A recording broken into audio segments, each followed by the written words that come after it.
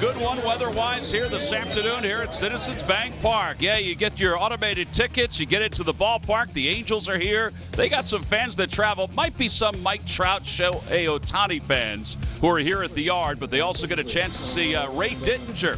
And he'll throw out the first pitch today. He'll join us up here in the booth along with Schmitty. It's Sundays with Schmidt and Ray Diddy as the Angels and the Phils get set to wrap up this 3-game series. Hey, everybody, I'm Tom McCarthy along with John Kruk. He's going to talk about Kyle Schwarber in just a little bit and Mike Schmidt. Nice to have you here, Michael. And you guys have both been through all this before with change of managers in the middle of seasons. What kind of an effect can it have or should it have for a team? Tommy, so far it's had a good effect. Yeah. But I'm not going to sugarcoat it at all. Anybody that takes a major league managerial job knows that there's going to be an end to it at some point. They hope it's going to be a long time down the road. But in Joe's case, I guess 3 years, they know that there's a possibility of being fired. Someone has to take the fall for a team like ours that on paper might be the best in baseball that's underperforming, and Joe had to take it. But I'll say this, 3 or 4 of our offensive players had 5 or 6, 7 more RBIs, Joe would still be here. If several of our pitchers had a lower ERAs, Joe would still be here. He's a fantastic person, a great baseball man. He'll be missed. I wish him the best. Yeah, and the Phillies have won the last couple of games since Rob Thompson has taken over. And part of that reason is because Kyle Schwarber is suddenly red hot again in the month of June. Yeah, you know, Tom, there's no answer for how a guy becomes a slow starter. But Kyle Schwarber happened to be a slow starter, but he is starting to get it rolling.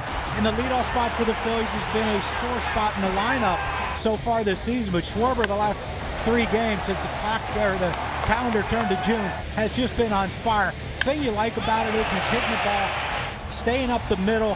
Friday night, he just missed a 3rd home run that Trout caught up against the fence. Hit 2 off the batter's eye, though, in dead center. But he's staying in the center of the field. He's staying on pitches. And even now, when he gets fooled a little bit, like he did against the lefty, he's still strong enough to reach out and flip that ball into the seats in right field. The weather's turned. The ball's flying. Kyle Schwarber taking full advantage of that. All right, StatCast powered by Google Cloud gives us a look at the last 5 games for the Phillies. 20 extra base hits, including 10 home runs. In fact, over these last 3 days of the month of June, they're averaging over 7 runs per game. It's part of the reason why they come into this game with a 3-game winning streak, and the Angels come in with a 10-game losing streak. All right, this afternoon, Kyle Gibson goes after his 11th start. Meanwhile, Patrick Sandoval makes his 9th start for the LA Angels of Anaheim. Well, it's been nice to see Shohei Ohtani and Mike Trout in this series because we all are baseball fans. It's also nice to see that the Phillies have kept both quiet. Let's hope that continues. Lineups at first pitch when we get back. Phillies baseball is brought to you by the Toyota Camry, now with available all-wheel drive. Visit your local Tri-State Toyota dealer today. By Xfinity, supercharge your home with supersonic Wi-Fi, only from Xfinity. By Citizens, official bank of the Phils. And by Independence Blue Cross. Learn more at IVX.com. One pitch away from baseball history. There's drama. He has thrown a no-hitter. Where there's baseball, Near the wall. there's action. He made a phenomenal catch. And where there's baseball, Let's go live inside the park. there's MLB Tonight on MLB Network. Oh, wow. Where there's baseball, all the time. Unbelievable. We've seen it time and time again. From inside jokes. Hey, look, it's Mike Napafanakis. To insiders' perspectives. I like over 5.5 strikeouts on Walker Buehler. Your best bet is the pregame spread. Served up only on MLB Network.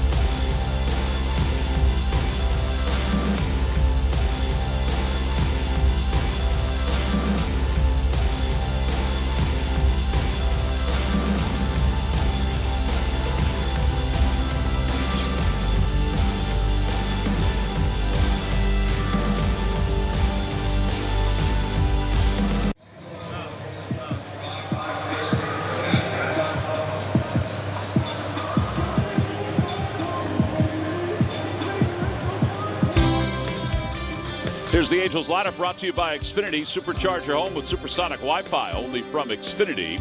Matt Duffy leads it off, and then Ohtani. Trout, good numbers against Kyle Gibson for his career. The number 5 spot, Joe Adell. He is back off the injured list and with the team, batting 5th for the Angels. Facing Kyle Gibson. And Gibson's ready to go. 3-5 lifetime against the Angels. And the first pitch of the day. Take it outside. We're underway. The count is 1-0. Kyle's 11th start. 3-2 with 3.83 ERA.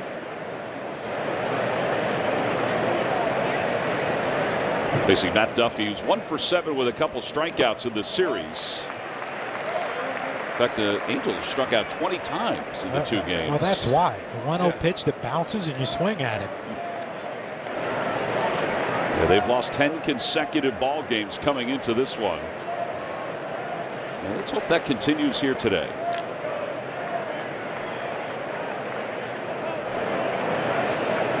Swing and a miss. John, you can see that wild swinging from maybe 3, 4, 5 hitters, maybe looking for a pitch and getting fooled. But man, the leadoff hitter's job is to get on base. How many times do we have to say that? The perfect pitch to take, right, all the way, 1-0. Well, and especially he hasn't had a homer this year, so it's not like he's going to put him up 1-0. You wouldn't think, unless Gibson makes a bad mistake. He laid off that time, and it's 2-2. Phillies begin play today at 24-29. 4.5 games off the pace for the second wild card in the National League. Oh, man, you lose 10 in a row. Most of the times you're buried, but that's how good a start they got off to. And on the inside corner, strike 3 call. And 1 out here in the first. Well, that's a pretty sloppy at bat for a leadoff hitter right there. Waves at 2 breaking balls, almost in the dirt. Takes a fastball right down the middle. Boom. That's a good sinker right there. Rob Thompson, his 3rd game as the skipper. He said he's gone through about half of the 350 text messages that he received from folks congratulating him on his opportunity. He said he'll get to them all. He's going to have time in Milwaukee. He will have time in Milwaukee. Off day tomorrow. No Pfister Hotel, though, right? No Pfister. You can still walk over if you want to. No, I don't think I would ever go in there. It's haunted, Michael. Is it? Yeah, absolutely. Swing and a miss. 1 ball, 1 strike. Ohtani's shaking out his hand after that swing. The Angels are 27-27. They're 7.5 games out in the West. And they're leading by a half game over the Red Sox in the wild card. Ground ball into the shift. Alec Bohm is up with it. And Ohtani is thrown out. He is ever hustling. Yes, he's a hustler. It runs pretty good for his size. 2 away.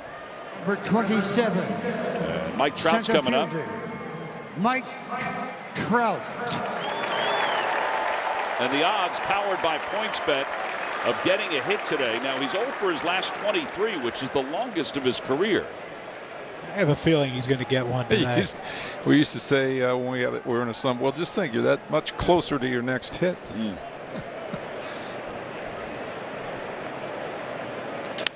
Popped up. Shallow right. It's not deep. Castellanos is in. 9-pitch inning for Kyle Gibson. And the Angels go down 1, 2, 3. All right, no cash into the ticket from PointsBet. We'll go to the bottom of the first. Angels nothing. Phillies coming up. What does shopping for contacts look like at Warby Parker? Well, just imagine your favorite brands, take away the hidden fees, and add free shipping. There you go. Save 15% on your first order of contacts at warbyparker.com. When it comes to contacts, Warby Parker offers dozens of brands, including Scout, our very own comfortable, breathable, and affordable daily lens. Learn more about Scout or save 15% on your first order of contacts at warbyparker.com. What can you expect from ButcherBox? 100% grass-fed beef, organic free-range chicken, humanely raised pork, and so much more. From farmers who believe in raising animals with care, with no antibiotics or added hormones, ever. All with free shipping right to your door. Together, we can make a difference. One meal at a time. Get free ground beef for the life of your membership. At Boll & Branch, we don't make bedding like everyone else. We make it better. We prioritize thread quality, not thread count. We source the finest 100% organic cotton to make the softest, most luxurious fabrics on earth. We're free from toxins, the way home should be.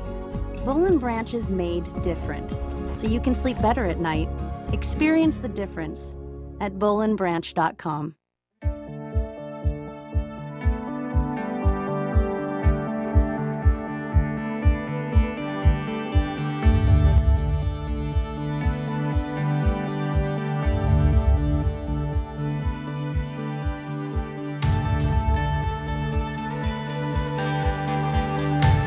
For the Phillies, let's take a look at the Phillies lineup, brought to you by Xfinity. Supercharge your home with supersonic Wi-Fi, only from Xfinity. Schwarber, Hoskins, and Harper, followed by Castellanos. Look at his numbers in day games. You know, there are guys that just perform better in day games compared to night games and vice versa. And facing Patrick Sandoval, the left-hander. This is his 9th start of the season. I would say I don't even know, but I would guess my day game career batting average was quite a bit lower than my night game. You got a thought on that? Did you like day games? I wasn't a big fan of day games. I hear you, brother. Kyle Schwarber takes a strike. It's 0-1. That's why we call Ricky Jordan the preacher. He played every Sunday day game. Preacher man. One of the greatest human beings you ever made. Outside, 1 ball, 1 strike. So I was talking to Mark Guba, and Gooby said that Sandoval, he said, has an unbelievable changeup that he will throw a lot. He has not allowed a home run this year. That could change. Well, Schwarber has 19 home runs in June, dating back to last year. John, you could make a bet on that. Yeah, Schwarber could. hitting a home run. Points bet. Yes, you could. Just for an example, can we find out what the payout is? Yeah, we can look at that. Well, the production cavity, take a look at that. Yeah. Man, you come in and making them work early, aren't you? The production cavity. That's right. I'm missing this home run right here. Uh-oh. Popped up behind the plate. Suzuki makes the catch. And 1 away. Well, here's Hoskins coming up. He's 1 for 8 in the series.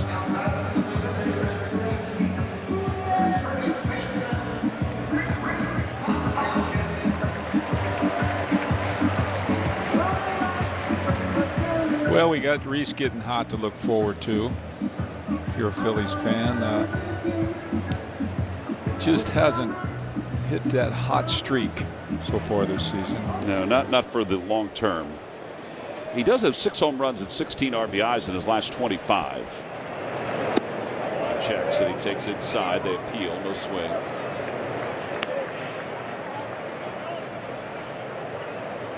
One ball and no strikes.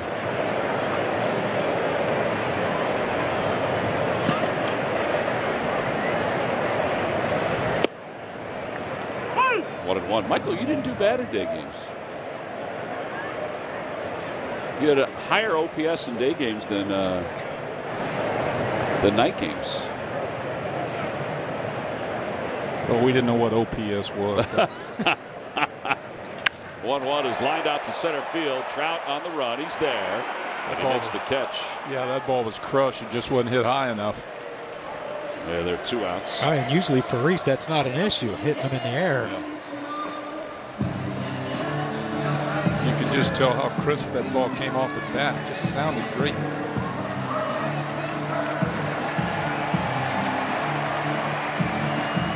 Well, with one away here in the first, Bryce Harper is coming up. 2 home runs in the series. You did hit a whole lot more home runs night games. You had more opportunities. 366 of your home runs.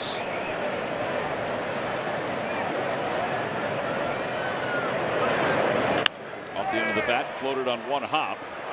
And bobbled out at second base by Tyler Wade.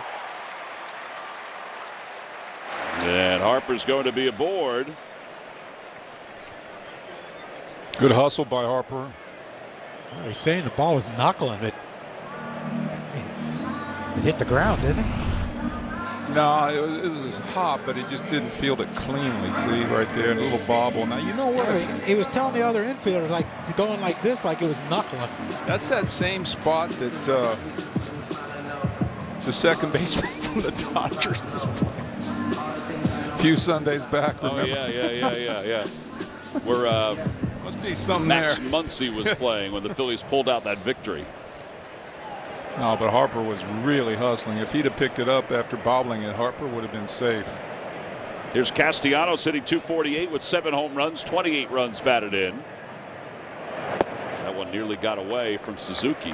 And it's 1 ball, no strikes. Nick is 0 for 7 in the series.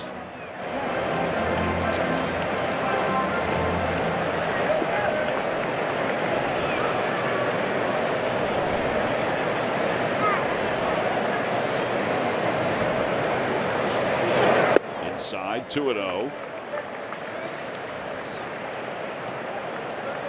Someone posted something online that since Nick bought Ben Simmons' house, he's hitting 199. Oh, jeez. The difference is, though, he's going to try to play his way through it. Yeah, that's a beautiful house. 2 balls and no strikes. 2-1. Well, there's that changeup. The whiff percentage on that changeup is nearly 50%, which is the 6th highest rate in all of Major League Baseball. The opposition's hitting it's 4 for 46 against it coming into today. That does show that it's pretty good. That's a fastball, and it's 2-2. So, I mean, you talk about a 50% whiff rate on the changeup, but he still has enough fastball to throw it by you, too. Oh, he does. You're right. That's what makes that changeup so good. See, he throws the slider even a little bit more than the changeup.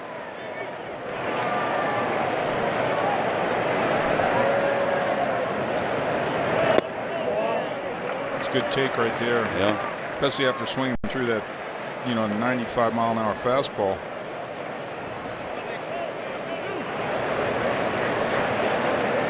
JT waits on deck, getting a chance to play. He's been hot. Harper will go with the count 3-2 and 2 outs. And he takes off. Pitch is swung out and missed. So first strikeout of the day. Now the Phillies leave one over at first. No runs, no hits.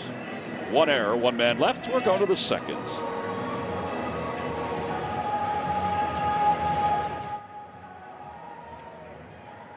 Retired MLB pitcher CC Sabathia is old school. His son Karsten Sabathia is new school. Karsten uses Win Reality for his hitter training, a state-of-the-art tool that utilizes VR to improve timing, pitch recognition, and confidence. A new school approach to more hits. Hitters love it. I love it. Pitchers, however. Man, I'm glad I'm retired. Train new school. Hit old school. Be ready for real. Win Reality. So a few months ago, I realized I was losing my hair, and then I found Hims. And a licensed healthcare provider prescribed me this new spray. The results have been amazing. I only wish I'd started sooner. Like if you could start yesterday, do that. Regrow your hair in as little as 3 to 6 months. Visit 4hims.com. With the Game Time app, I paid 60% less than this guy. What? And it's not just sports tickets. It's also concerts. Performances, too. Oh, come on! Download Game Time. Last minute tickets, lowest price, guaranteed.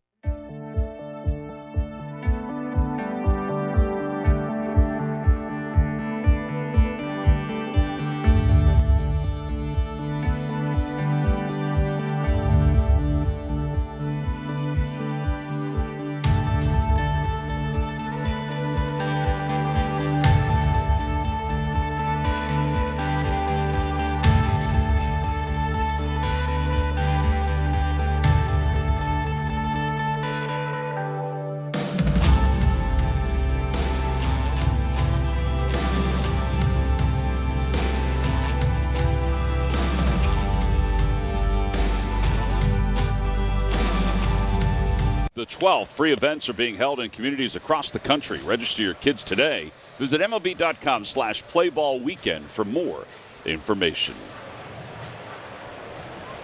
We go to the second. And it's a scoreless ball game. Final game of this 3-game series. Off day for the Phillies tomorrow.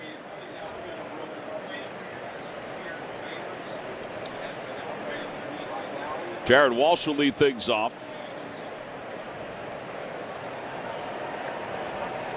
Walsh hitting .257 with 10 home runs and 31 runs batted in.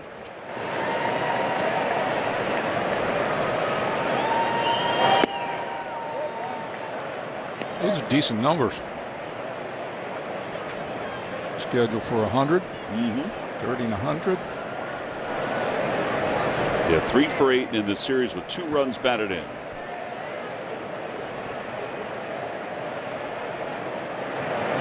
Broke up a no-hit bid, perfect game bid on Thursday with a double in the 8th inning. 31 hits in his last 28 games for this young man.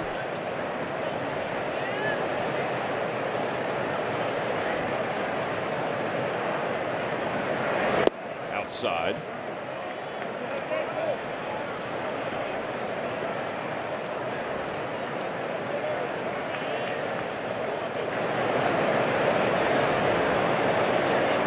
He had a heck of a year last year. 29 home runs, 98 runs batted in, was an all-star.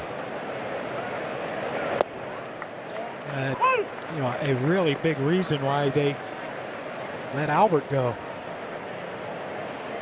Right, because he got off to such a good start last year. Yeah. Nice to see him back in St. Louis for his final year, right? And on the mound. He was a pitcher, yeah. 3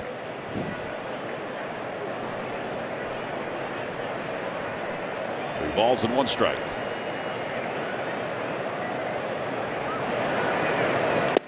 And outside, ball 4. So a leadoff walk here in the second.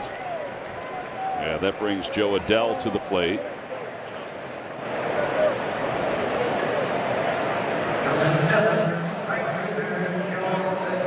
Hitting .215 with 3 home runs and 8 runs batted in. He was recalled from Salt Lake City today. I heard over the PA system that Roman Quinn has cleared waivers and is reporting to might report to Lehigh Valley, but he's probably going to opt for free agency. I believe that he's electing for free agency. Yeah. Well, you hope he gets picked up by someone and he will figures out his swing. Right. You know? He, you know, I feel he could be a nice player if he just learned to tighten up his swing a little bit. Turn it, boys. Nice hop at shortstop. Camargo's able to turn it at second base. 6-4-3 started well by Bryson Stott. Yeah, there are 2 outs here in the second.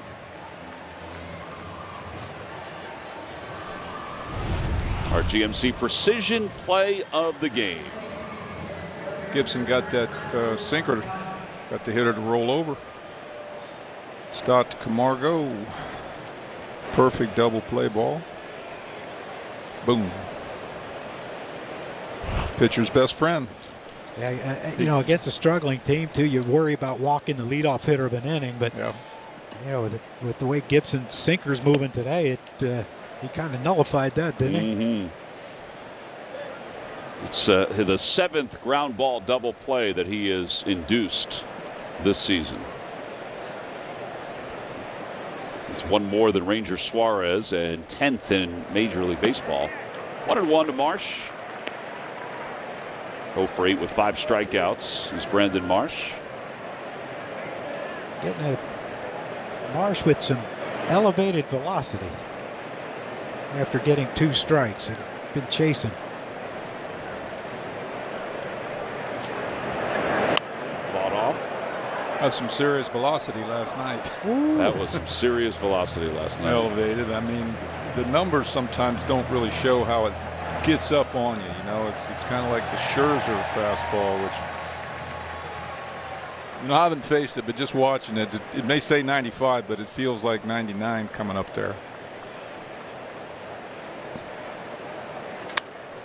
That'll be out of play down the left field line. Some of them have those retro rockets on them when they get to home plate. I thought Zach Wheeler pitched just a heck of a game last night. Just knew where he was going with everything he threw. I actually thought Lorenzen, despite that first inning, was pretty good too. Amazing he could give him 5 innings after getting up 5 in the first. And you saw Joe Madden go out there, and I know he gave him a little look right in the face and gave him a nice little speech telling him how much he appreciated the effort. You find out a lot about a guy when he gives up 5 in the first and see what he's made of the next, if you leave him in there. And in fact, he left him in there maybe an inning that, you didn't think he would have. Left him in there a little bit longer. I'd do a lot for him as time goes on. That game last night. 1 ball, 2 strikes. And a cold strike 3. Second strikeout for Kyle Gibson. No runs, no hits, and nobody left, and a timely double play. Well, he's making the rounds. Who says Ray Dittinger's retired? We're still going to get a headset on him. Here he comes. Coming into the TV booth. He'll have him next.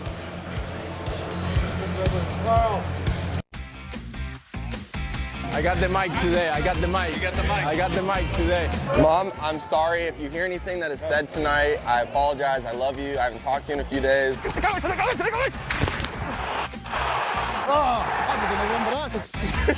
Lo tuyo es rolling, olvídate de los fly. Dame los fly a mí, lo tuyo es para abajo. Tengo dicho a la gente que me pone el micrófono todos los días. Claro.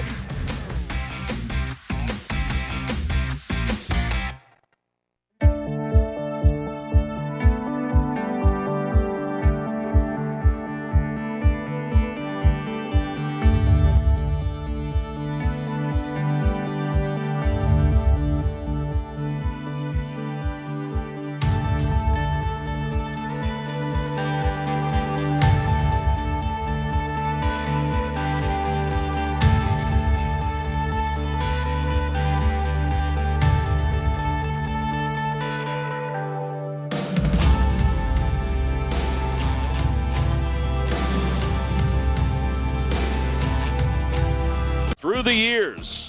Were you a Grand Marshal there? Is that what you were doing in that parade? I was the Grand Marshal in the parade. That's right. Oh, man. That's after the Eagles won the Super Bowl right there. And, man, receiving that beautiful award and then throwing out the first pitch. Did you ever think the highlight would be throwing the first pitch out to the Philly Fanatic? No, I never did. All right. You still had something on it. Well, the Fanatic poses a nice big target. He really does, yes.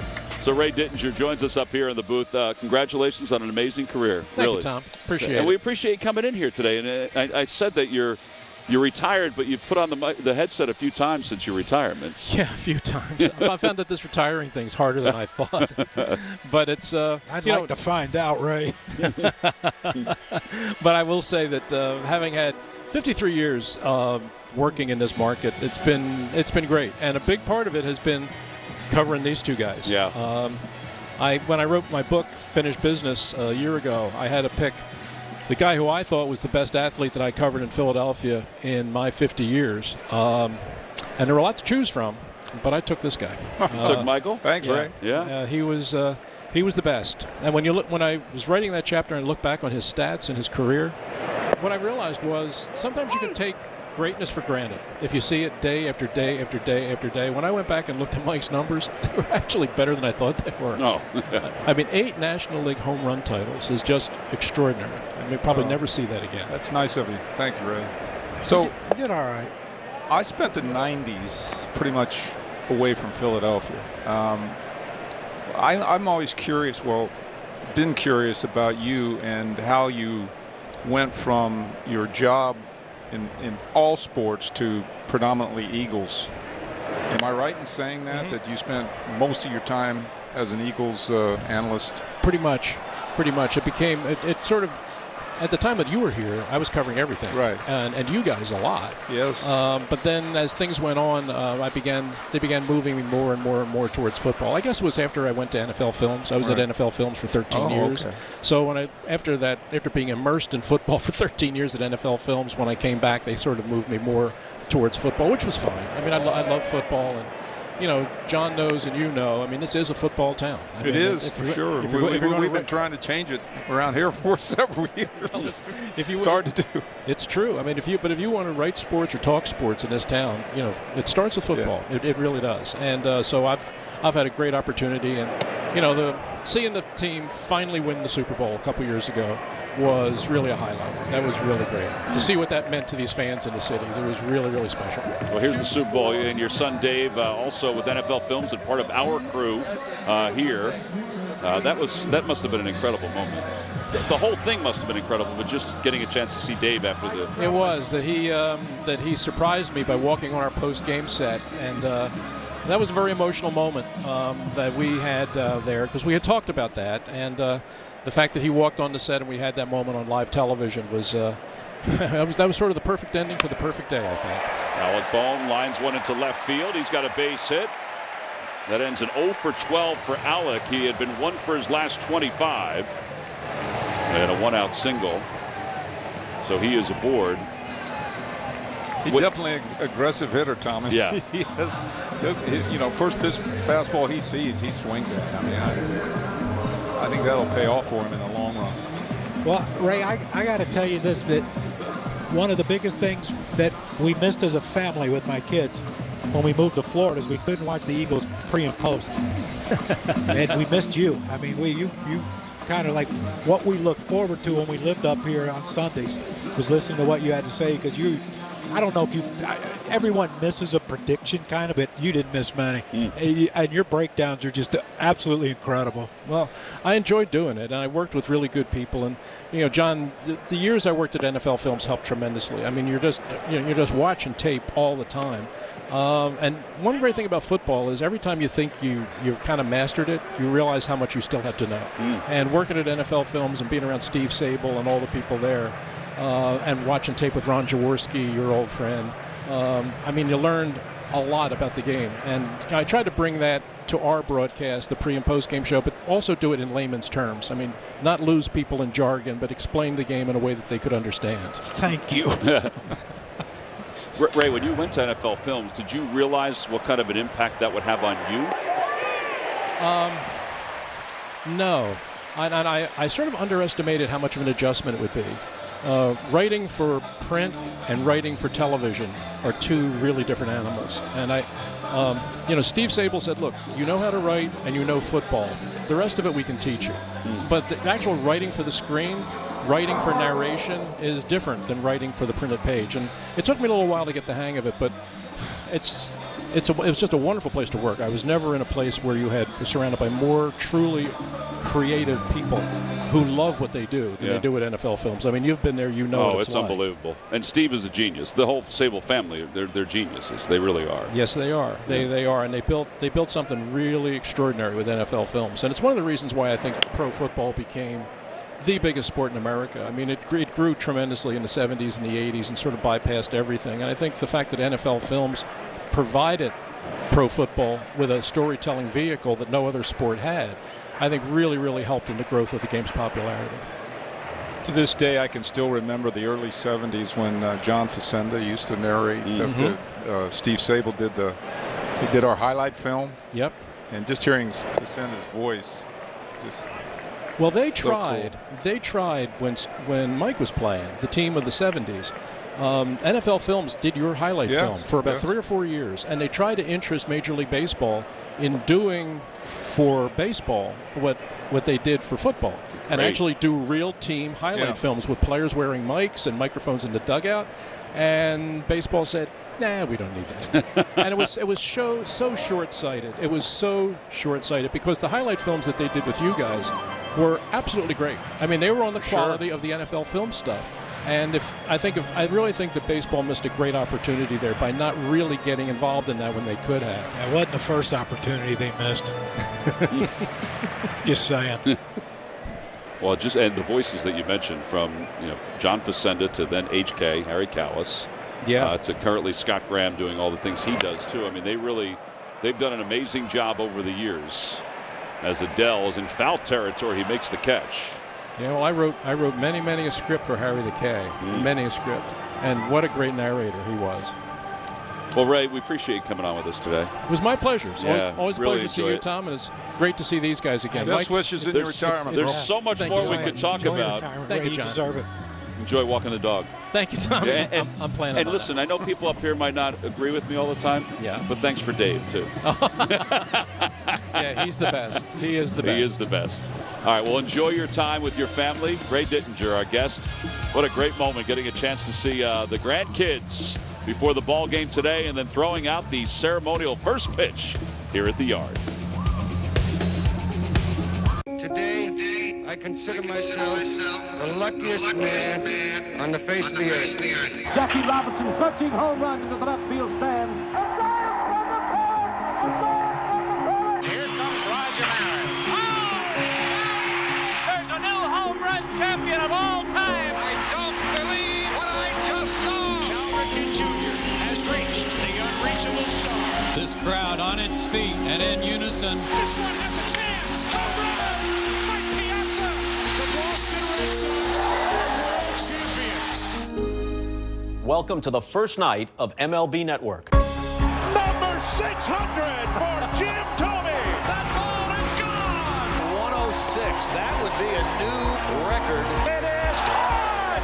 Oh, what a catch by Mike Trout. The Cubs have finally won it all. The Atlanta Braves are world champions.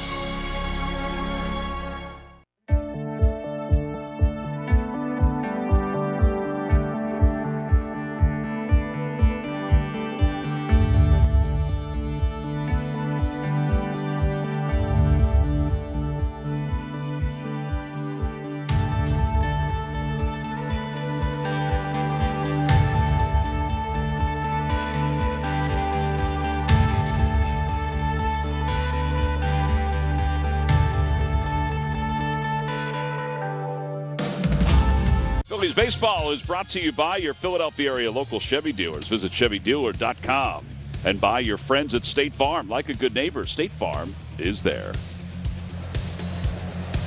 Now we go to the top of the third inning.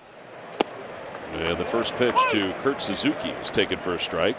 Look at Ray. Ray's still walking the hallways. He's getting a chance to talk with Oscar, one of our Spanish broadcasters. He might get to see maybe one full inning in total tonight. That's what I was all thinking. The people he has to see. He's headed into radio. And he's done it all, too. I mean, his radio show with Glenn Mack now on WIP, and, of course, all the TV coverage he has with us and NBC Sports Philadelphia. I think I'd go back to that breaking ball, Michael. He does.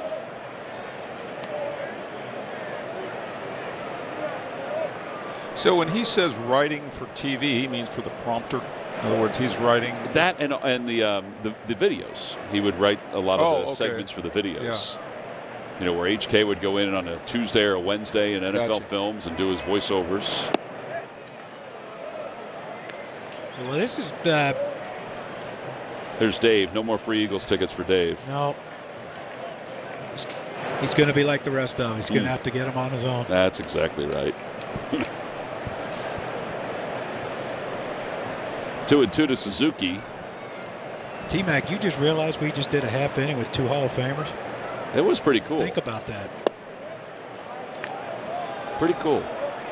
I think it's unbelievable. Thought about all the things that Ray has seen, but also that Mike has seen, that they have seen together, that I guess I never realized just how much he was around you also, Michael. Both you guys.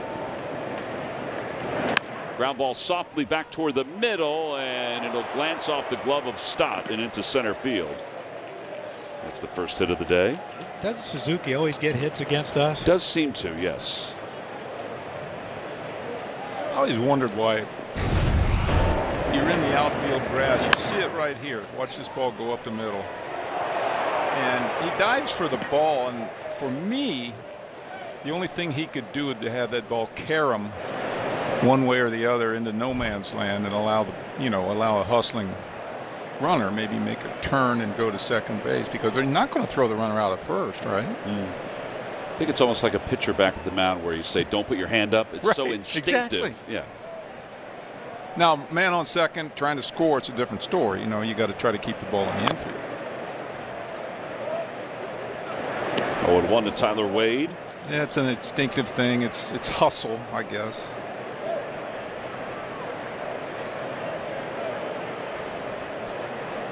Wade hitting .216 with a home run and 7 runs batted in.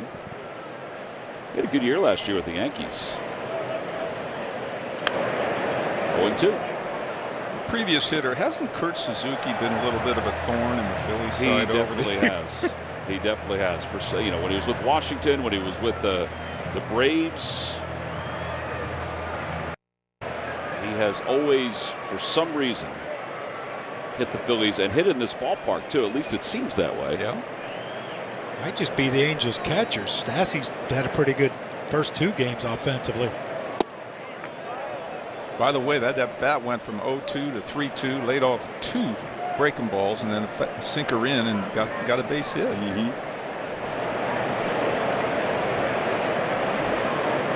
Think about Suzuki too. He's played for a long time, but against the Phillies, he has 11 home runs and 28 runs batted in.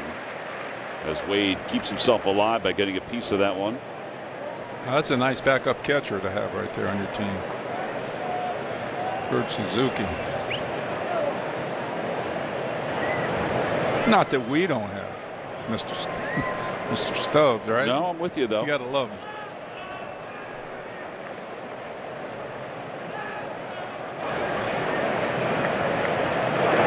Ground ball back toward the middle. Could be 2. They got to hurry to get Wade. They may not be able to do that.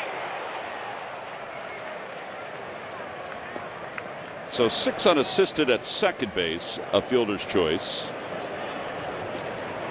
And Andrew Velasquez coming up.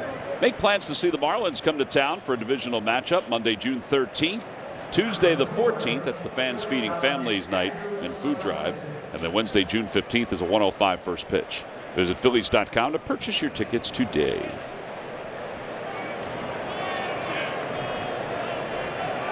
I don't think that was a bad play.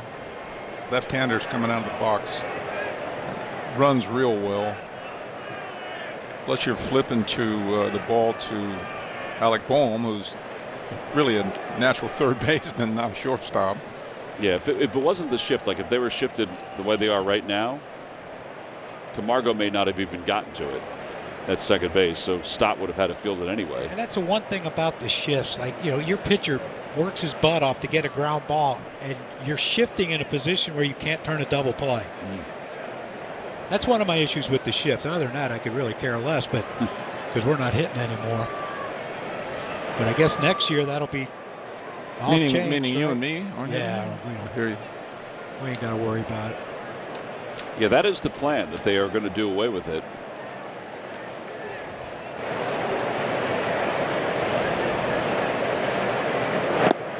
In the dirt, 1-0. So as we're looking at it right now, from our vantage point up here, next year Stott will have to play, you know, 3 or 4 steps to his left where he is right now, and that's as far as he's going to be able to go. He will not be able to go on the other side of second. That is my understanding, is that he can't go on the other side of second. Runner goes. Pitch is popped up foul behind home plate.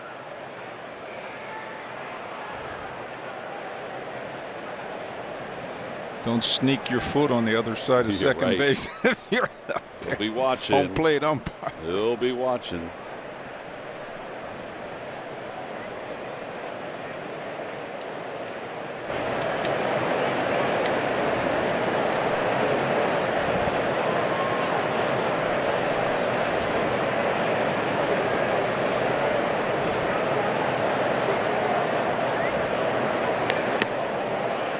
He's got a big lead, that's for sure.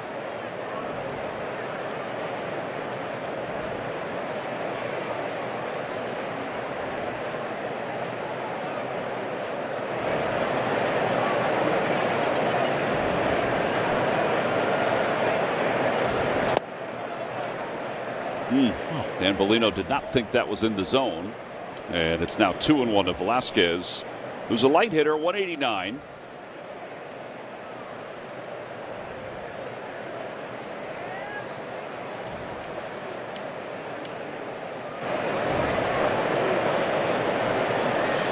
There he goes. Slide step, swing and a miss. The throw to second from his knees, and he's out at second base. Wow. That's a heck of a tag by Stott, who might have gotten spiked on it.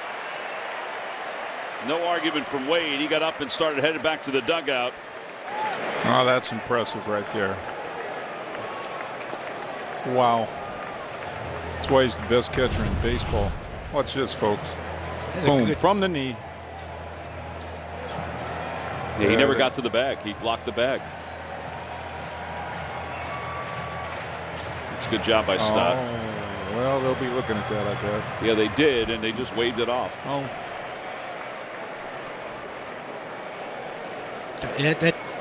Reesby and Mike yesterday asked Trout if he was running. Right. And he said, well, as long as we got number 10 back there, we'll be all right. Did he go? Yes, he did. Velasquez is down on strikes. We didn't think so. 3 strikeouts for Gibson, plus a little defense from the Phils. We'll go to the bottom of the third. Scoreless game, the Phillies and the Angels.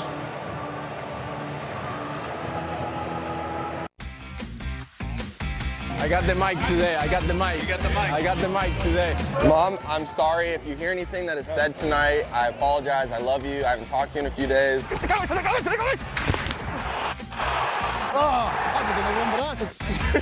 Lo tuyo es rolling, olvídate de los fly. Dame los fly a mí, lo tuyo es para abajo. Le voy a decir a la gente que me ponga el micrófono todos los días. Claro.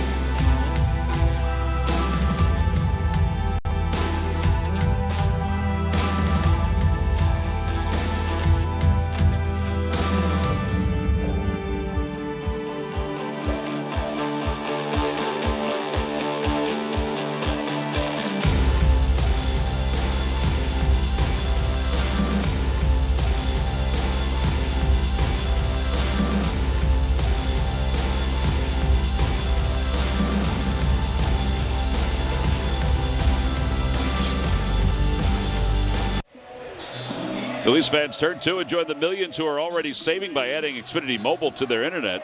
An unbeatable connection only from Xfinity.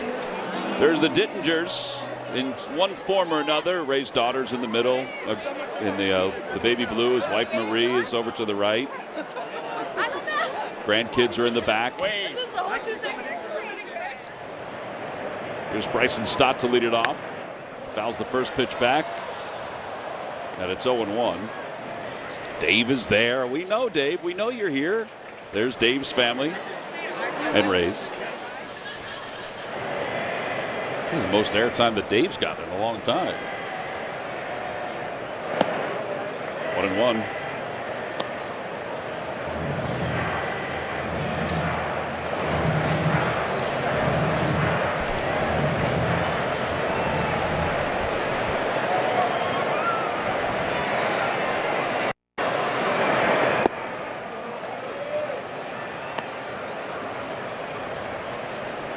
By the way, down on the farm, the Phillies AAA team in Lehigh Valley has 8 hits today so far. All 8 are extra base hits.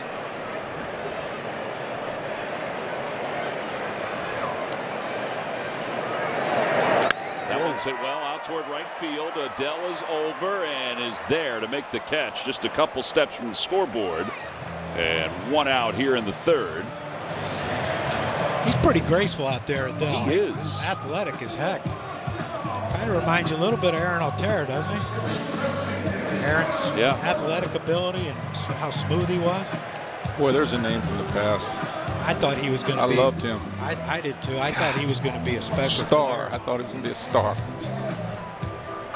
I don't know where he is, Tommy. Is he still in the game? In Korea. That was last I saw. Let's see if we can track him down real quick. Pretty well hit ball by Bryson Stott, by the way. Yeah, lefty on lefty. Yeah, Aaron was in Korea last year at 274 with 32 home runs. So we get this by Schwarber.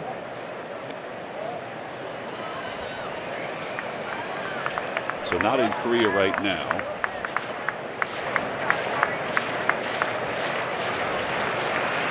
I know in the offseason he was hoping to return to the big leagues or to a major league team. 1-2.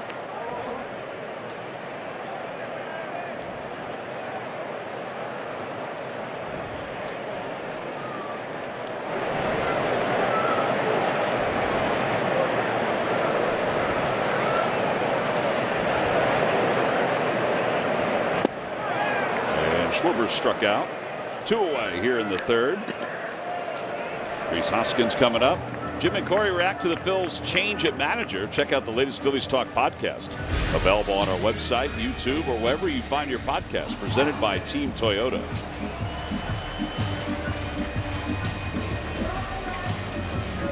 All right, so Rob Thompson's team has managed 1 hit so far. Across the board around Major League Baseball, folks have talked about what a great baseball man Rob Thompson is. And how many hope that this is just the beginning for him as far as his chance to be a successful skipper.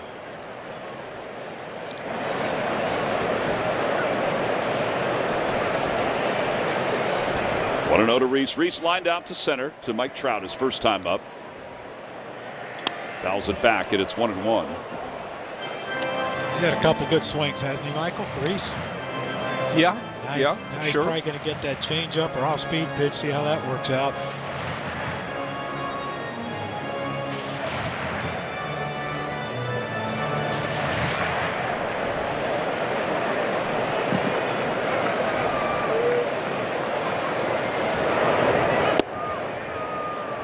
Curveball. 1-2.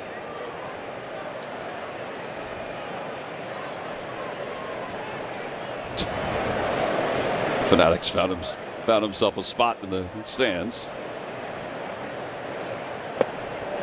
Doesn't even have to say a word to be funny. Really doesn't have to say a word to be funny. You are absolutely right.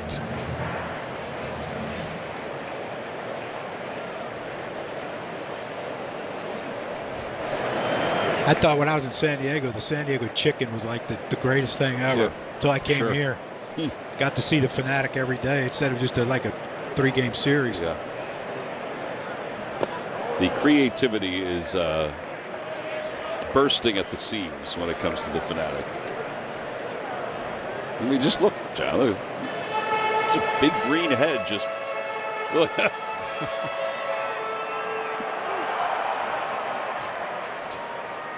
It's like right on cue. People behind him are probably wanting to kick him right now to get out of the way. I don't think he cares right now. All 4. First walk issued by Sandoval. And with 2 outs, it brings Bryce Harper. Speaking of Bryce, it's time to add an MVP to your collection. All fans will receive a Toyota Bryce Harper bobble figurine on Friday, June 10th at 7:05 when the Phillies host the Diamondbacks. What are your tickets to this popular giveaway right now? Is that Bryce's first bobble since he's come to Philly? I think he had one other. That's a good question, Mike. I believe his first year there was one.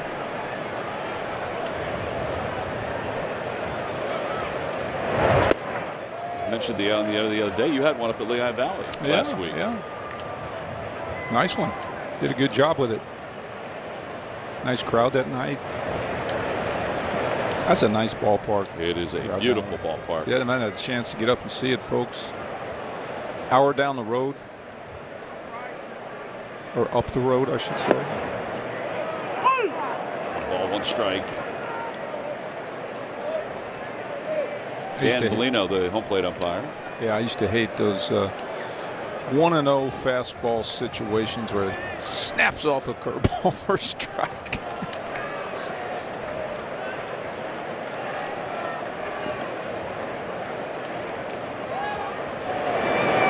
Another one. That one's high, 2-1.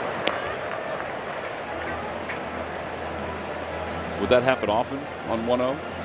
Where they'd snap off a curveball? Well, not more so a slider, than a curveball. But oh yeah, there was not as much as today when I played. John, I don't know about you, but there was a few guys that were unique in that way where they could throw the breaking ball when they were behind in the count. To me, those guys were the toughest to hit. I like them to throw what I'm looking for. That's exactly. You want them to complement what you're thinking. Absolutely. You just want them to cooperate. Right. Yeah. With your thought process during an at bat. Fouled off. It's 2-2. People believe Bryce thought he missed that one. There was certain pitchers who I had like good success against that would flip a breaking ball up when I was 1-0, 2-0, change up, whatever. But I mean, for the most part, you know, you got what you were looking for. Put it this way, your 500 home run dictates how they pitch you a lot different than my 100. Yeah, but you were hitting 315, 320. I was going to say, you are a lifetime 300 hitter there, buddy. Smoke and mirrors, baby. Step out. Remember, you hitters out there, when you call timeout, that pitcher's holding the ball too long. You have to be ready for that umpire not to give you timeout. Mm-hmm. You know, it's the umpire's choice whether to give it to you or not.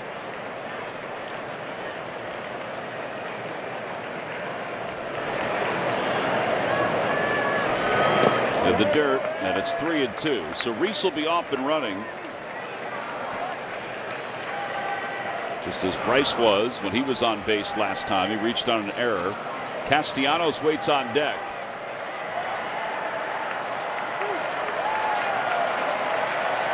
Sandoval, who was originally selected by the Astros out of high school.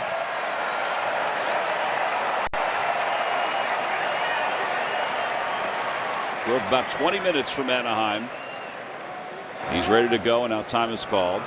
So, John, here's a pitch for you. 3-2. 2 outs. JT hitting behind him. Castellanos, and he's. Oh, no, excuse me, Castellanos. What? Why wouldn't he throw that 1-0 slider for a strike? I wouldn't throw him. I think the only way I'd throw him a fastball here is if it's up and out of the zone and hopefully he gets a chase. But I got a feeling it ain't going to be a fastball. It'd shock me if it is. Reese goes. That is a slider, and it's ball 4. And back-to-back walks with 2 outs. And Castellanos is coming up. Our Citizen Stats leaders, the last 3 games, Phillies with runners in scoring position, .385 with an on-base percentage of .500 and a slug at .769. All victories. Yeah. Well, let's keep it going. Oh, we need Castellanos to get hot. We want to see our team go. Those 3 guys hitting in front of him.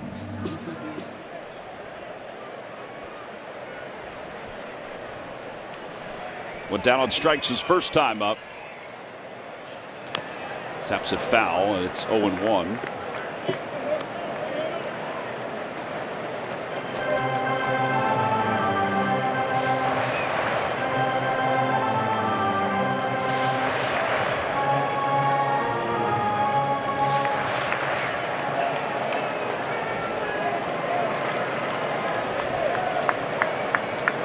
Come on, Nick.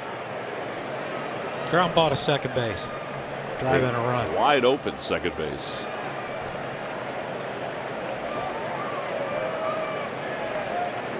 Way inside. And you look at where the middle infield, well, I guess it's the second baseman. I mean, they're playing out in the grass. Reese can get a big lead and get a big secondary lead. You know, Suzuki will throw, but I don't think he's going to try to pick Reese off second. Got to be a change up here. No. One fastball. Then again, first pitch. No, it isn't. He struck him out on that changeup last time. He did, yeah. He fouled it off the first time he threw it, and then he went down on strikes.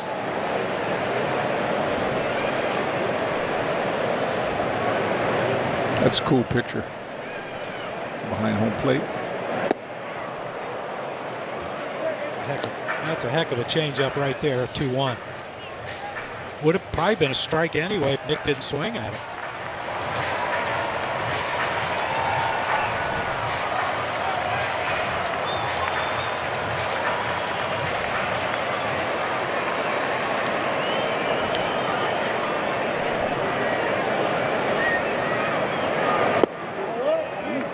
Tough take. 3-2, and now the runners will be off. Phillies are making Sandoval work here in this inning. He's walked the last 2 hitters. 52nd pitch of the game. The runners go inside, ball 4. He walked 3 in a row. And it brings JT Realmuto to the plate, and it's going to bring Matt Wise out to talk to his left-hander.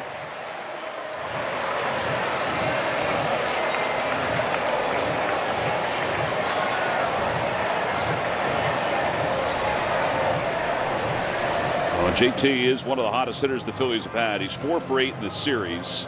He had a career-high 3 doubles last night. The last Phillies catcher to have 3 doubles in a game was Mike Lieberthal back in 2003 against the Montreal Expos. And now he's got a chance to bat here. Brings us to our Bounty quick stats. His last 10 starts, he's hitting .412. He's hit safely in all 10 of those starts.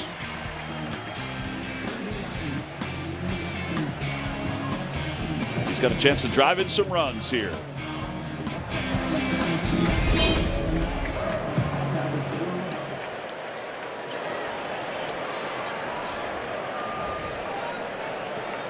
Four career grand slams. And he takes a breaking ball. It's 0-1. Walks 3 in a row. And then he drops a hook on him. Drops a hook first pitch. Have I ever mentioned to you how much I hate pitchers?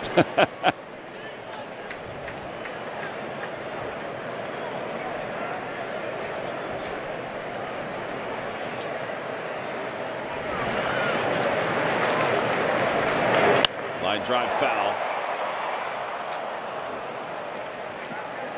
And it's 0-2.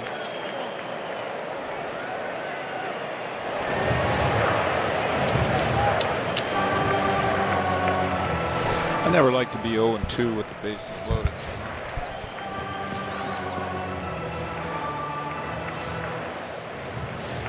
Maybe just think a little bit more.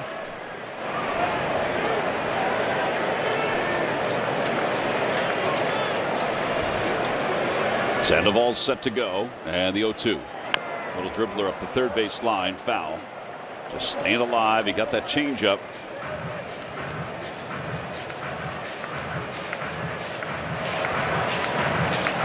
Last 5 games, the Angels have been outscored 34-5.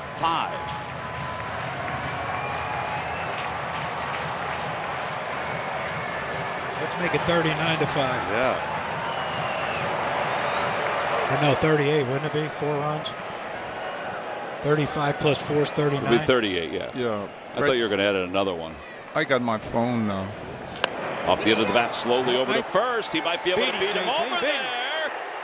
And he's not able to do so. They're able to recover. 3-1 on the putout. And the side is retired. No runs, no hits, and 3 men left. JT hustling, Sandoval hustling, and Sandoval winning the race to the bag.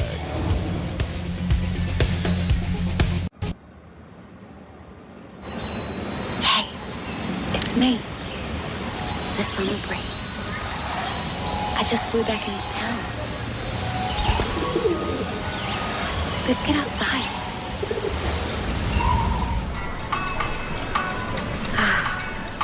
Much better.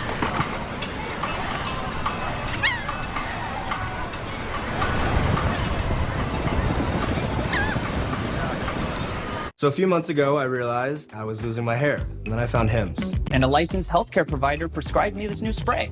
The results have been amazing. I only wish I'd started sooner. Like if you could start yesterday, do that. Regrow your hair in as little as 3 to 6 months. Visit 4hims.com. Nice. What? With the Game Time app, I'd pay 60% less than this guy. 60%? Game Time finds you the best last-minute deals and guarantees the lowest price. Download Game Time now. Nice shirt.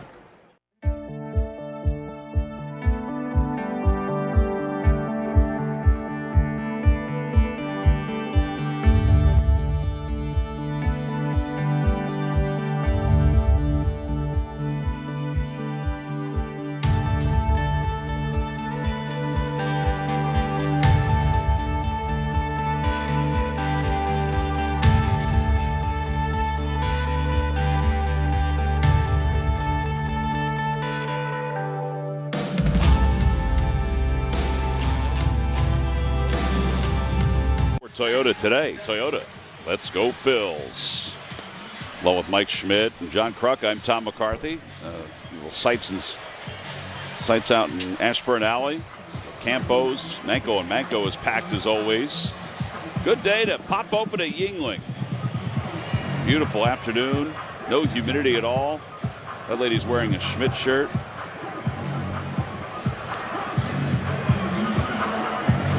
It's her birthday. Schmidt happens. I think I've seen that shirt before. I'm sure you have. Then there's the Christmas card with the Santa lands on the, with the with the outhouse. Here's Matt Duffy to lead it off. And it's 0-1.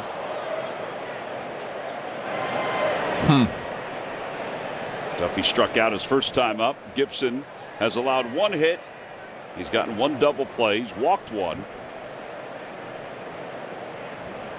And he has struck out one hitter each inning. That one's floated out towards second over the head of Camargo. Headed to right field. Just the second hit of the series for Matt Duffy. And it's the third straight inning the Angels have had the leadoff hitter aboard.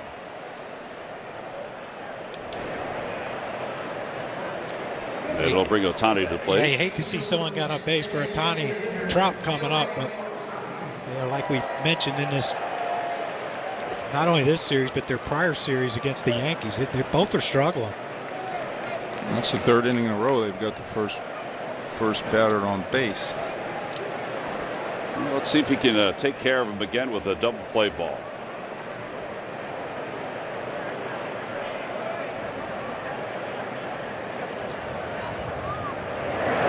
Pitch outside, 1 ball and no strikes.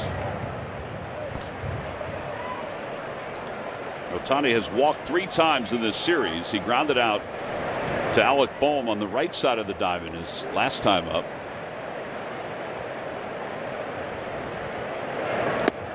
Inside, 2-0.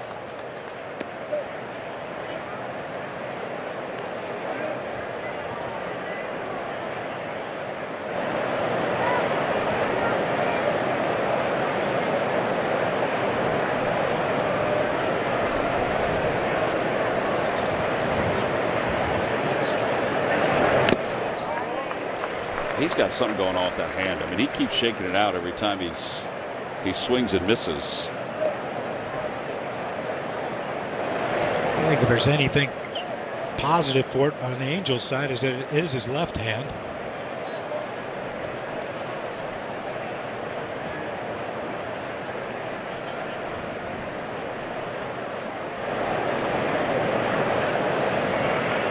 Inside and low, 3-1.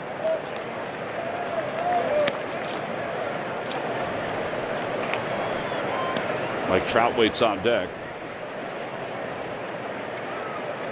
You guys have a thought on whether you think Ohtani can maintain the pitcher-hitter thing for his career?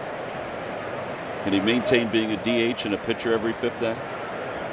Well, for how long? How old is he now? That's what I was going to say. How long could he do it? He's 27 years old. Rips that one into right field. That'll be a base hit.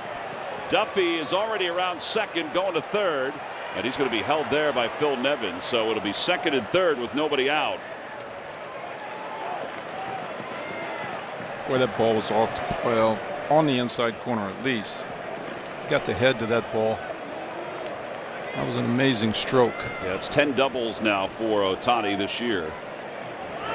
And it brings Mike Trout up. Isn't it amazing, though, when you swing and miss, your hand hurts, but when you hit a rocket down the right field line, that baby's not feeling a thing, is it? That's a great overhead view right there. Ball right on the inside corner. I mean, this used to be automatic 4, right, for Trout? Yeah, particularly in a tight game. Yeah. 0 for his last 24. Yeah, I know it's only the 4th, but not sure about. Maybe they could try to get him to chase some pitches before they ended up walking him. Takes a like that one. 0-1. Oh, goodness. Woohoo. Well, he's seen so many high velocity fastballs yesterday. He probably got to think, well, they got to attack me with fastballs, and Gibson drops that little curve on him.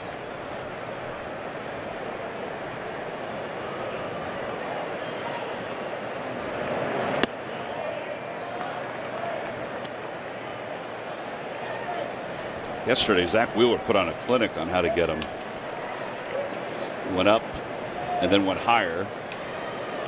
Trout's got Duffy over third and Ohtani at second, with nobody out here in the top of the 4th. Taps it foul. Michael with 1,468 hits. He's 5th all time in Angels history, just ahead of Jim Fregosi. 1st in home runs, 2nd in runs scored.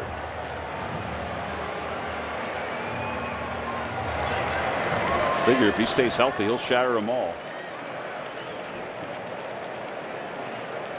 Yeah, the 1-2. And that just missed. Inside, just a hair. 2-2.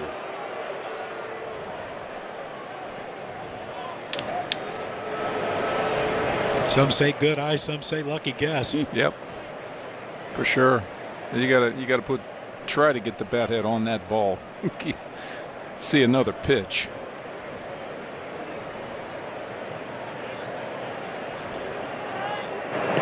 He's off and it's 3-2.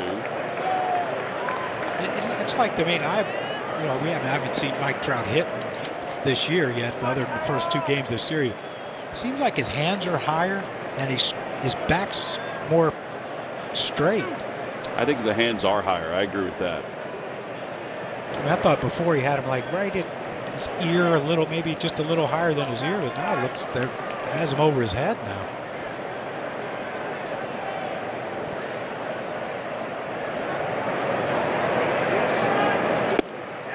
Inside, ball 4, so he walked him to load the bases up. So now the bases are loaded. That'll bring Jared Walsh up.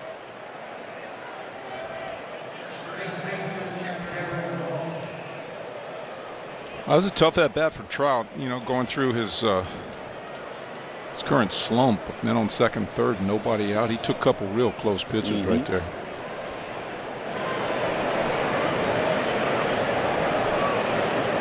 Walsh walked his first time up. It's only the second time that Trout has been on base during this 0 for streak. He's only walked twice. That's the second time. And a breaking ball in the outside corner. It's 0-1. Now, T-Mac, correct me if I'm wrong, but isn't this the inning lately that Gibson's been getting in a lot of trouble? 3rd and 4th inning, second time through the order? Yeah, the second time through the order for him is where his numbers at batting average against are higher. And then 3rd time through, he reverts back to the lower numbers. And a line drive into right field, a base hit.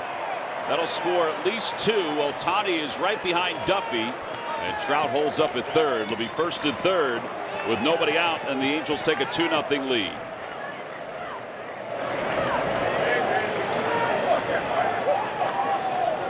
Jared Walsh, which is 32nd, 33rd RBI.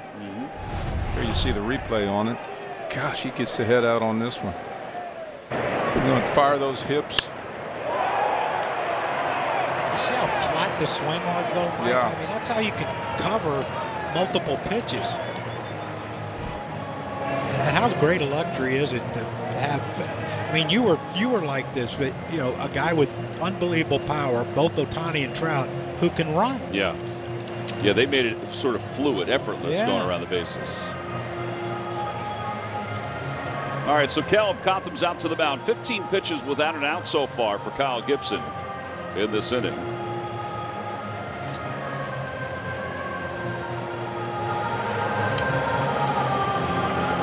See how the Phillies play the defense. I would think they're going to set up to try to turn 2, although Adell runs really well.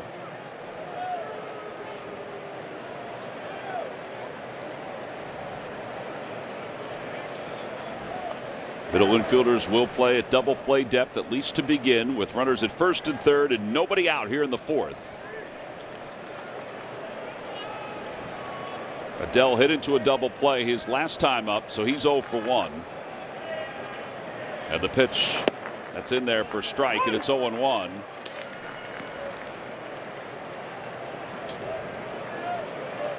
This looks like we're trading a run for a double play all the way around. Yeah.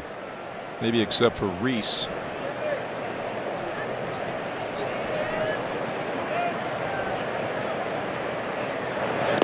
Backhanded on a hop by JT.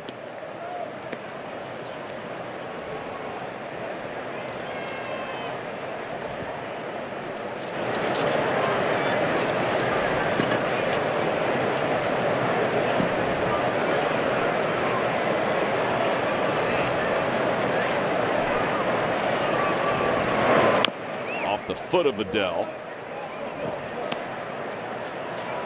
1-2. Ball back to the pitcher. I'd assume he'd look Trout back to third and then throw to second. And probably to Reese also. Holding Walsh on the base. And you know, that ball that Adell just hit dribbled up the line there. Trout wasn't even moving. So I don't know if he'd been told to, you know, freeze on third if it's ball to third. Yeah, he wasn't moving there either. Phil Nevin took his helmet off like, you know, my God, you're one of the fastest guys in the world. You're scoring.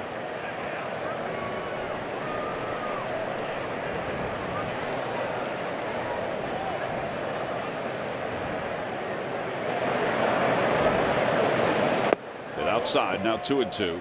I guess with one out he'd be going on contact with nobody out to make the ball go through the infield.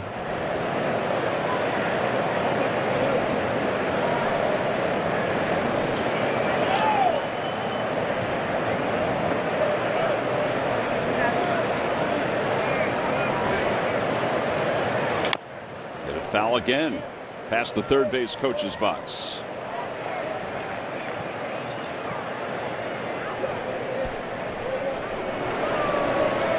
Kind of a read by Trout at third base. He has to read this thing. So like I guess a ground ball past the pitcher up the middle, he has to take off and score, right? Well, and he moves so quickly.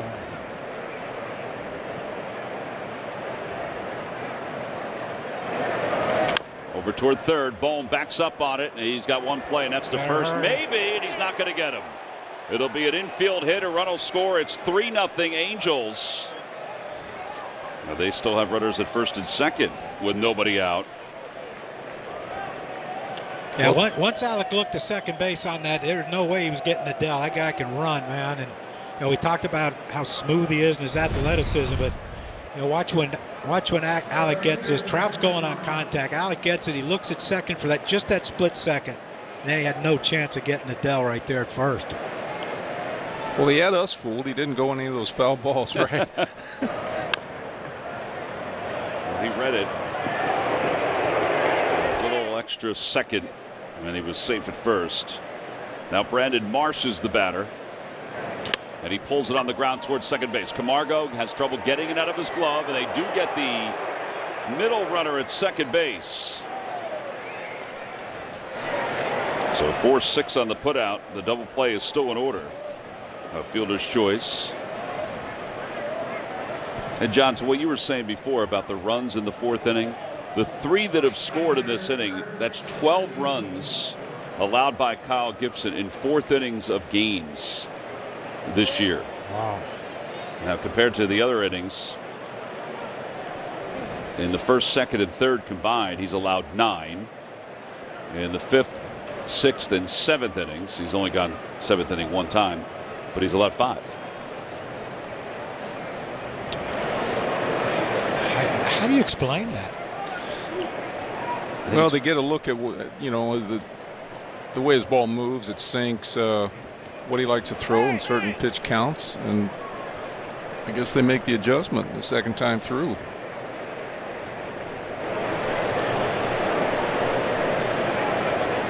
Well, here's Suzuki, who singled up the middle his first time up. 3-0 Angels.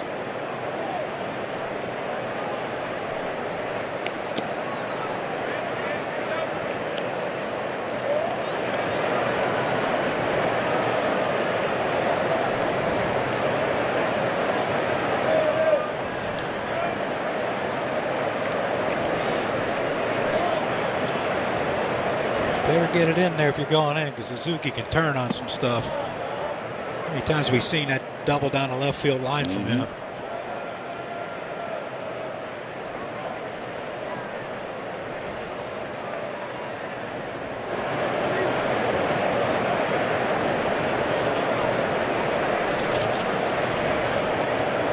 Nick Nelson starts to warm up in the bullpen for the Phillies.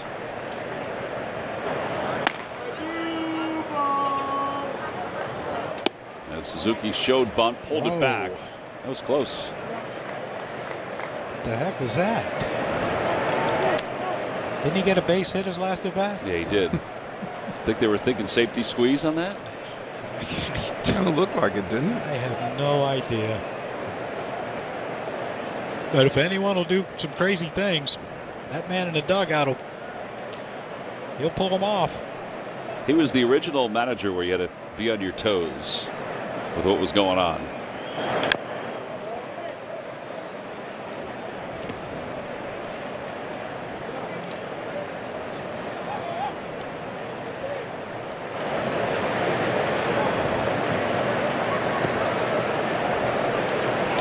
Like, do you think Kyle understands that? Like, second time through the order that I've had trouble. Maybe it's gripping the ball too tight. Like we talk about hitters struggling, they're gripping the bat too tight. Maybe they should try to trick him. Yeah, I do think he understands it. He does study. You watch him before games, looking at different things to get himself ready. Maybe they should start a reliever in the first inning, and then by the time he gets to the second time through the order, it'll be like the fifth or sixth inning, and by then we have the game locked up. 2 balls and 1 strike.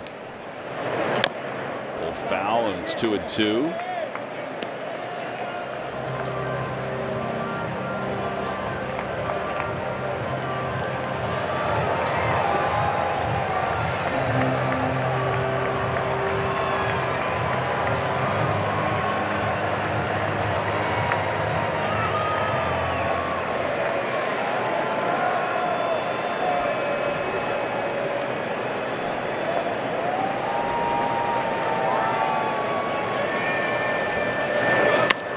Drive base hit it to center field will bring home another run. Jared Walsh will score. Going to third is Brandon Marsh. It'll be an RBI single for Suzuki. It's 4-0 Angels. Boy, the Angels are putting some good at-bats out there with these runners in scoring position. Yeah, they're also running the bases well, too. Maybe it. Right, that was a good example of and Joe Adele going from first to third. That was Marsh. Brandon Marsh. Yeah. He was flying around there on a line drive right at the center field, or one hop. Now, this could be a safety squeeze situation here with Tyler Wade hitting. Yeah, it could be. Wade hit into a fielder's choices last time up. He squares, bunts it in the air, foul behind home plate. Good call, John. Hey, Joe, just get it on the ground. Then Trout sitting there thinking, I know he'll never make me do that. Safety squeeze. It's a strange play with being a left-handed hitter.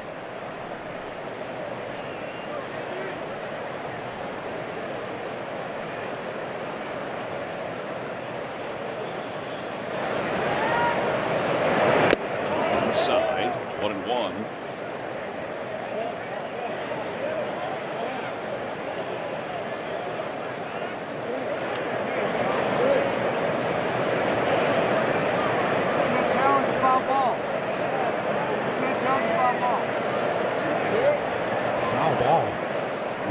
I think they were saying that it may have hit the bat, but it wasn't called a hit by pitch, so you can't challenge it, as Dan Bellino said. If it was called a hit by pitch, listen. Touched something, didn't it? Yeah, JT thought it hit something.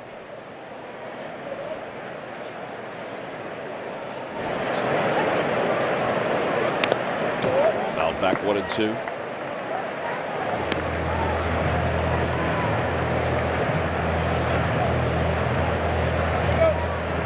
So 1-2. The bunt attempt that fouled it back, and then the pitch in, and that foul ball there.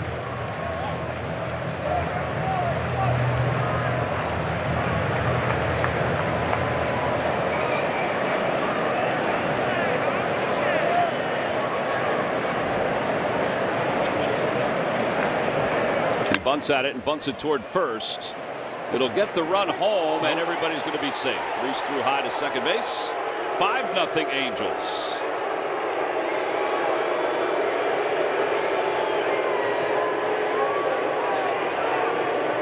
An RBI for Tyler Wade.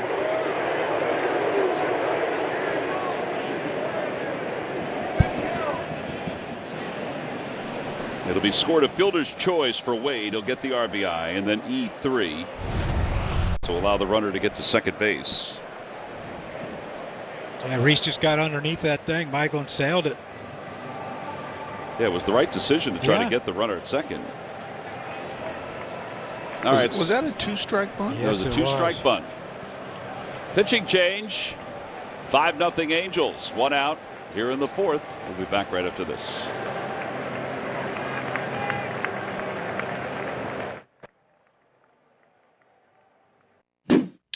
Prescription eyewear can be really expensive. But here's a secret. Glasses don't actually cost that much to make. Surprise! Especially when you design your own eyewear and then sell it directly to your customers. Like we do. Oh, hi. We're Warby Parker. Our glasses start at $95, including prescription lenses.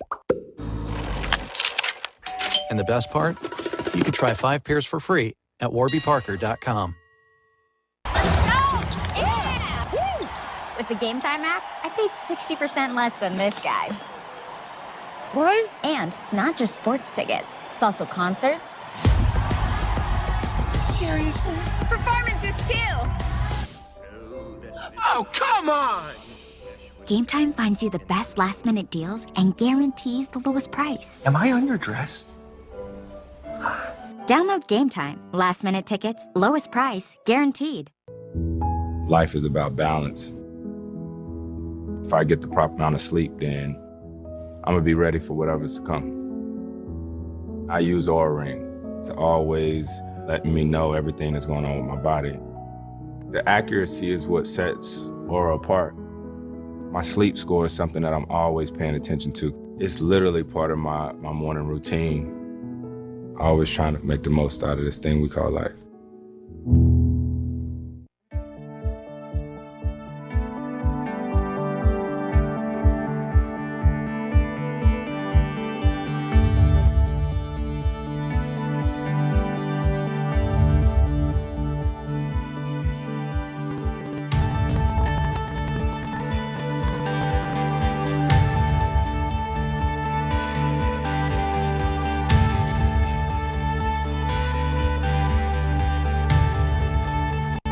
Money lines.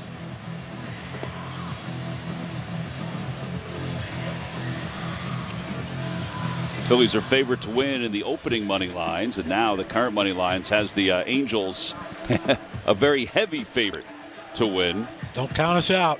Phillies come back. You can win some cashola. All right, so Rob Thompson has made a pitching change. It's 5-0. The Angels on top, and Nick Nelson will take over. Nelson in his 14th game, an ERA of 4.26.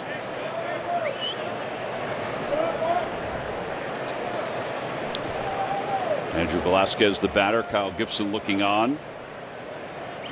His defense did not help him in this inning, but there was contact made by the Angels as Velasquez shows bunt, takes low, 1-0. Play by Bohm over third. Camargo felt like he let the team down on the exchange at second base when he couldn't get it out of his glove, and then Reese's error too. And this is the true definition of small ball by the Angels. Absolutely. First and second, 1 out. Inside and low, 2-0.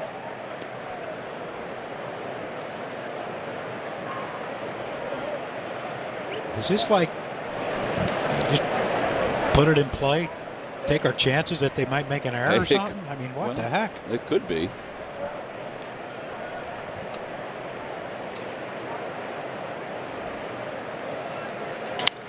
That one's out to right. It's not deep. Castellanos is there.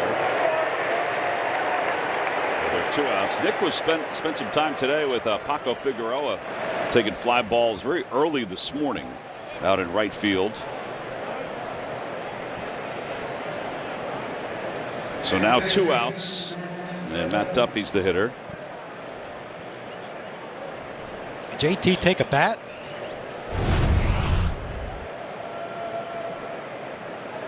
Oh yeah. Ooh. Man. Broke at the handle too. Golly, can you? He's lucky that broken part of the bat didn't hit him in the neck. Isn't that what happened to Joe Ferguson? Steve Yeager, wasn't it? Steve Yeager. That's where that thing that dangles from your mask came from. He was in the on-deck circle when it happened. I think a guy for the Marlins at leading off third got hit with a bat and it like pierced his chest. Who was that? Left-handed. I can remember. Left-handed hitter. Can't remember his name. But Yeager was the first catcher to use that. Yeah, he put it thing together. That dangled from his mask. Remember that? Yeah. Fouled back, and it's no balls and 2 strikes.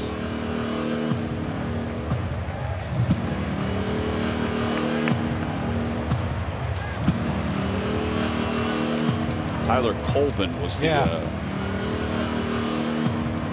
Cubs hitter, Cubs base runner. They were in Miami, though. I believe that is correct. Yep.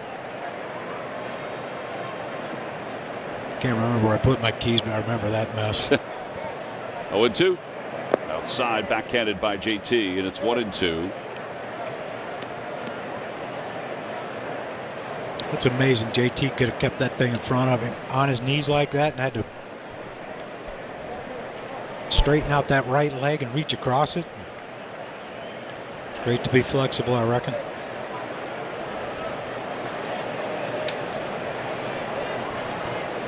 A ball and 2 strikes, 2 outs here in the top of the 4th inning. 5 runs are in for the Angels. And Duffy fouls it away. Yeager was in the on-deck circle when Bill Russell's bat broke, and it hit him. Both were playing with the Dodgers back in September of 1976.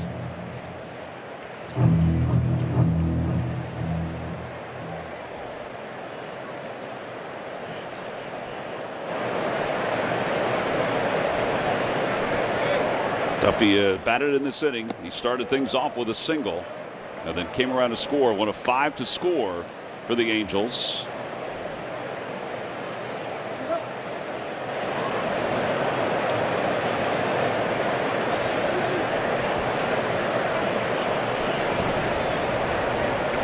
.40 pitches so far this inning by the Phillies. Kyle Gibson had the first few. And Duffy grounds it to third. Nice hop for Bohm. And he wins the race over to the third base bag. And the inning is over. But the Angels have had one of their more productive innings in the last 10 days. They've scored 5. We go to the bottom of the 4th. Angels up 5-0. If you think they're excited, you ain't heard nothing yet. Be quiet, win ball games, then I'll shut up. High Heat with Christopher Russo, only on MLB Network.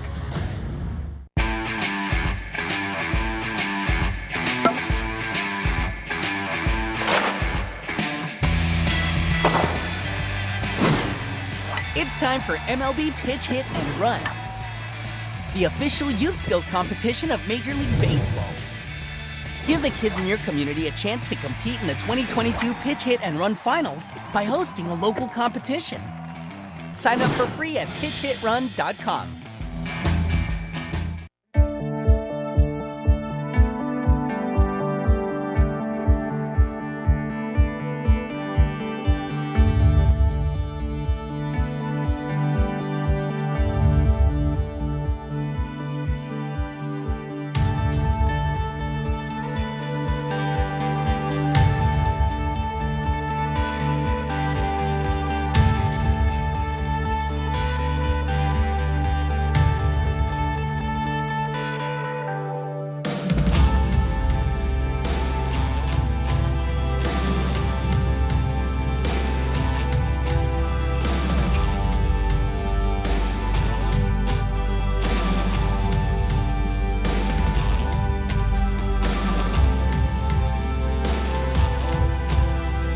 Today. Toyota, let's go Phils. Phillies down 5-0 as we go to the bottom of the 4th inning. Alec Bohm is set to lead things off. Nick Nelson just got his team through that inning. Time for our T-Mobile coverage cam. Lots of kids rolling around the ballpark today until they realize. Wait, there was some beer going by in a cart. Wasn't scared by the gentleman squatting behind him. He's startled by the beer cart going. Top 21's just a number. Just around the corner too, right? All right, so we go to the bottom of the 4th inning. Alec Bohm singled his first time up. Look at this. Look. I don't know if he's enamored by the beer or the cart.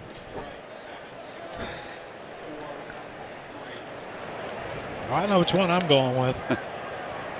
Alec Bohm takes a pitch outside to start the bottom of the 4th inning.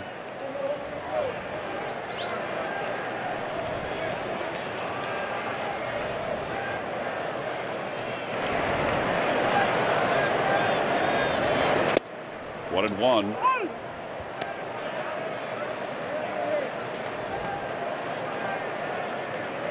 Final line on Kyle Gibson today. He goes 3 in the 3rd. And he allows 6 hits and 5 earned runs. 1 and 2. 2 walks and 3 strikeouts. They give Sandoval credit. He threw a lot of pitches in that 3rd inning and was able to get out of it. He threw 30 pitches.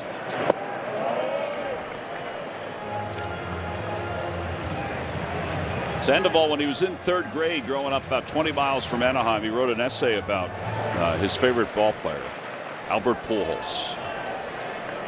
They'd got a chance to be in the same clubhouse as him. 3 and 2. It's probably pretty cool for him, but it's probably for Albert thinking, man, I'm old.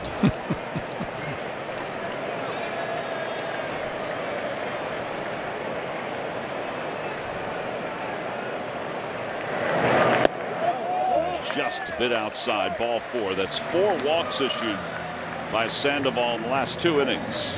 Yeah, that's what the Phillies need, base runners. Good job by Alec Bohm there. Went from a 0-2 count to a base on balls. They'll start something for him.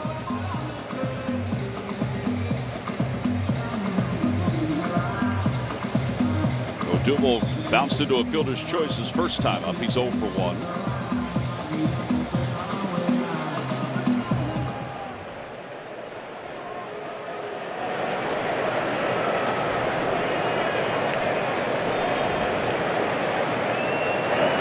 Swing and a miss, and it's 0-1.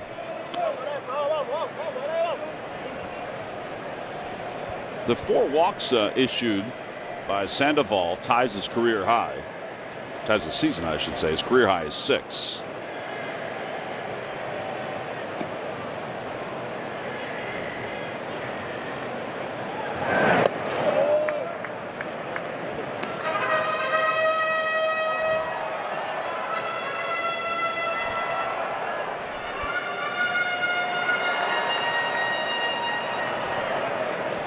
One ball, one strike.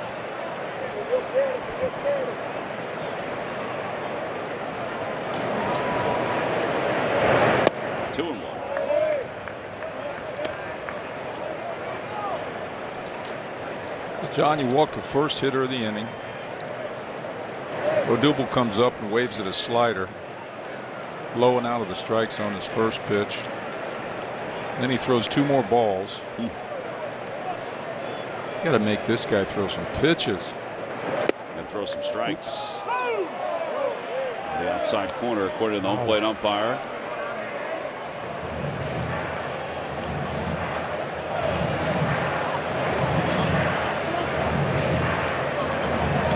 Odubel and Dan Bellino are on the same page on that. Statcast 3D would show you that it was right on the outside part of the plate. Yeah, perfect pitch. The box is correct. That's a perfect pitch. Waved at it. And he went down on strikes. That's 4 strikeouts for Sandoval, and that'll bring Camargo up.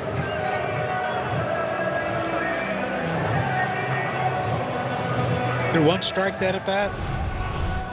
Right. Yeah, just that one that was called. Yeah, the other 2 were pitcher's pitches. Now Camargo.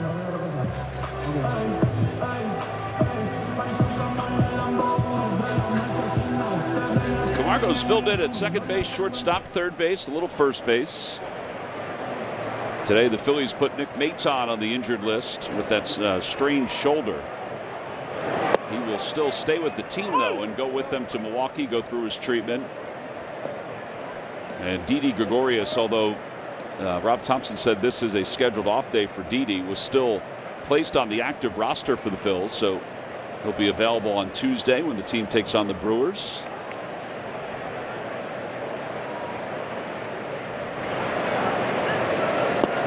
Two. Did he been taking batting practice? He's playing down at Lehigh Valley. Oh, is he? Okay. Yep. He's playing down at Lehigh Valley. And the knee's fine, I guess.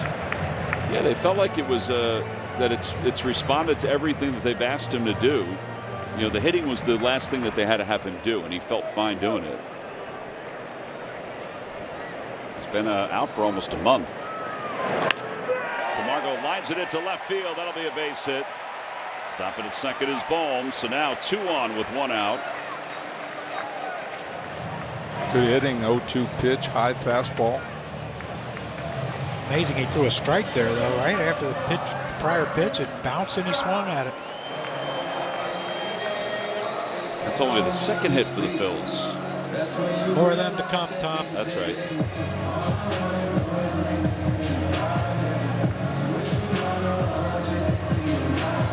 Stott lined out to the warning track in right field in his first at-bat.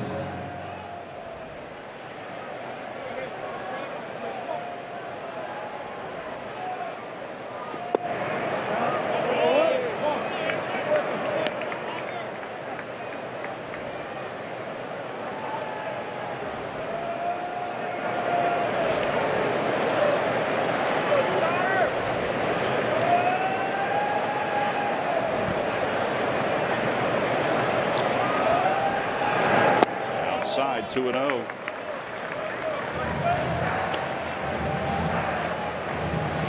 I wonder what would happen, Michael, if they just didn't swing. Well, a lot of good things would have happened this inning so far. But course, we are looking at it from hindsight.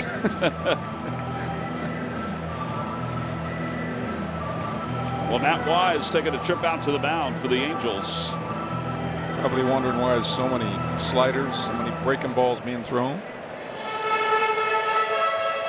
A lot of traffic out in Ashburn Alley. Nobody up in the bullpen for the Angels.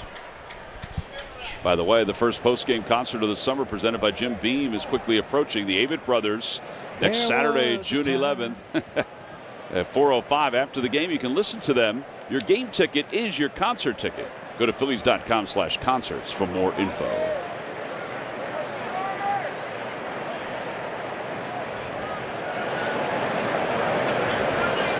Two and one. It's a nice inning for the Phillies here. Grab one or two, just peck away, hold them at 5. Get back in this game right here in this inning.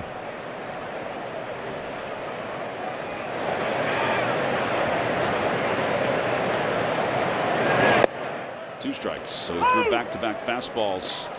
One four-seamer, one sinker. And it's 2-2 to Stott. I think he mentioned there was too many breaking balls being thrown. Could have been what he said, yeah. Yeah, his splits are not great. 43 strikes, 31 balls. This will be the 75th pitch of the day for him. Ball's on the ground towards second. That might be 2. Stott runs really well. And they're not able to turn the double play, so they get the middle runner 4-6 at second base. Over to third is Bohm, and now the top of the order with Schwarber.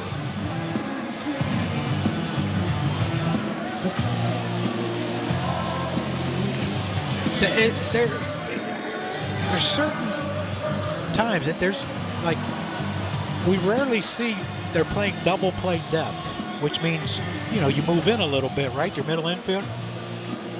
I mean, Wade was deep on that ball, and you wonder why they couldn't turn 2. Look, I get it. They're up 5. You don't want anything to try to sneak through, but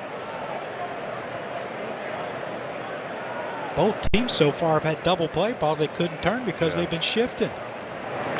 There's a high fly ball to center field. Trout's going back. He has room. He's on the edge of the track, and he makes the catch. And the inning is over. No runs, 1 hit, and 2 men left. Yeah, the June success just wasn't there on that swing.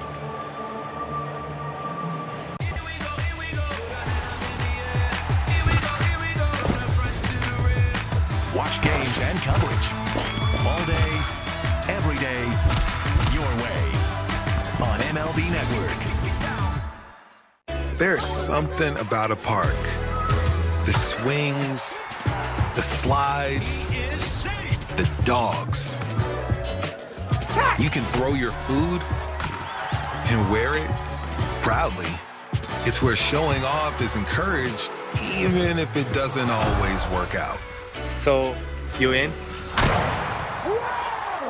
It is showtime!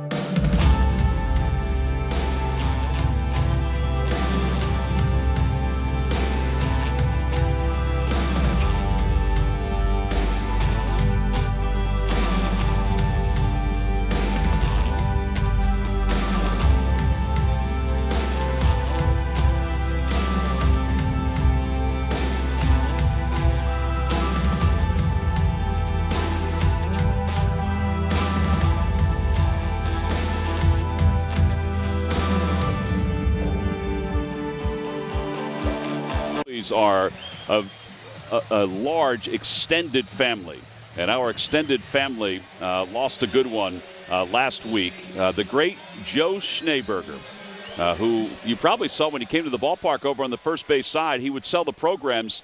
He was here since 1977, 46-year program vendor. And Joe passed away on the 12th of June, and his service was yesterday. And our thoughts and prayers go out to his entire family. You know, his dad was a greeter before him. His sister Nancy also worked here at the ballpark. His niece Kendall, they sell giveaway items here at the ballpark as well. And we really, hope that their family finds comfort during this tough time, because we know that booming voice is going to be missed here at the ballpark at Citizens Bank Park. And I know he affected a lot of people here at the yard, a lot of the game day employees. They knew him well. The shot you saw is where Joe usually does sell the programs here at Citizens Bank Park. And it's vacant today with all the honor, the trimmings around his box. Every once in a while we would show Joe in the open, when we would come to the ballpark. See, there it is. That's beautiful. Beautiful tribute. Yeah, very nice. As we said, everybody knows how near and dear the Phillies family is. It's a large family. It doesn't always include us and players, the front office, but also the wonderful game day employees that we have here and have had here over the years. Well put, Tom. Very well put. Count is 2 balls and 2 strikes to Shohei Ohtani, who's 1 for 2. Swing and a miss. Pretty good changeup. And Ohtani out front, 1 away.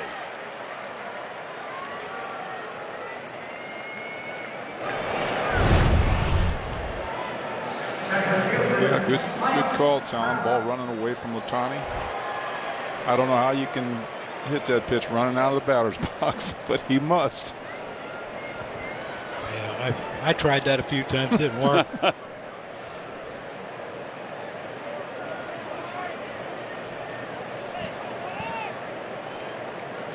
Trout takes on the inside corner. It's 0-1. 96 on that one.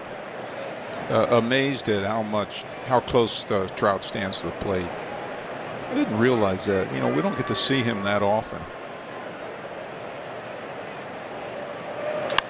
Fly ball right field. Castellanos back and now in.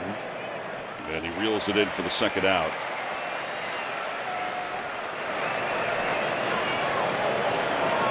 Well, when you're struggling, you get impatient. You want to, get that bat moving. You want to get some knocks. Go out of the strike zone. He's 0 for his last 25. And it's amazing. 0 for 21 was the longest streak he ever had. But it just kind of goes along with this losing streak that the Angels have been on. 10 games. This is the 3rd time during this losing streak that they've scored at least 5 runs. They lost a game where they scored 5, and they lost a game where they scored 10. Well, let's hope we keep it at 5 and beat them 6-5.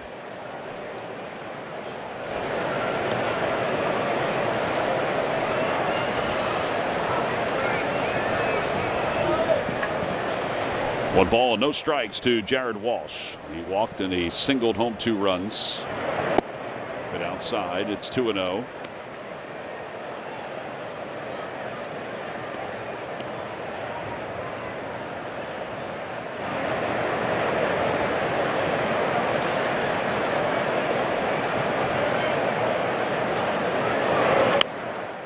It's out of play. 2-1.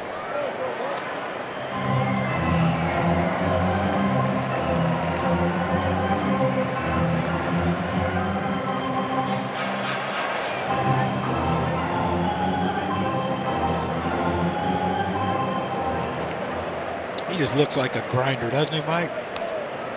Walsh, yeah. He just look like grinding out every single at bat. 2 balls and 2 strikes. Adele waits on deck. Hey. John Kruk ready to get a bat.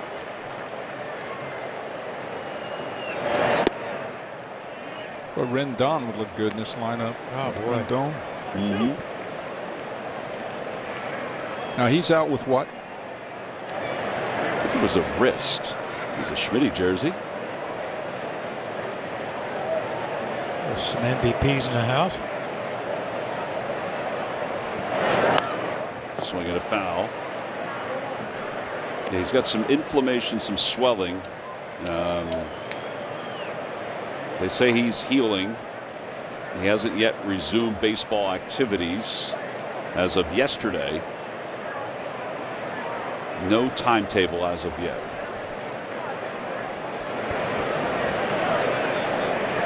And now the 3-2 pitch.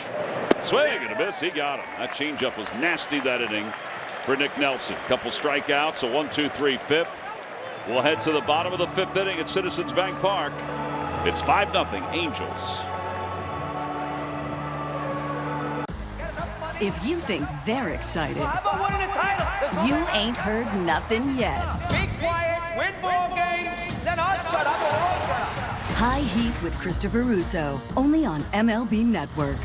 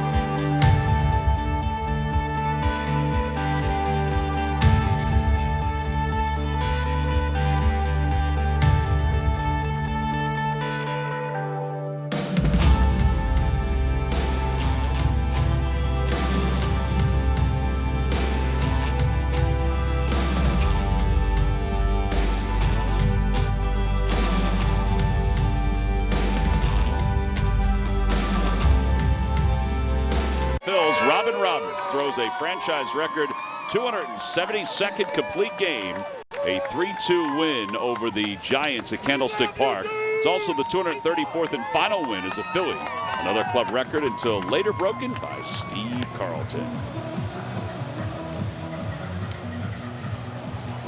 Well, it's bottom of the fifth inning.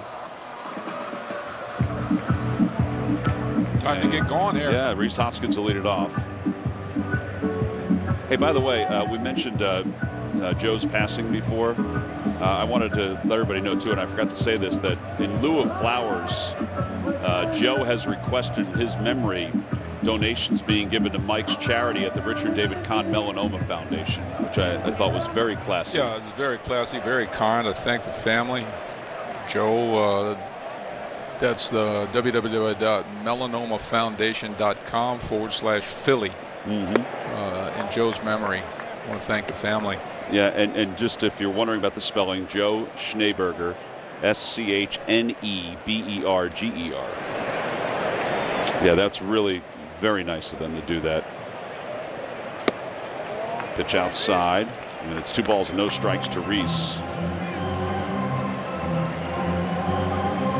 That was when we need base runners again, Rhys.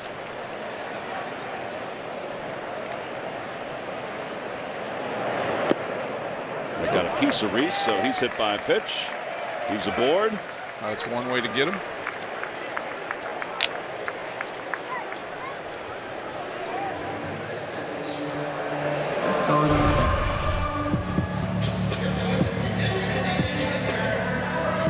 Got the elbow.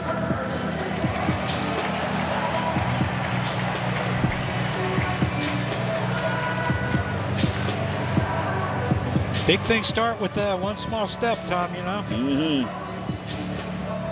Hey, what about me? I'm here. Michael, you usually finish these things.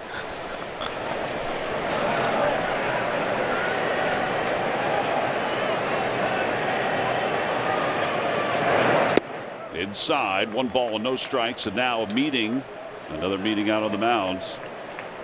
I'm thinking we might see some bullpen activity. He's just throwing too many too many balls. You know, get behind every hitter. They call that smoke and mirrors, John? Yeah, he's dodged some bullets, that's for sure.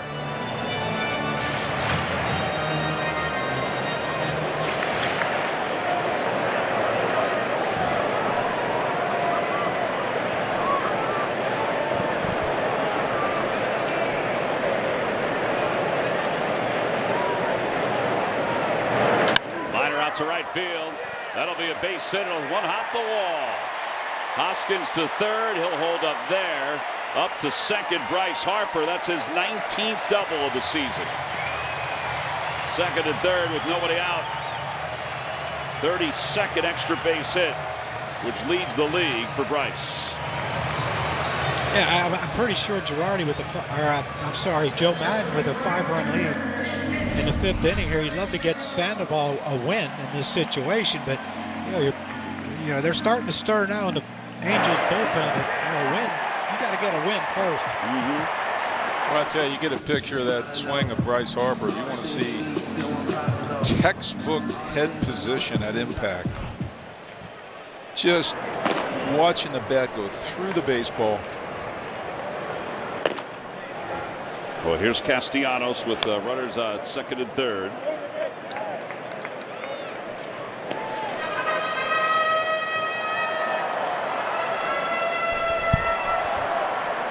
It was Quijada that was warming up in the bullpen. Well, you'd love to see Nick just, you know, it's still the 5th inning. Able to try to drive something the other way. Big hole with 3 infielders on the left side of the infield. No one on the right side. Fly ball right field. Should be deep enough to score Reese. Adele is under it. Harper tags as well. Adele's throw to third is not in time. Bryce hangs onto the bag. Sacrifice fly for Castellanos. Phillies are on the board. It's a 5-1 game. Well, that's productive at bat by Castellanos for sure. Deep fly ball to right field, moves everybody up one, gets us a run, gets us on the board.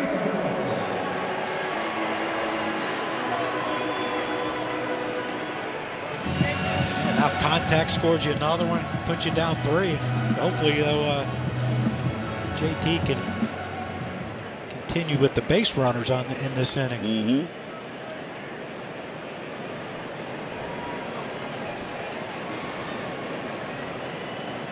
The infield is back as Harper takes his lead off third. That one's just off the plate, 1-0.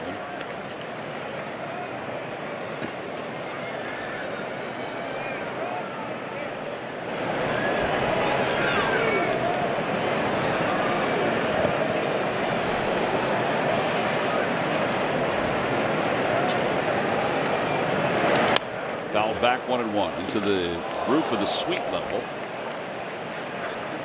I hear you on that, trying to get Sandoval a win, trying to get him through this inning. Yeah, but you lose 10. If he doesn't get JT out, I don't know. Yeah, I know, but like I said, you know, you lost 10 in a row. This is like Game 7 of the World Series for Matt. You know, you just try to do anything you can to get a win, and if you hurt someone's feelings, so be it. But a win, they need a win desperately, do the Angels. Over to first, backhanded on one hop by Walsh. He'll take it to the bag. Harper scores. Ball was hit hard. RBI for JT. It's a 5-2 ball game. Another productive at bat. Great play over there by Jared Walsh. Left short hop. Started to go to home, but thought better of it. Gave us the run and got JT out. JT hit another ball hard, though. That's good to see. Well, now Alec Bohm, who has been on base twice. He has singled. He's also walked. 86 pitches for Sandoval. And that one a bit high. 1 ball, no strikes.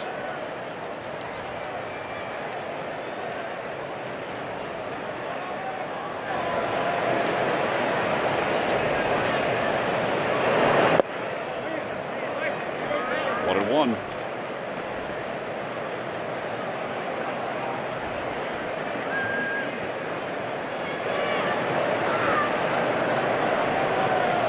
Tom, remember when last homestand when Bohm hit that, I believe it was a 3-run homer, and he hit a bullet to left field? Has he been struggling ever since then? Well, his natural swing is up the middle the other way. So his numbers aren't good.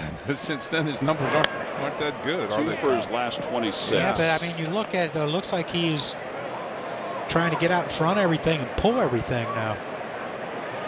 Take what they give you. If that's your swing, use it.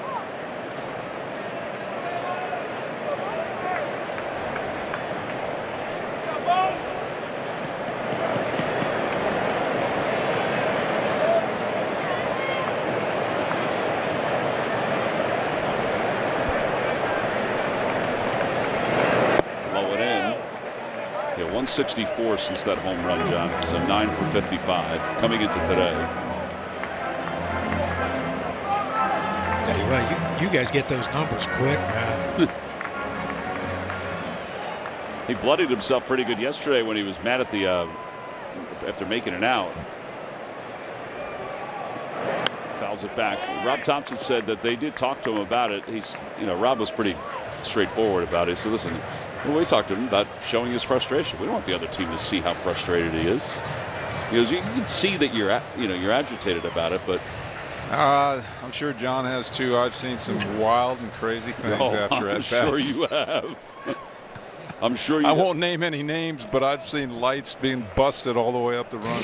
He didn't wear number 10, did he? He didn't wear number 10, did he? Play beside you?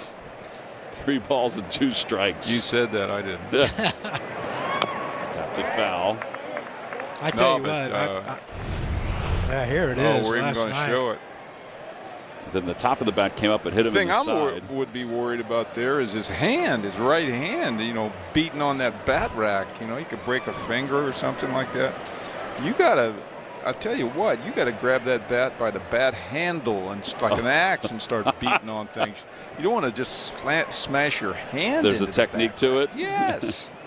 You take the bat. Get up. Attaboy. There's a line drive base hit to center field. It's the second hit of the day. You take the bat in there and beat on the toilet or something.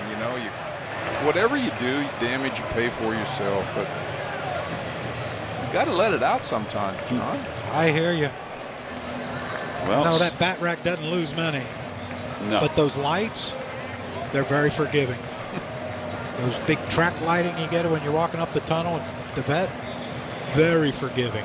Well, expensive. I'm thinking of the ones in Houston. Remember that long walk up to the locker room in Houston? Taking a walk down memory lane here at Citizens Bank Park. Phillies are down 3. We got a pitching change.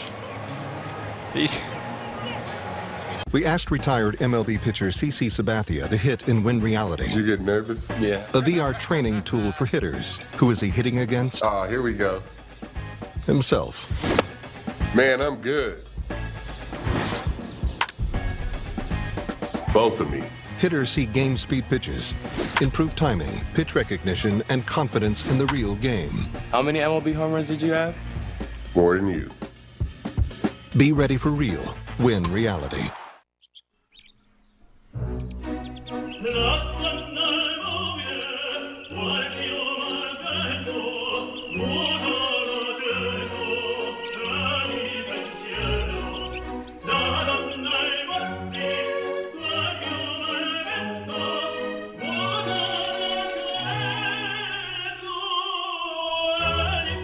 Good nights lead to great mornings. Get generic Viagra shipped discreetly to your door at RexMD.com. Hey, it's me, the summer breeze. I just flew back into town. Let's get outside.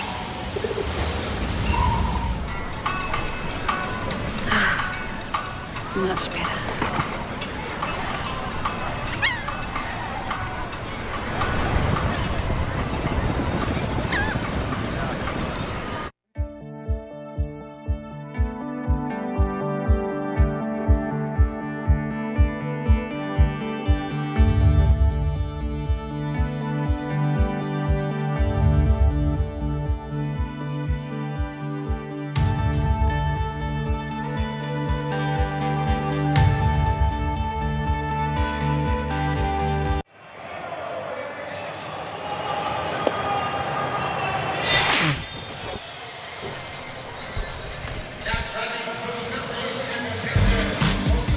Join us at the ballpark with the Phillies pregame live ticket package. $40 buys you a lower baseline seat and an exclusive bucket hat. And you may even get to meet your favorite Phillies insiders. It's 4 nights only, so make sure you grab your tickets now at Phillies.com/pregame package. Well, the Phillies down 3, 5-2. And a pitching change for the Angels. Jose Quijada is the new pitcher.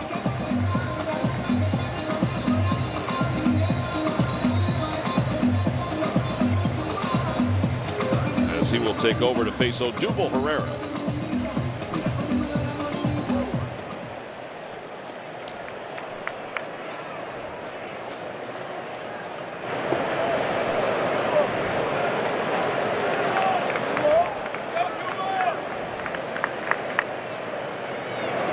And a pitch outside, 1 ball, no strikes.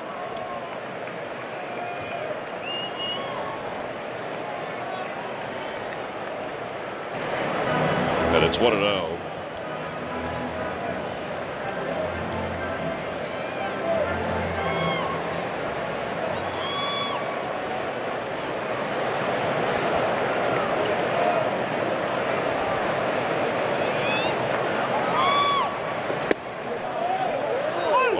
Strike. Tell you what, those are tough pitches, man. That pitch right there, and then his last at bat, that pitch, Sandoval threw to him. It was kind of up and away. Just did catch the corner, but not a whole lot you can do with those pitches.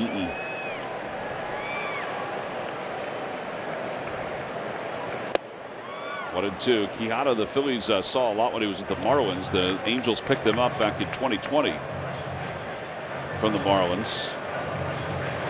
Picked up off waivers.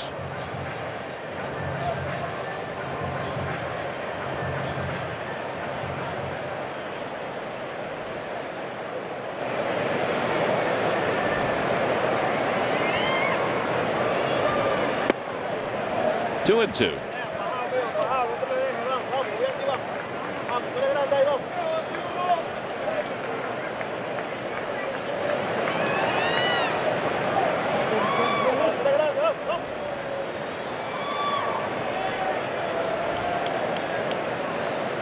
See a nice little gap shot into right center. Ooh. Easy. He thought he had that one, didn't he? Got a call there. That could turn into a turning point in this game.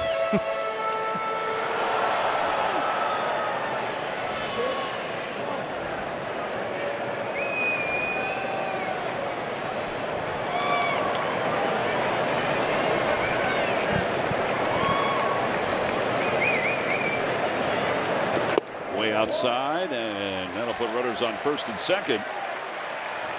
That's one you got to explain that to me. 5-2 lead, 2 outs, 3-2 on Odubel. Sweeping slider, yard outside. Bring the tying run to home plate. Are they that good with the slider that they feel like they can throw it for a strike? Don't you want it? You're depending on the hitter swinging, right? Obviously, when I've seen Odubel swinging some stuff that most human beings wouldn't even think about, like that one in Los Angeles that went between his legs. Yeah, I think that was Los Angeles. But I don't even think Odubel could have swung at that one. Camargo flied out to right field. He also singled today.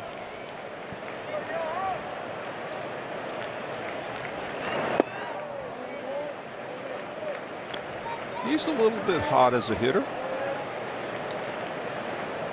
The single today, couple RBIs. Yeah. Well, he had 4 RBIs yesterday. It was the second time he's had at least 4 RBIs in a game.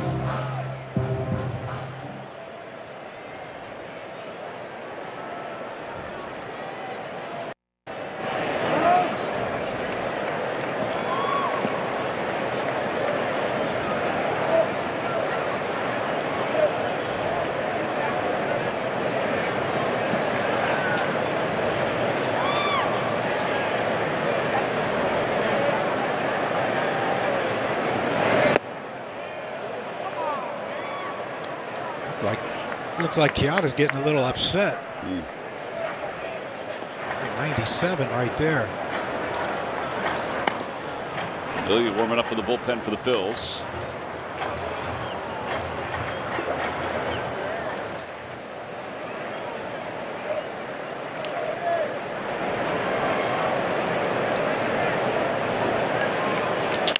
Down the left field line, foul. Hit it a long ways. So it appears to me, Tom, that the bullpen, depending on who's hitting, it's going to be 7th, 8th innings going to be Hand or Sir Anthony, right? I would agree with that, yes. Depending on the matchups, if there's lefties up in the 7th, Hand will come in. If there's righties up, Sir Anthony. I think that's the way it's going to go. And Rob Thompson did say, when we talked about the 3 appearances, working 3 days in a row, that, we're in June. He goes, we're going to play that by ear now. 0-2. Swing and a miss. So Camargo strikes out. The inning is over, but the Phillies do get a couple runs in this inning. They get a couple runs on a couple of hits. We'll head to the 6th. It's 5-2.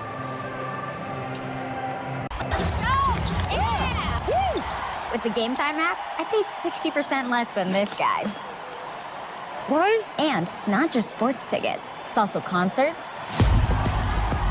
Seriously? Performances, too. Oh, come on!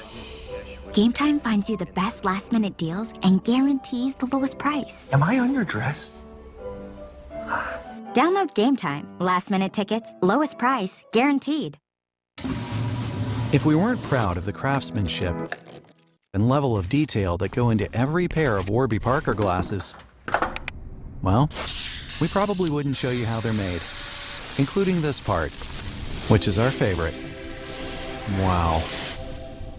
And this is also great. For every pair of glasses or sunglasses sold, a pair of glasses is distributed to someone in need.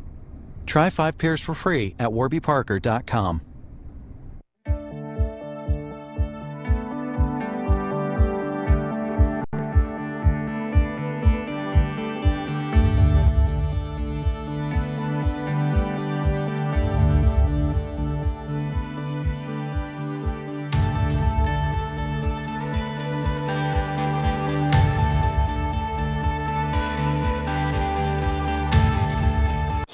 June has been Kyle's month, and none more than last season when he produced 16 homers and had 30 runs batted in. He hit the ground running as May crossed into June with 4 home runs in 4 games, including his 16th career multi-home run game and 15th leadoff home run. Schwarber's amongst the league leaders in homers, pitches seen per plate appearance, and walks. That's why he's the Philly of the Week, and it's brought to you by Independence Blue Cross. Well, we go to the top of the 6th inning, and the Phillies are within 3, 5-2. Nick Nelson will go back to work, and he'll face Joe Adell, Brandon Marsh, Kurt Suzuki for the Angels, who have lost 10 straight.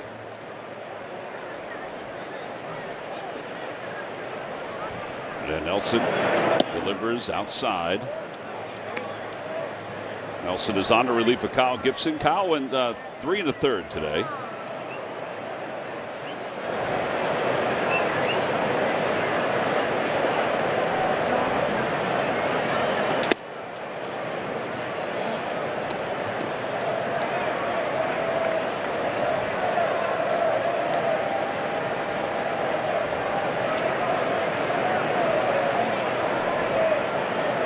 Dell did have an RBI singles last time.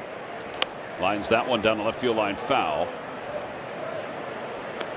And now it's 2-1.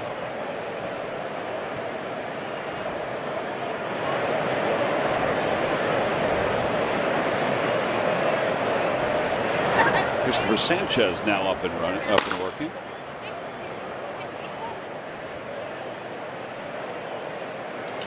Fly ball left field, playable for Schwarber. It's not deep.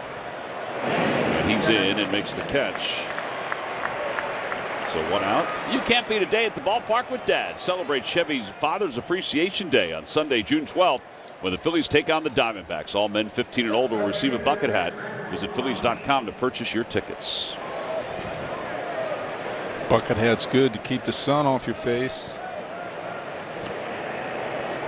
I hope these people here today, great crowd, have been stopping by the local sun screen dispenser. They're all around the ballpark. Here's Brandon Marsh, who is 0 for 2. He scored a run his last time. Out to left field. Schwarber busy toward the line. Makes the grab. 2 outs.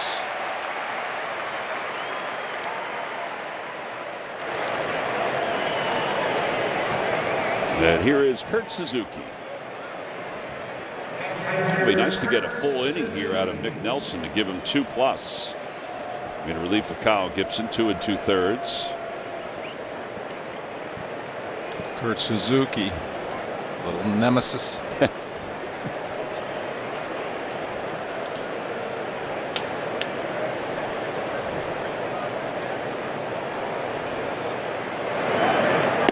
Outside corner.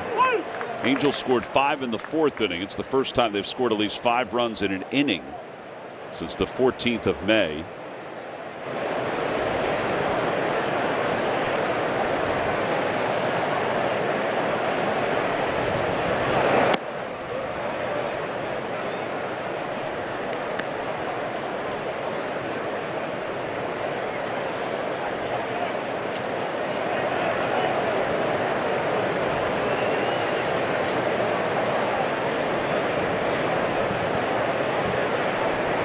Ball, 1 strike. Suzuki's got 2 hits today. Out in front, 1 and 2.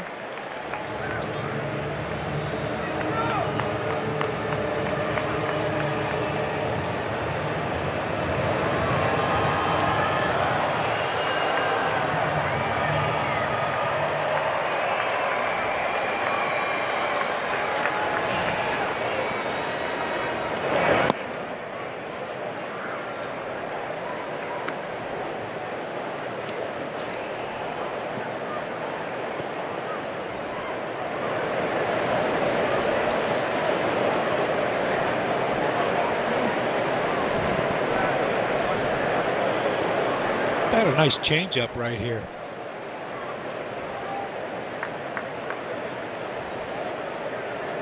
Inside, 3 and 2. Well, he did try the changeup. Wasn't a nice one though. No.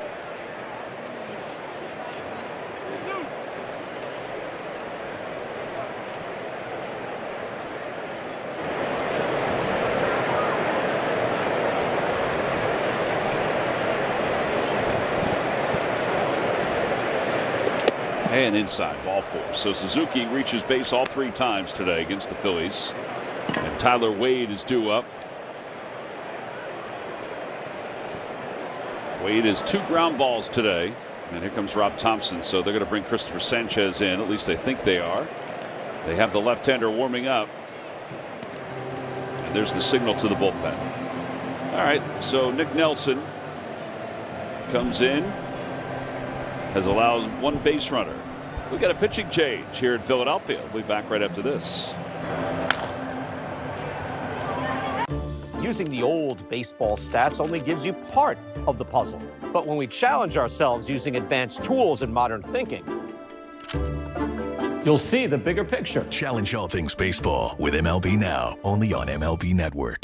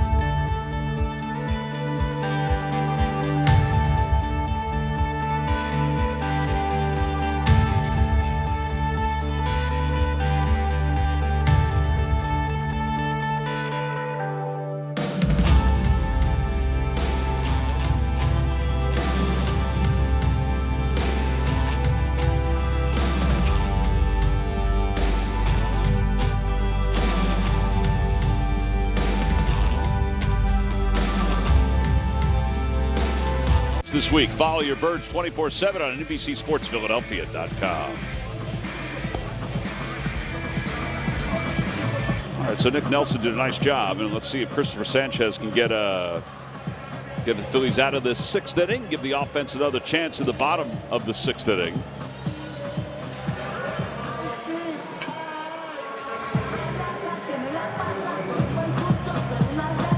Sanchez 7th game. He's 0-1, a 5.40 earned run average. And Tyler Wade will remain in the game for the Angels. Left-handed batter. He's 0 for 2 today.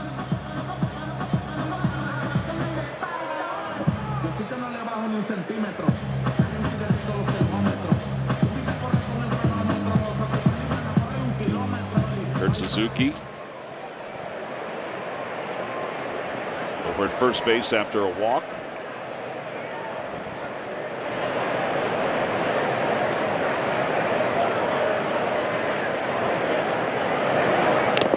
Foul ball, and it's 0-1.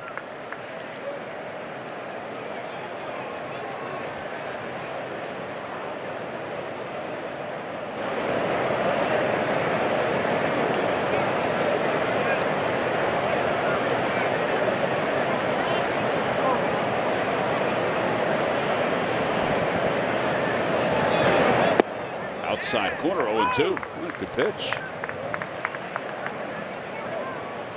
This could be one of those situations. Sanchez retires Wade here at the end of the inning. Phillies score a run or two. We might see someone else come in out of the bullpen. If they don't score, Sanchez probably go back out with, you know, 2 of the first 3 hitters in the next inning for the Angels are left-handed. Well, I'm sorry, Velasquez's switch.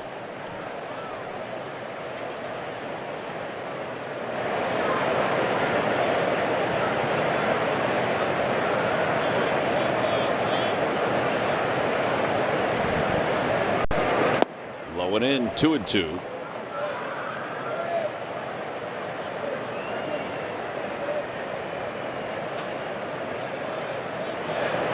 Only a 3-man bench for the Angels in this series.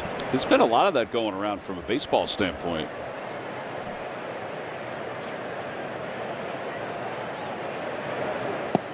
Another one low, and it's 3-2. And it is the reason, Tom, because this is kind of like when they're going to start these doubleheaders. I know the Mets have played a few doubleheaders lately, right? Yeah, I don't know what the thought process is. You mean to have extra pitching? Well, yeah, because they missed the first 6 games, right? Yeah, and the season. They can get an extra player too. Like when we go to Washington and play 5 games, I'm sure they're going to have to bring up another pitcher, right? You would think.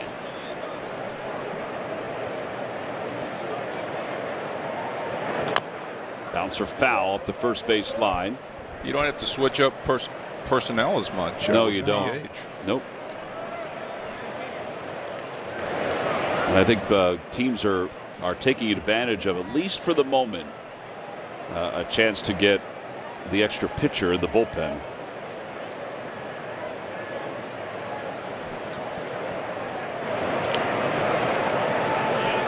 Three and two. Runner will be going. Now the pitch. Swing and a miss. Sanchez gets Wade to end the top of the 6th inning. No runs, no hits, 1 man left. Middle of the 6th inning. Phillies down 3.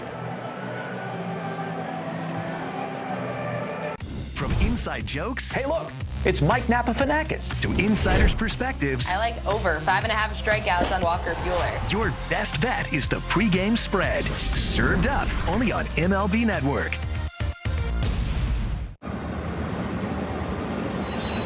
Hey, it's me. The summer breeze. I just flew back into town. Let's get outside.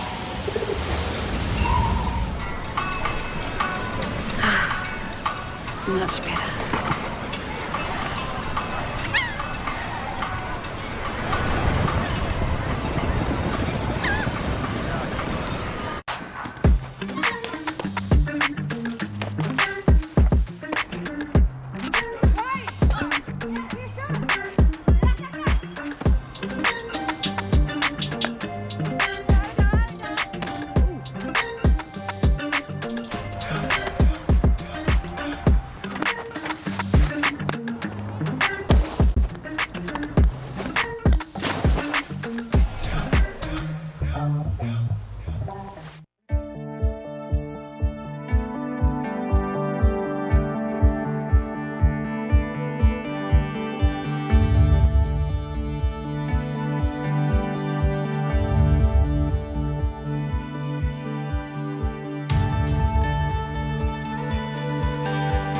are scratching their way to fun thanks to Pennsylvania Lottery scratch-offs. Players must be 18 or older. Please play responsibly. And by Ford, hurry into your local Ford store or shop online at buyfordnow.com. 5-2, Angels are on top. That youngster's got a large glove. By the way, the Phillies have scored a couple of runs. And with those runs, text family to 40384 to receive a valuable offer from Giant Food Stores, the official grocery store of the Phillies. He seems very excited that Dad got the baseball. Those baseballs, man, aren't they? It's they pretty make cool. people happy, don't they? They sure do.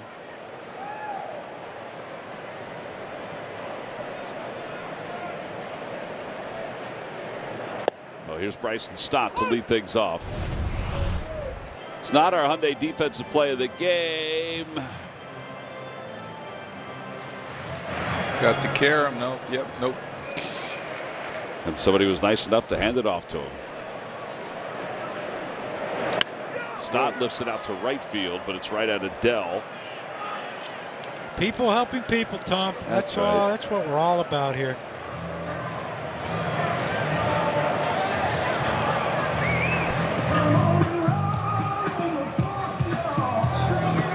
Another pretty well hit line drive to right field by Bryson Stott. Can't tell from up here whether he's getting those on the end of the bat or not. It sounded like it, though, didn't it? Yeah. I thought when it left the bat, I thought it was going to have more carry than that. But he must have hit it off the end. Now with one away, it'll bring Kyle Schwarber up. By the way, was that guy that had the son with the big glove? Was he wearing a Mitch Williams 28 jersey? Oh, yeah. 2 cases of beer, Tom. I got that number. Is that how he got that number? Yeah, you know, I was an idiot because that same year, Ricky Henderson, I think it was Turner Ward, gave him like $25,000 for number 24. A little different player, though. Yeah. I got 2 cases of beer and was, honest to God, tickled to death about it. Kept me from having to stop at the liquor store. Did you pass it off to everybody, or was it just your beer? Did you hand it out to everybody? You don't trade a number to share. That's exactly right, because otherwise I would be cut short. Yeah. You were 28? For about a week. All right. We traded for Mitch. Mike, do you realize how many numbers the man wore? I mean, I know you wore 22 and then 20, right? Those are the numbers, 22 and 20. Yeah, I I wore 22 for a week or so. Right, then 20. And so John wore, 11. correct me if I'm wrong, 11? Let me write these down. All right. And then 28. No, 19. Oh, then 19, right. And then 28. Right, and then 29. Right. What was your favorite out of that? 11, 19? Well, 29, I guess. I mean, that's what I had the longest. Oh, man. Well, when I got here, they gave me 11. It was in the locker when I got traded here. Okay. It's a fine number. Absolutely. Of We're all. number 11. Yeah, it wasn't like 92. I mean, if it was 92, I think. 11's a cool number, but I don't know about the other 3. I like 19. Well, I wore 19 in honor of Bull, you know, Polish left fielder. Yeah. Then that one didn't work too well, so I had to go to 28. I like 19. I used to remember Tommy Herr had 28, and I used to remember watching him run, like, you see the back of his jersey. I thought, man, that's a cool number. Helmet without the flaps? Yeah. Yeah, grandfathered in. Tommy Herr. He's a cool dude, wasn't he? Yeah, he was. And so I got number 28, and then we traded for Mitch, and I've known Mitch since he was 17. Right, both San Diego. I knew his spouse at the time had a bunch of 28 jewelry, so I'm like, nah, I'm not going to make him buy new jewelry. I just let him have this one. Is that why he wanted 28? Yeah. Because of jewelry. Goodbye pitch. I firmly believe that the 2 cases of beer were a lot better than the marriage. Well, that's for another day. All right, so then 29. Why 29? I don't know. And you were 44 and 8 in San Diego, right? You guys still talking about that number thing? I've had a few. This is funny. All right, here's Bryce Harper. Did Reese get hit again? He did. Yeah, a little great. He did pitch him pretty far inside there. I think Reese had a little Like a little snare on, a little issue with it when he ran out of the box, but that was over quick. Dan Bolito's asking if this is an injury that Matt Wise is checking on, but it is not. It's the Angels interpreter goes out with Matt Wise. Does that mean that's 2 visits? It means they're down to 2. Man, it's only the 6th inning. We could get one finally.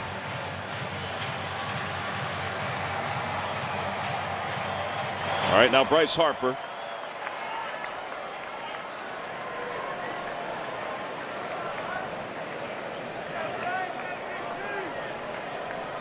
Harper doubled his last time.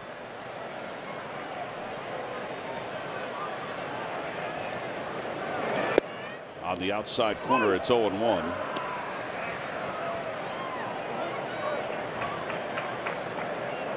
Bryce Harper bat in the auction at the Ashburn. Oh, that was a beauty, wasn't it? The Yeah. bat went for what? Was it 2,000? Wow. I think so. It was a beautiful Victus. Hit foul, and it's 0-2. What do you call that bat? It's a Victus. That's the company. They're a local company, actually. Really? Yeah. Out near King of Prussia. I don't think I ever had a bat go for more than like $500. There's Brad Hand warming in the pen.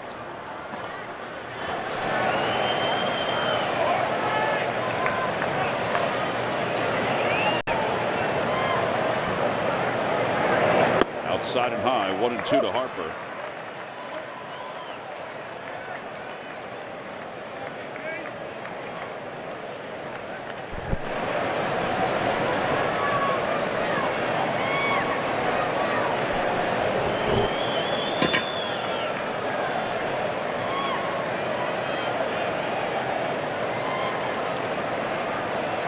Whoa. Whoa, whoa, whoa. 2-2. Might want to put another finger on that pitch. A little slippage, huh? It's what you call effectively wild. Suzuki.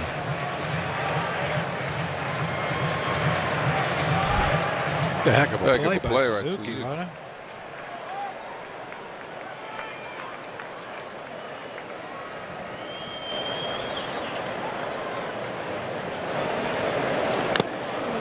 Stayed alive, got a piece of it in and out of the glove of Kurt Suzuki.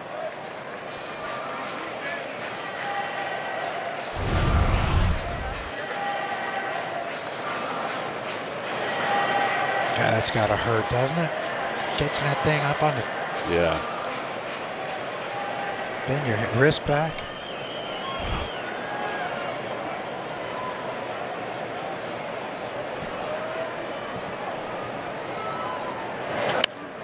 Fly ball out toward right center field. It's not deep. Adele says he has it, so he makes the grab. And the side is retired. No runs, no hits, and a man left for the Phils.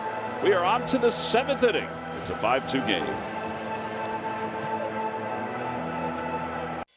It is gone! Every time he steps up to the plate, goes into his windup, or runs one down.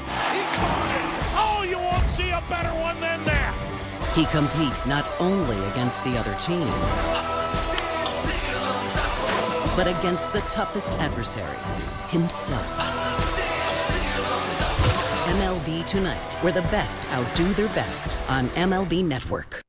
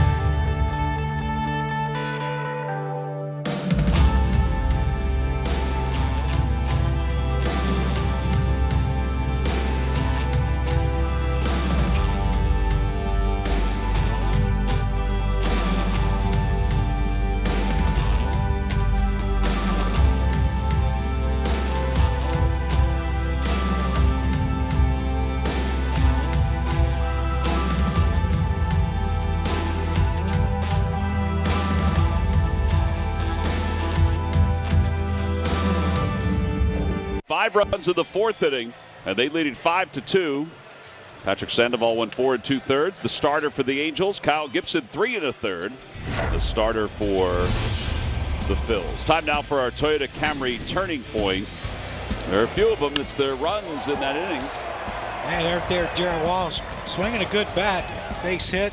Another 1st to 3rd situation, and Adele right here. Alec Bohm took that quick glance to second to see if he had a shot at the force at second. He didn't. Adele with the speed gets past it, and Suzuki with a base hit to drive in another run. And then the safety squeeze that Reese kind of got under and kind of sailed it to second. We got a little throwing error there in another 1st and 2nd situation. And those are our 9,000 turning points of the game, Tom. And here is Velasquez, the number 9 batter, leading things off. Christopher Sanchez got the last out of the 6th inning. And Velasquez, switch hitter, batting right-handed. Hitting only 186, but he is a valuable defensive player. His defensive metrics are off the charts, which is why he plays so much, despite the number of voids in his plate appearances. 1-2. Outside 2-2.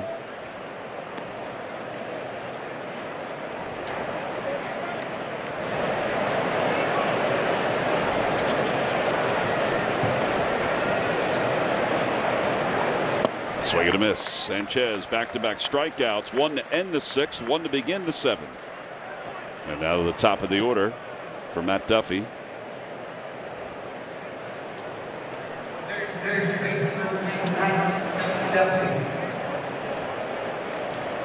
Duffy is 1 for 3.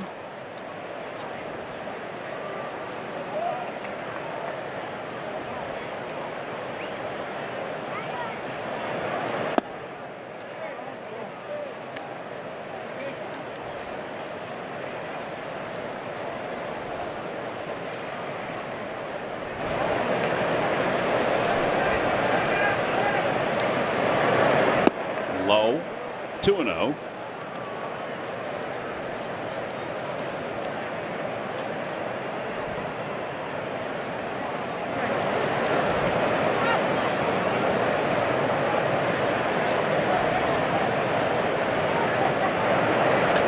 Line drive caught by Bohm over at 3rd. There are 2 outs here in the 7th inning. And here is Shohei Ohtani.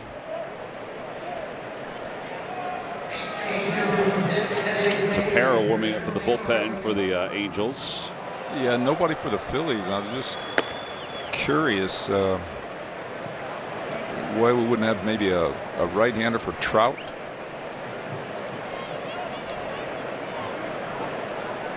I wonder if they'll just be careful with him if he gets on. If Ohtani gets on. 0-1.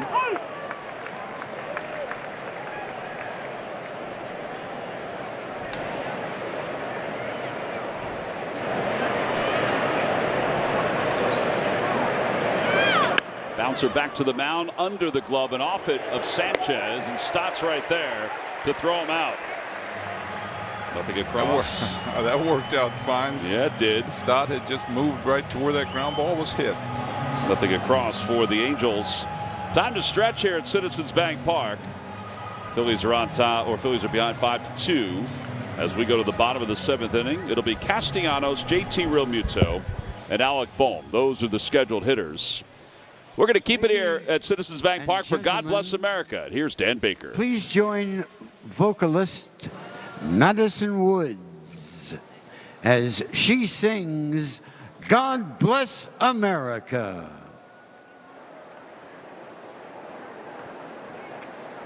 God bless America, land that I love. Stand beside her and guide her through the night with a light from above. From the mountains to the prairies, through the ocean wide with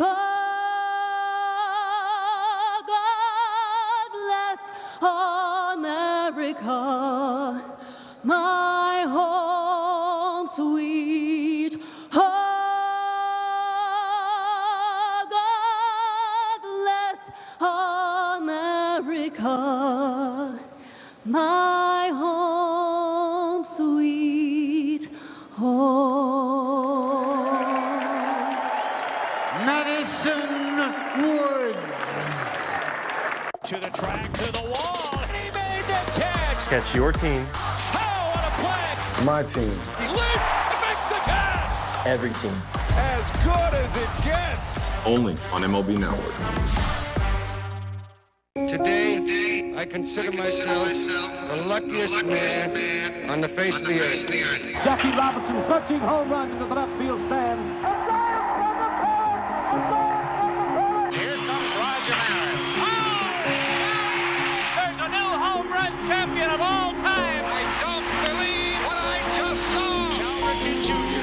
has reached the unreachable star. This crowd on its feet and in unison. This one has a chance. Home run. Mike Piazza.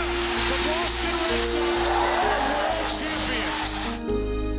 Welcome to the first night of MLB Network. Number 600 for Jim Thome. That ball is gone. 106. That would be a new record. It is caught. Oh, what a catch. Sports Philadelphia studio, Ricky Bo, Burnt and Ben. How you doing, huh? Everything good? Bulls, thank you. Wow. Ricky Bo. 5 runs given up by Kyle Gibson. That's his worst home start of the season. What do you make of that? He lost a little bit of everything in that 4th inning. I thought he lost location. He didn't have good bite on his breaking ball, and his fastball was flattened out. I mean, you put all those 3 things together, yeah, it ends up being a 5-run inning. He had to get tired. I mean, his pitch count skyrocketed in that inning. Everything went wrong. Yeah, and then oh, by the way, no defense. Yeah, helped. the defense didn't help. Yeah. Defense didn't help. Also runners in scoring position. Yeah, 0 for 5 in this ball game. They've stranded a small village on that basis tonight, but you know, they still got a couple innings left, couple ABs. We'll see what happens. Looking forward to it. Also looking forward to Phillies post-game live. Not in the house. Not in the house. And we'll be talking to Michael Jack Schmidt, the post-game show. Tommy? All right, Michael, thank you. We appreciate that. 0 for 5 with runners in scoring position, as the guys mentioned. But now the Phils will go back into the Angels bullpen with Ryan Tepera, the new pitcher. Yeah, you know, that you talk about at this point in the season, you know, win series, and that's all fine and dandy if you lose one of the first 2 games of a 3-game series, but you win the first 2. There's nothing should be on your mind other than sweep these guys. Mm-hmm. You know, they're 0 for their last 10. Well, you know, in winning streaks too, sometimes you got to come from behind to win a ball game. Yeah. This would be a good one. Yes, indeed. Castellanos is 0 for 1 with a walk and a sac fly in today's game. And outside, 1 ball and 1 strike.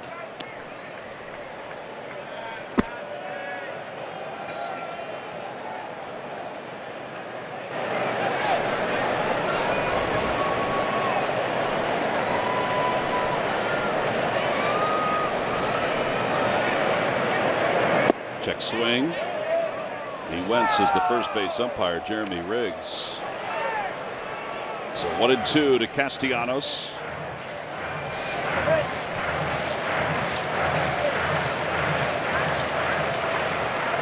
Castellanos, Real Muto, and Alec Bohm are the scheduled hitters for the Phillies.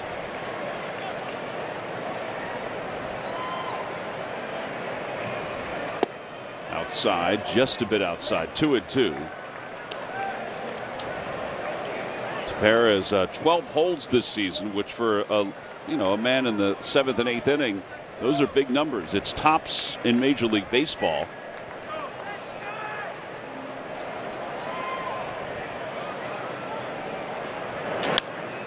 Pulled to the left side on the ground, scooped up by Wade, throws on the run. And gets Castellanos 4-3 on the putout. That was a nice play right there, running one hand, short hop. Get that time in a game where defense means a lot for sure. Yes, sir. Well, now JT, who's 0 for 3 with an RBI. He's had a good homestand. He's 6 for 18 on the homestand.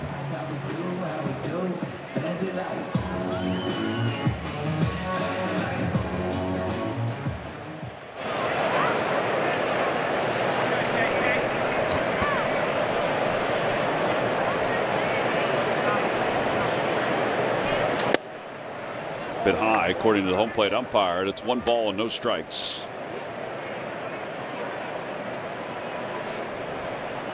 You know, that save number is underrated.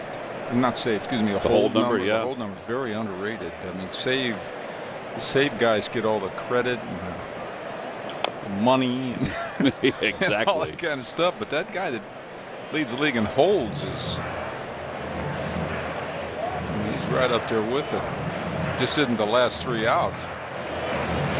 Well, particularly at this juncture of the game, you know, the way the game is the last few years, how important they are to,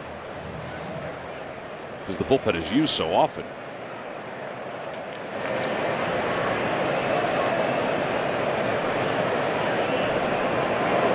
One ball, 1 strike. At the knees, no. 2-1.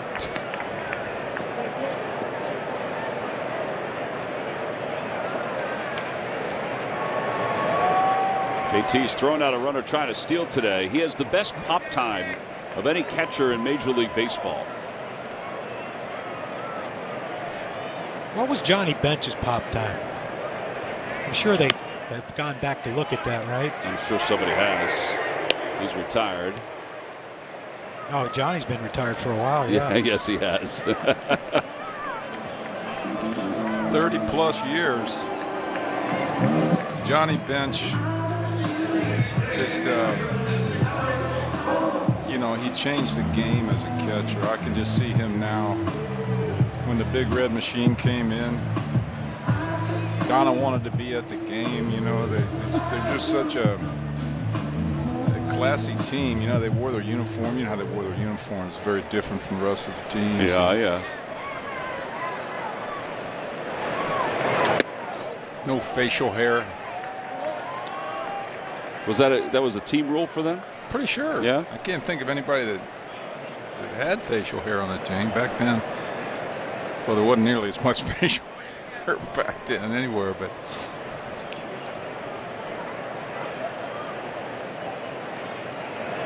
Bohm swinging a foul tip. I remember how John used to sit on his heels. You know, he could sit on his toes with his kind of his butt on his heels. I'm sure he had a pretty good pop time. I am sure he had a good pop time. 1 ball and 1 strike. Swinging a foul. It's 1-2.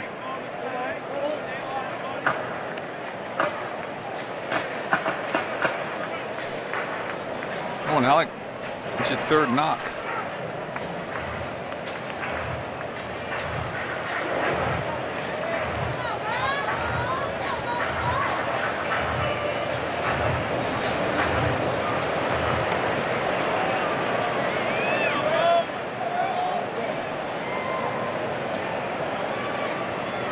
Outside.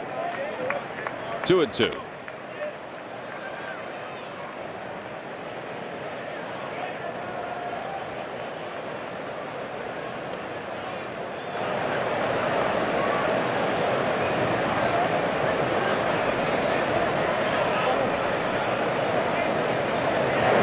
Check swing. And now 3-2. John, where do you think Alec best suited? What spot in the batting order? I thought second because he has that ability to hit the ball the other way. And, you know, I think when he hit there, he got better pitches to hit than he's been because of Bryce behind him. He is down looking on strikes. The side is retired as the Phillies go down 1-2-3 here in the 7th inning. We're on to the 8th here in Philadelphia. Final game of this 3-game series. Angels up 3. I got the mic today. I got the mic. You got the mic. I got the mic today. Mom, I'm sorry if you hear anything that is said tonight. I apologize. I love you. I haven't talked to you in a few days.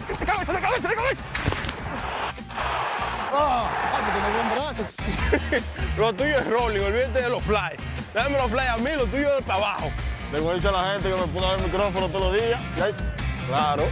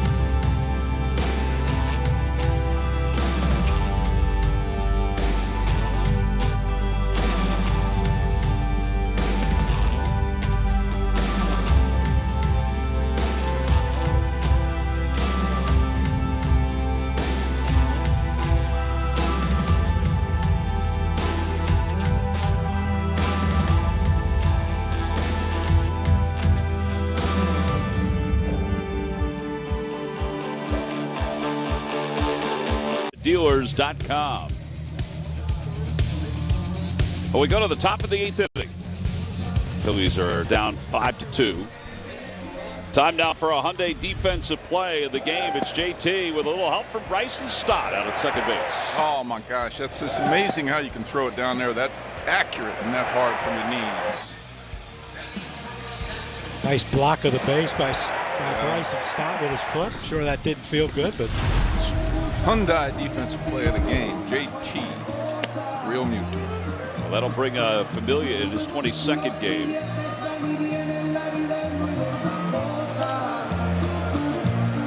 And he's trying to keep this at a 3-run game.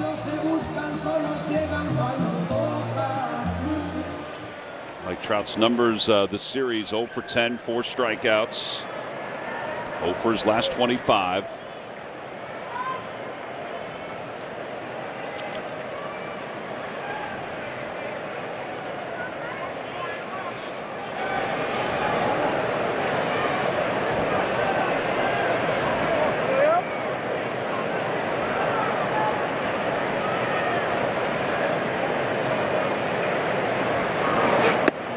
On the inside corner, 94, and it's 0-1.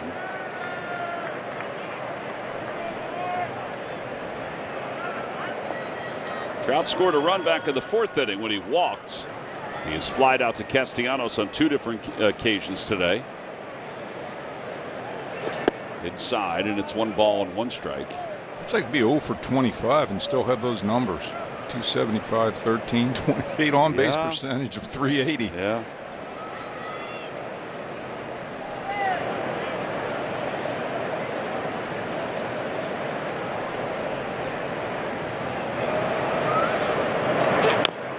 Foul, and it's 1-2. To find out you hit a lot with 2 strikes, man, when you're in a slump, John. Yeah. My God, I mean, I think Trout's had almost every at bat we've watched here at Citizens Bank this weekend. He's had a 2-strike count on him. And it's not like he's trying to be aggressive early in the count and taking them. Oh, God, how did that miss him? How did that miss him? Did it?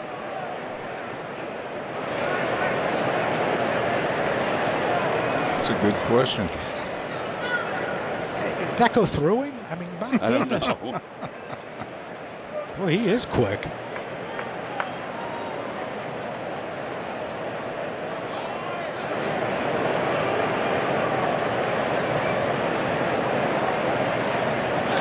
Ground ball toward the hole, backheaded by Stott, throws over, Bohm, in time! Heck of a play by Bryson Stott. And that's the way it's gone for Mike Trout. 6-3 on the putout. Great play. Let's not forget that Trout can run.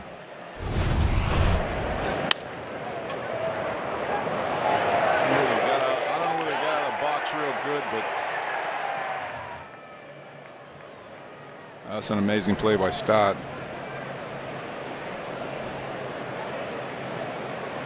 Oh, inches. That is seconds. Not only special play, but you keep speed off the bases with the leadoff hitter of the inning.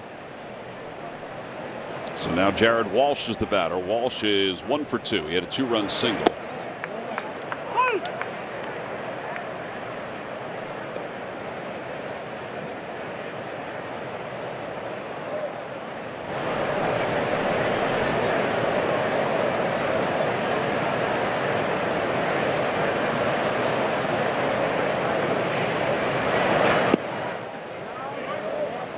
So, Tommy, where do the Angels go from here when Trout breaks out of this thing? They're going to take out the Red Sox.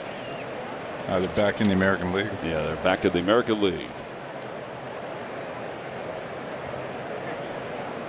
And they're going home to take on the Red Sox, then the Mets.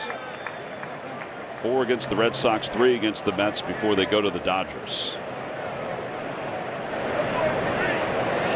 Willing to break out of it against the Mets.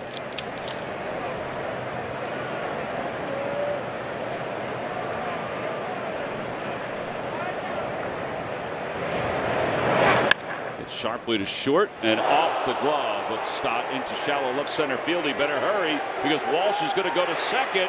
The throw not in time.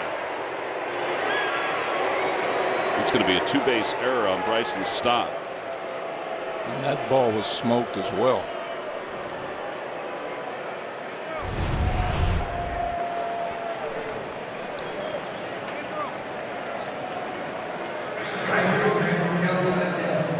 Well, it stayed down. It didn't do anything crazy other than just was hit real hard. Yeah, great hustle too by Walsh to get in, put himself in scoring position with one out.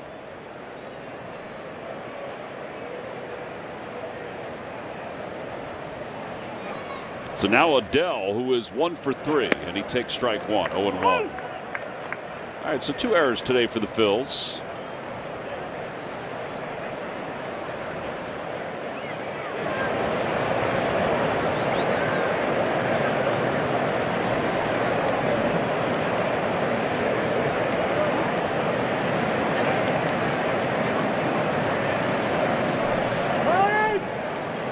That's a late ask. Yeah, there's an example of how not to do it for your young hitters out there. You can't just call time and back out of the box.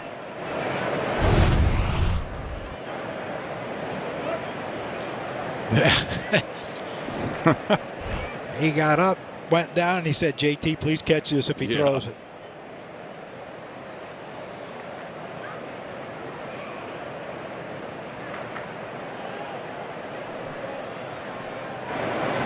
Now, is he communicating with the little computer they use in this situation? I didn't see if he was laying down any signs or not.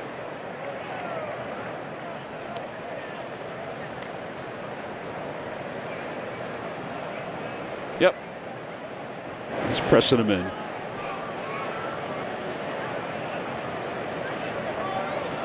I'd love to hear how that works in their hats. Is it like a beep?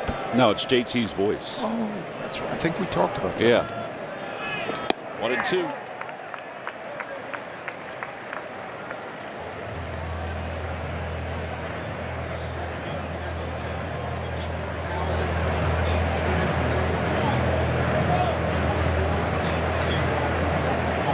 Almost 35,000, Tom. Yeah, good crowd today. Yeah, it's beautiful. What a day, though, huh? Good numbers this weekend. Inside, 2-2.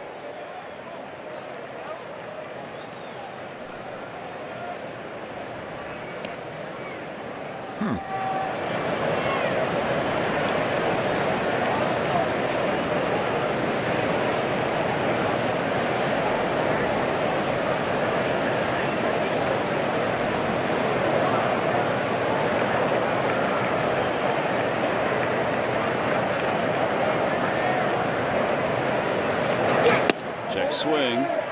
Oh, he went. Oh, man. Thank you. What a break for the Phils. Adele cannot believe it.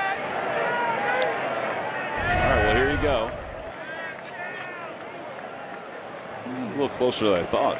Slow motion always looks like this. Hey, they called one earlier on a lefty. Phil Nevin had a discussion. I was watching Phil when they called that strike, and he just hands up in the air like, come on, man. Every time a Phillies pitcher reaches a speed of 95 or more, Comcast will make a contribution to Phillies charities. Phillies baseball is brought to you by Xfinity. Supercharge your home with supersonic Wi-Fi, only from Xfinity.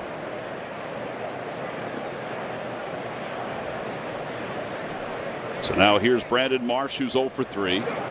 And he takes a bit high. 1 ball, no strikes.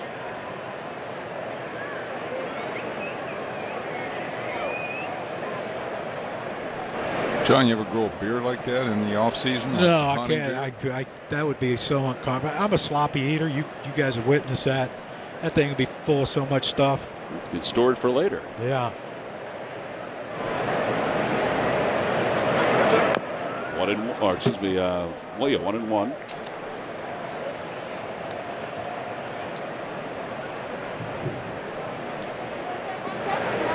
Marsh has struck out. He's reached on a fielder's choice and scored. He's flat out to left field.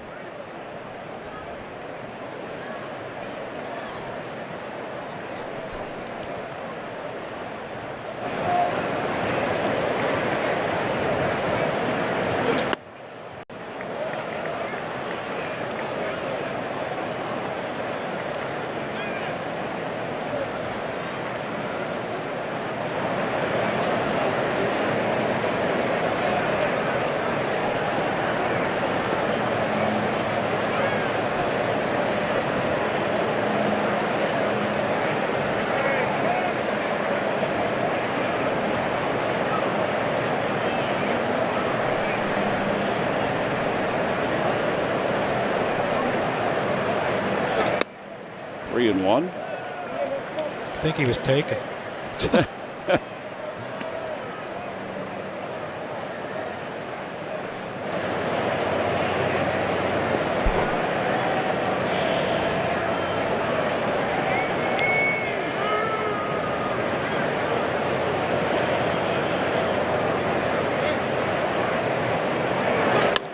Floated out toward left field, and that's going to drop in for a hit. Heading home is Walsh. The throw to the plate, cut off by Bohm. Throws to second in time to get Marsh.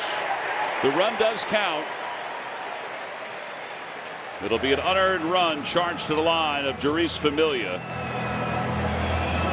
And the Angels add to their lead. It's 6-2 as we go to the bottom of the 8th.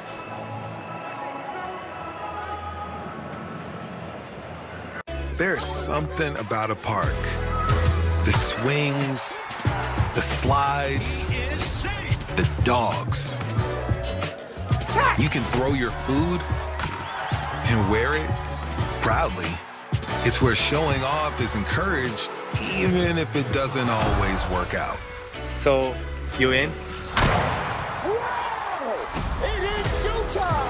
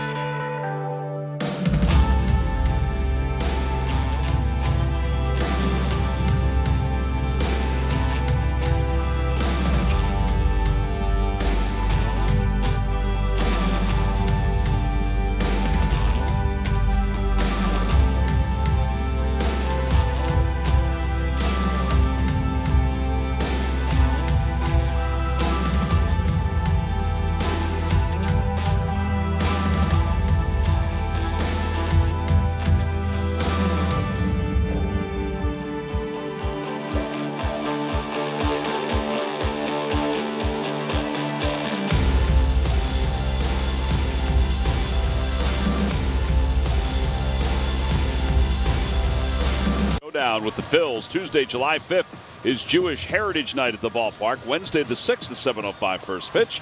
And then Thursday, July 7th is at 4:05. Purchase your tickets today by going to Phillies.com. Well, we go to the bottom of the 8th inning. Phillies down 4, 6-2. Juan Lagares takes over in right field for the Angels. And Aaron Loop is the new pitcher. 24th game for Loop.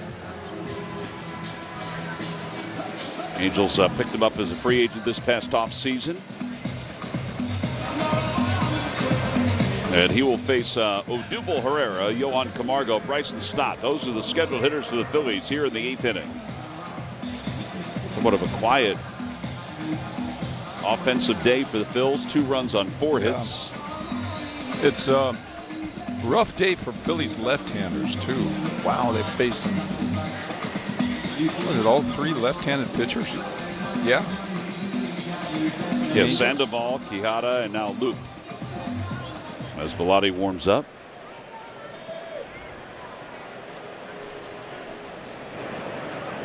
Swing and a miss, and it's 0-1.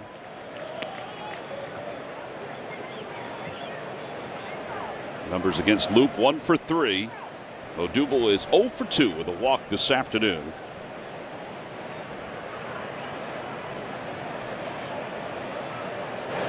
Outside and low, and it's 1-1.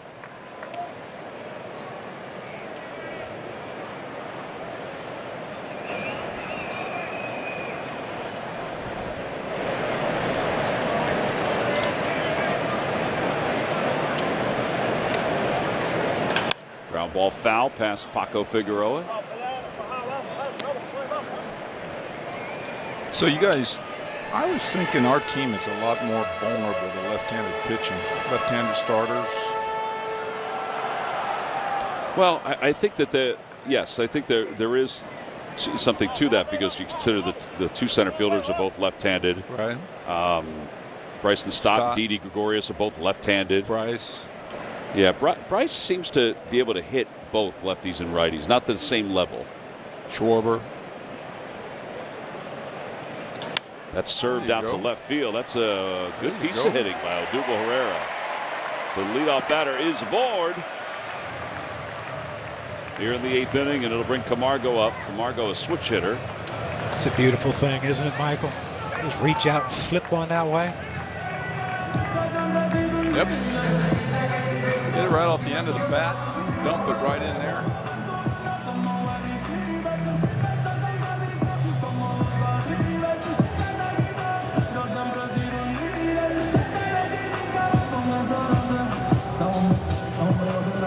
Phillies as a team hit .252 against left-handed pitching. 56 extra base hits against right-handed pitching. Obviously more chances, but a whole lot better power numbers. But hitting .243 against right-handed pitching, so higher against left-handed pitching average-wise. A lot more opportunities to get some extra base hits. They have 105 extra base hits against right-handed pitching. 1 ball, 1 strike to Camargo, who is 1 for 3.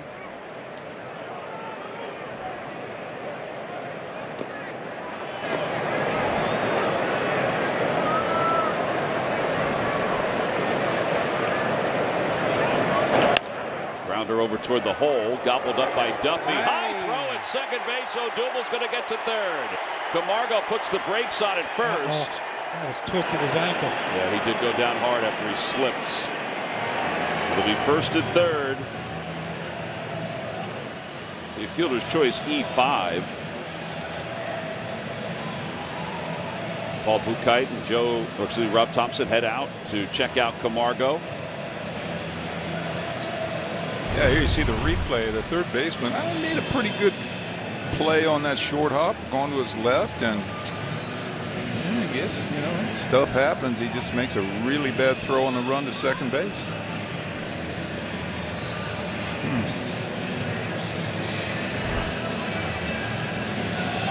Maybe we take advantage of some of their errors. Well, I got a question, Tom. Yes, sir. If Camargo can't continue, who plays second? Garrett Stubbs could play second base. Well, all right. Yeah. Garrett Stubbs could play second base if they need him to. As we mentioned, Didi is active, but Rob said unavailable today because they wanted to give him a day off.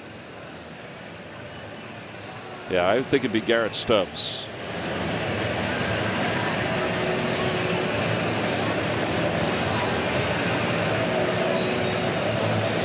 Well, that didn't look good when it happened, did it? Camargo? No. Stays in the game.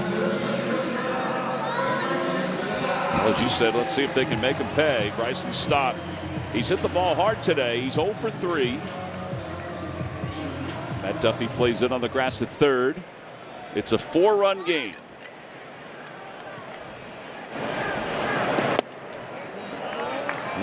Inside, according to the home plate umpire, and it's 1-0.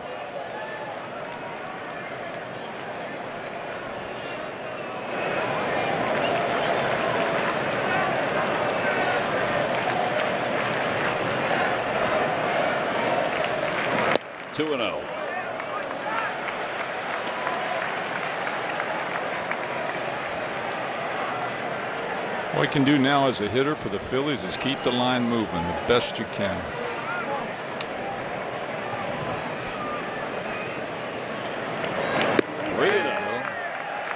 Now we get to take a couple of pitches.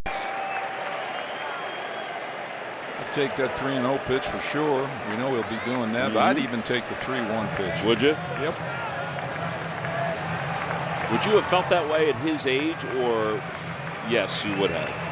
I'm saying a young player, or did that take experience for you to feel comfortable with that?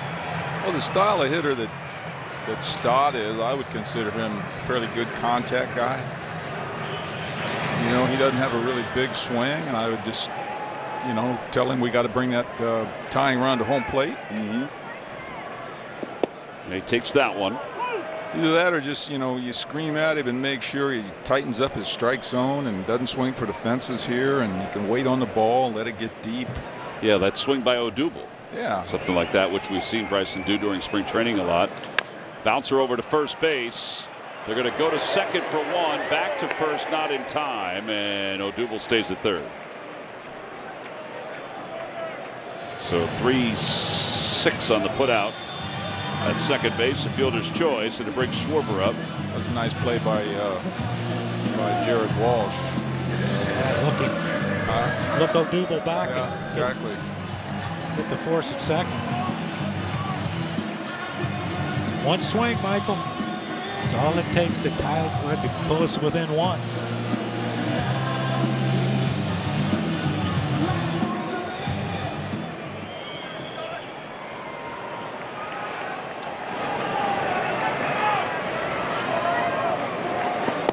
Outside corner.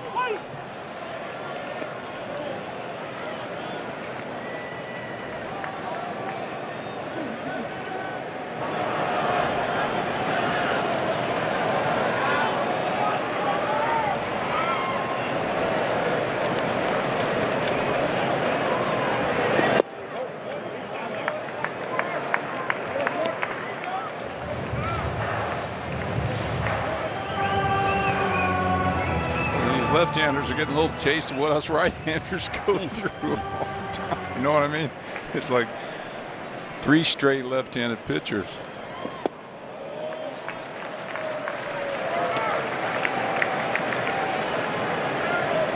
There's so many more left-handed pitchers in the game nowadays than when I there played. were when you played? Oh my God, yeah. I think every team almost has like a couple of starters anymore that are left-handed. Suzuki wanted it, it looked like. Nobody warming up.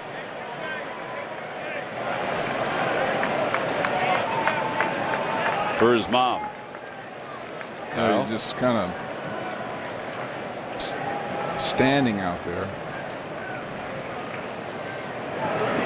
And outside, ball 4. That was a close one. That'll load the bases up. And it brings Rhys Hoskins up. Reese is looking over to Madden. Joe Madden signals to the pen. So we will go back to the bullpen. Here at Citizens Bank Park, the Phillies have loaded them up. And have brought the tying run to the plate here in the bottom of the 8th inning.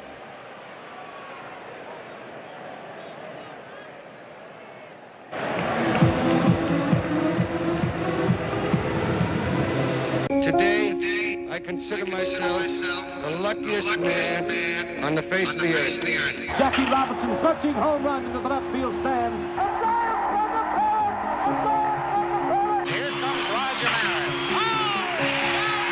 There's a new home run champion of all time. I don't believe what I just saw. Cal Ripken Jr. has reached the unreachable star. This crowd on its feet and in unison. This one has a chance. Home run. Mike Piazza. The Boston Red Sox are world champions. Welcome to the first night of MLB Network. Number 600 for Jim Thome. That ball is gone. 106. That would be a new record. It is caught.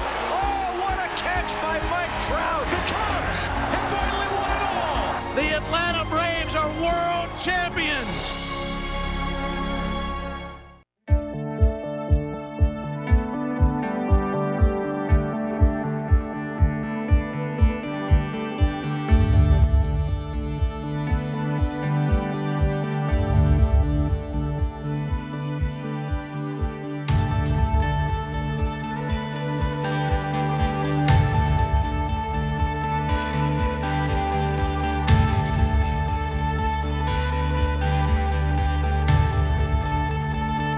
Club Deck packages provide ultimate game experience for your friends and family.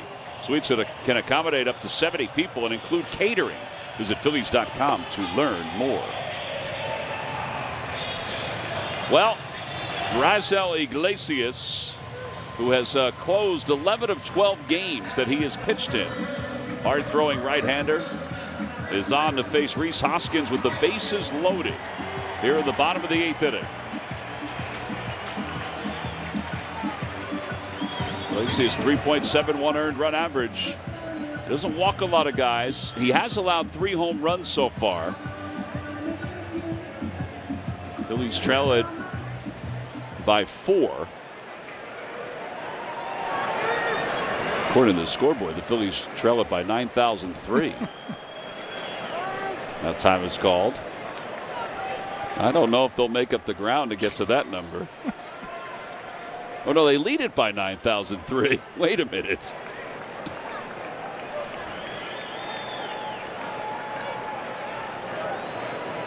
At the knees with a fastball. It's 0-1.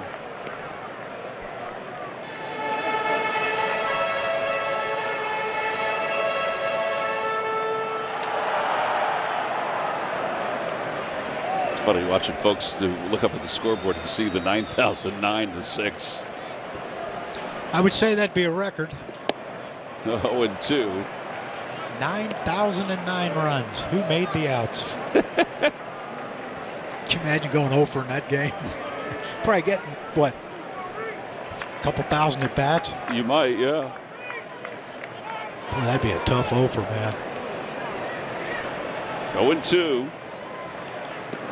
Inside and high.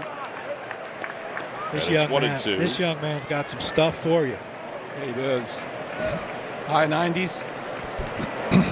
Nasty slider.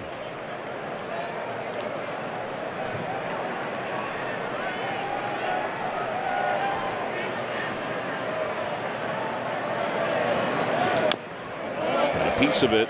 A little drop down on it. Yeah, a little sink piece. That ain't good.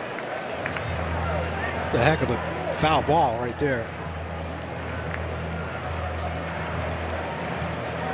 Got to believe he's going to throw that big slider right now away from Rhys to try to get him to chase.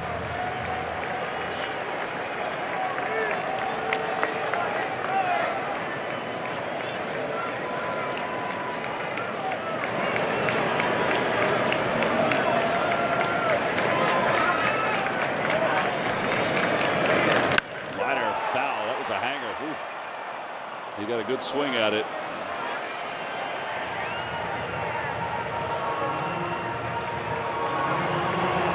One and two.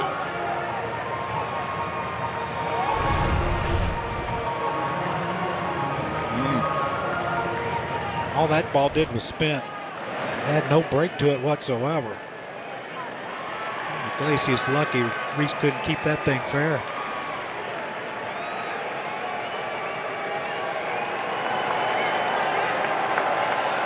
They fixed it.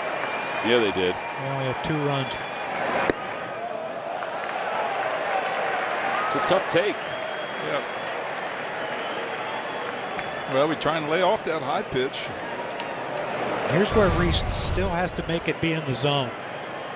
You know, 3-2, the last thing you want, a pretty good pitch, but Iglesias didn't get the call. But you know, a lot of times you want that adrenaline, you want to be the hero, you know, tie the game up with one swing of the bat. You know, you got a guy behind you can put you ahead if you're on base. Well, he's down on strikes. And 2 outs here in the 8th inning, and it brings Bryce Harper up.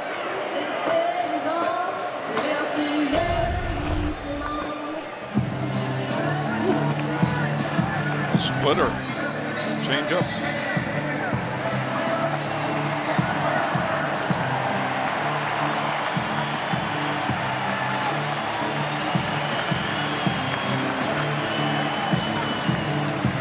It's one of those at-bats, John.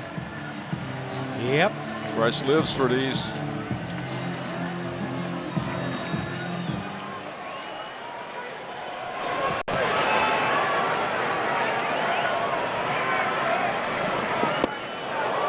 Started him off with an off-speed pitch. And it's 0-1. Not a bad idea because Bryce does love that first pitch. Yeah. And he took his shot right there. Got fooled by the changeup, but now it's, you know, get back to what you did Friday. Stay on balance. Try to just hit it where it's pitched. Strong enough to hit it out any part of this ballpark anyway.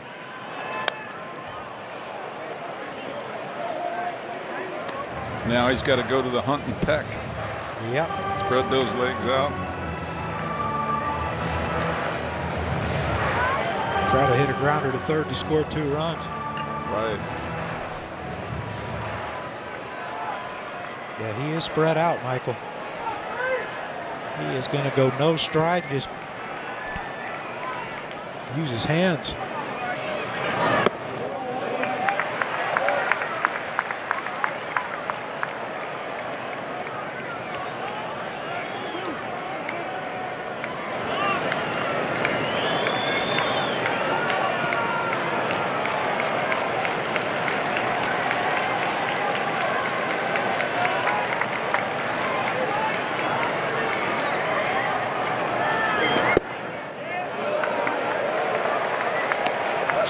Two strikes to Harper with the bases loaded here in the bottom of the 8th inning. Phillies trail it by 4.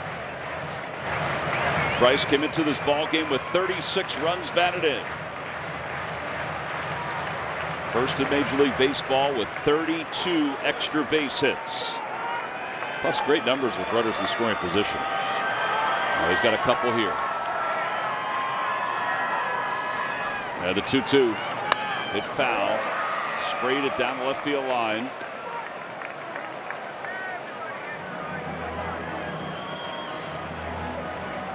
Well, Didi is on the bench. Hat on. Can he pinch hit? He's stretching. He might have to go in to play shortstop to move if Camargo can't continue.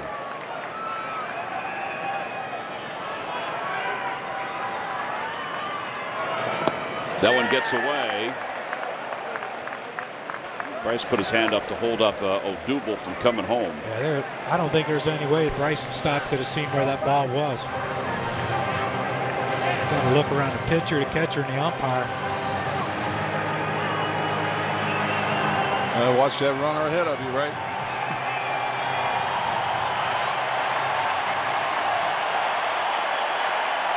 Big moment right here. Fans can sense it. Yeah, baby. Fly ball to deep right field. This game is tied in a long way. Into the second deck, Bryce Harper. He's just lifted the lid off the yard. It's a 6-6 game.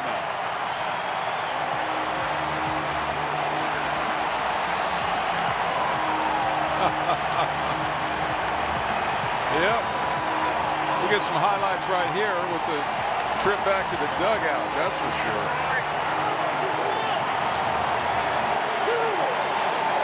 Let's go! This might be curtain call time for Bryce. 6 career grand slams.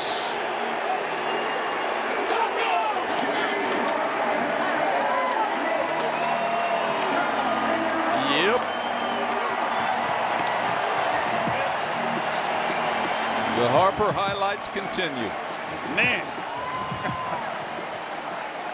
Yeah, Michael, you said it. Big spot for, this is what he wants. He wants to be up in those big spots. And Castellanos sends one in the air to deep left center field. Trout's going back, and he is there right at the fence to make the catch. Woo! Wrong part of the ballpark. He hit it well. Well, the goal was to tie it, and that's what the Phillies did. And now, as we go to the 9th, they'll hopefully win it. Look at the emotion of Bryce Harper.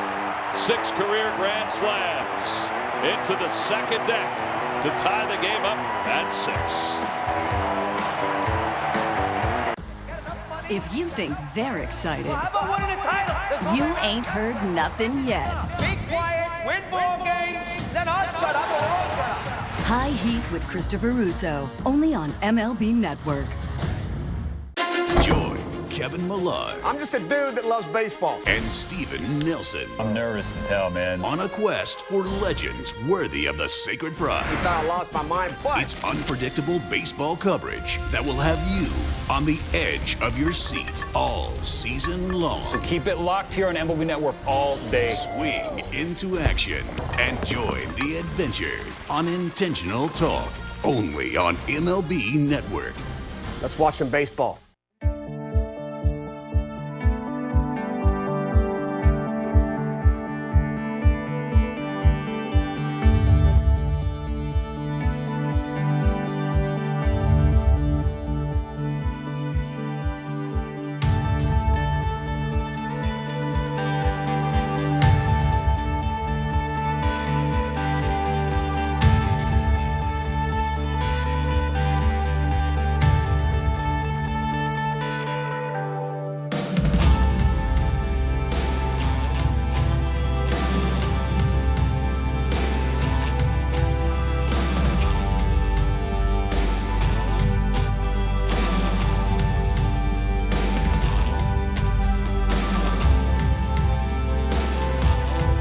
He was going to be given the day off because they wanted to make sure that he felt good before he was put back in the starting lineup.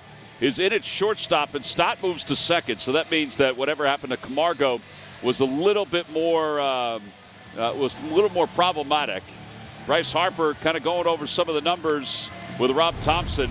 Here's a look at this home run again, this grand slam. He is so strong.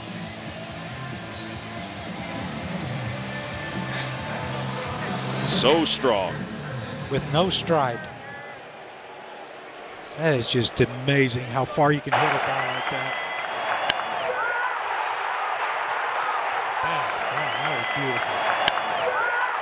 I wish I could have done that when I played. Brought the crowd into it like that. Amazing. Oh, he was fired up. You could hear it. All right, so now we go to the 9th inning.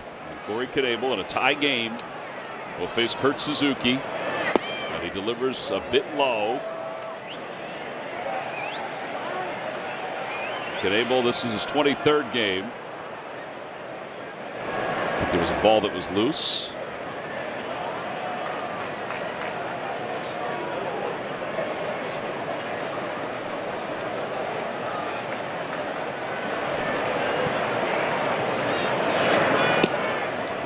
Off the glove of JT, a breaking ball. Now it's 2 balls and no strikes. That's the inning where the third baseman threw over the second baseman's head, wasn't it? Well, we've seen the defense hurt both teams today.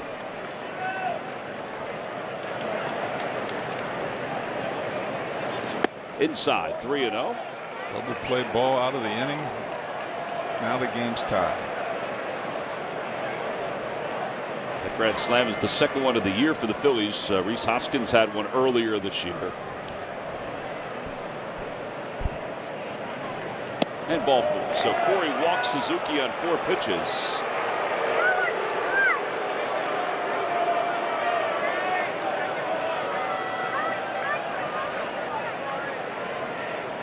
And now Tyler Wade is coming up. Suzuki might be no, I guess they're going to keep him out there. I wondered if they pinch run for him. But instead, they're going to bring Velasquez back. So he's going to be pinch hit for. He's the next batter after Wade.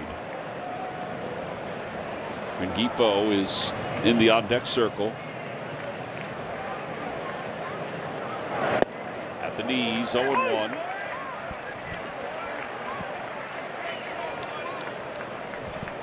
Here's one for you analytics people. Bunting him over.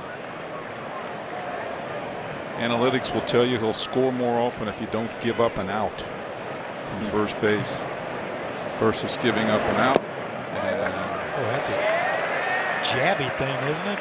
Yeah, it was. What Wade's doing, it looked like he's trying to pop that thing over Bohm's head. But they don't take into account the batter, who he is, the situation. Generally, they don't bunt in this situation, but of course, it's a different time in the game. Ball's bunted toward first. Hoskins has got it to second for 1.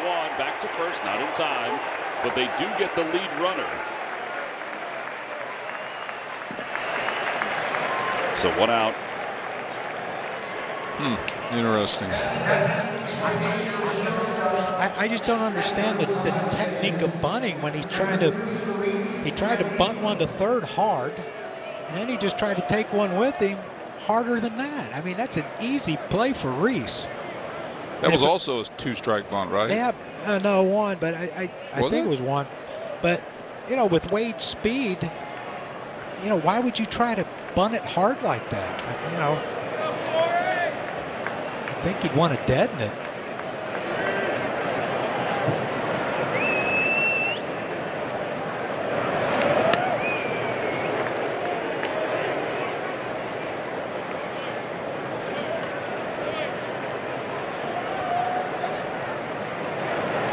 Rengifo, correct? Yep. He started the first 2 games of this series.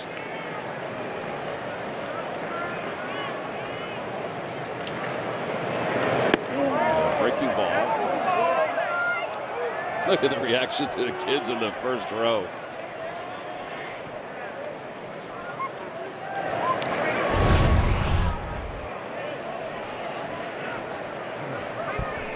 Well, Statcast 3D. Could have been. Could have been.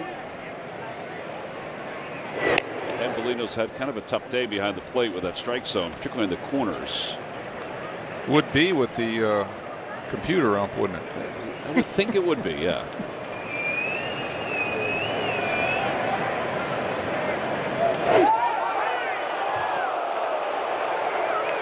Rob Thompson says, can you hold it? Let's take a look. Mike Calitri going to the phone.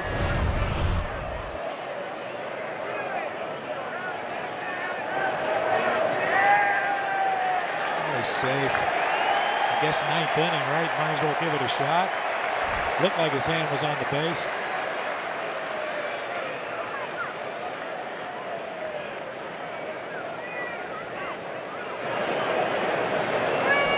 There's Alfonso Marquez. Philadelphia is challenging the safe call at first base.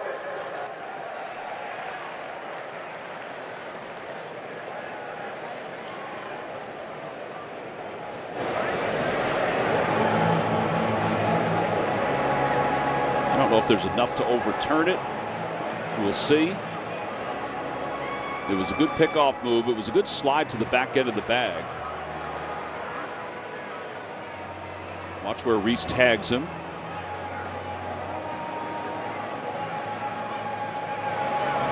He's not even looking where his hand's at. I think he got his hand in there.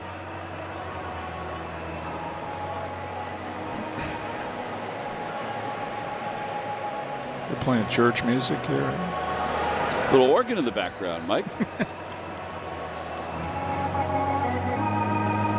Who is this? What? I know the song, but who sings it? Is it?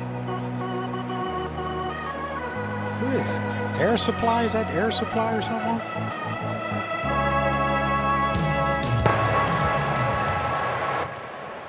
After review, the call is confirmed. The runner is safe. Philadelphia will lose their challenge. All right, so the call is confirmed, which means that there was clear evidence that his hand was back on the bag.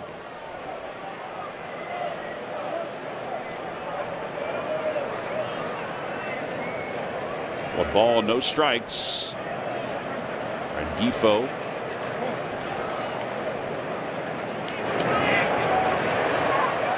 John Toto. Yeah, that's who it is. Yeah. I knew it was going to be gnawing at you. Oh, I wouldn't have been able to sleep tonight. I know.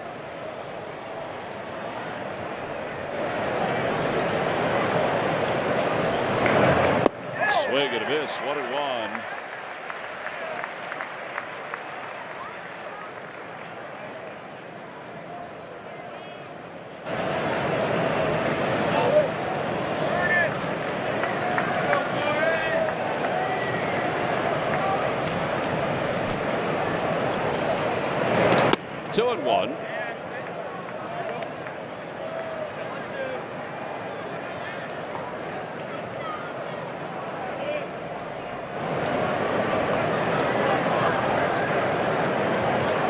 Matt Duffy waits on deck here in the top of the 9th inning.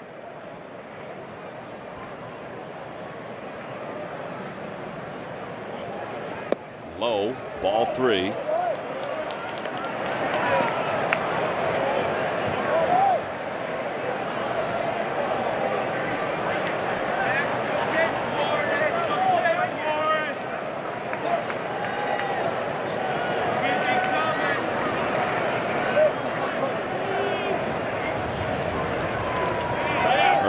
pitch is a strike. Throw to second base on one hop. Gets past Didi and into center field.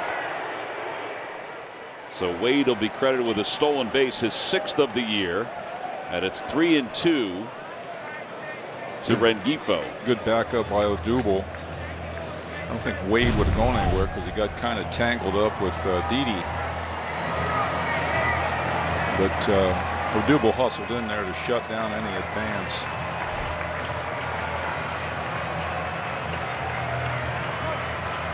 Well, they got what they wanted. 1 out and a man on second. Yeah, runner in scoring position. It's 3 balls and 2 strikes with Wade waiting on deck.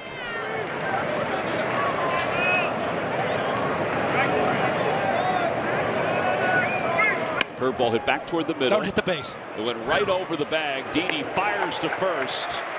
And over to third base goes Wade, but there are 2 outs here in the 9th inning. Good call, John. We saw that a few weeks ago, didn't we? Alec Bohm. Base hit that hit the base and bounced over the second baseman's head. That was close.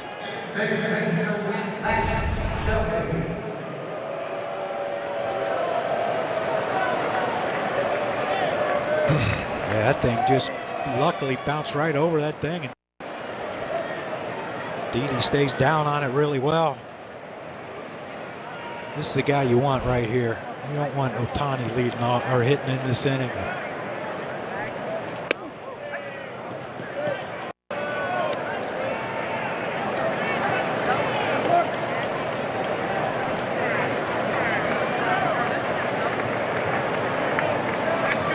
Puts a lot of additional pressure on infielders, ground balls, infield singles, you know, choppers in the infield, pass balls.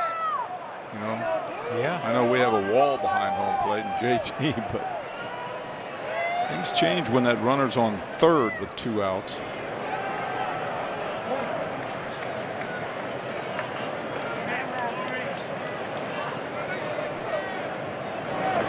Two balls and no strikes. Runner at third base. That was a tight pitch that Dan Polito did not call. But stay in here. Pop up over near the Angels dugout, and JT runs out of room. Didn't get much help from the Angels, did he? No, he didn't. 2-1. Swung at ball 3, too.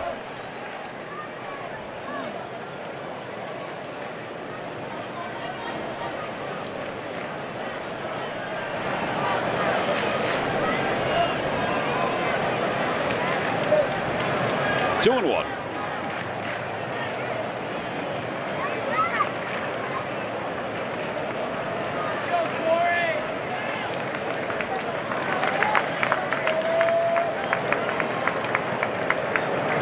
Over to first and off the glove of Reese into right field, and the run will score. So the Angels take the lead here in the 9th inning, 7-6.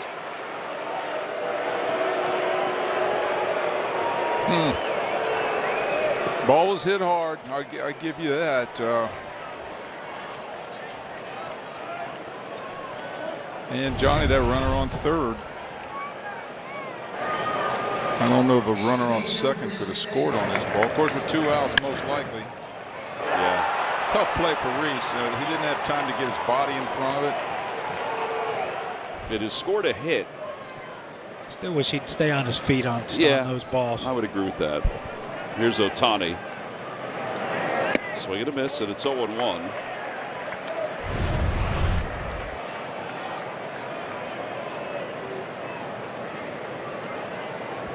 I don't know. That's a tough play. Ball's kind of slicing on you too.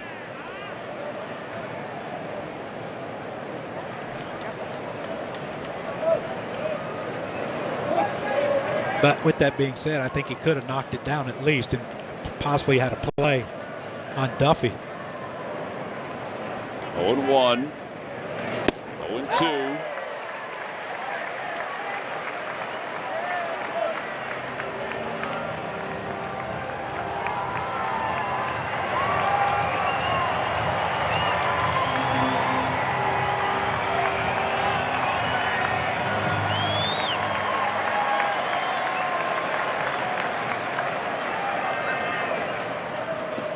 And a call, strike 3. Ohtani is down on strikes for the second time today. Matt Duffy, though, is giving the Angels, losers of 10 in a row, a 1-run lead on the scorcher off the glove of Rhys Hoskins.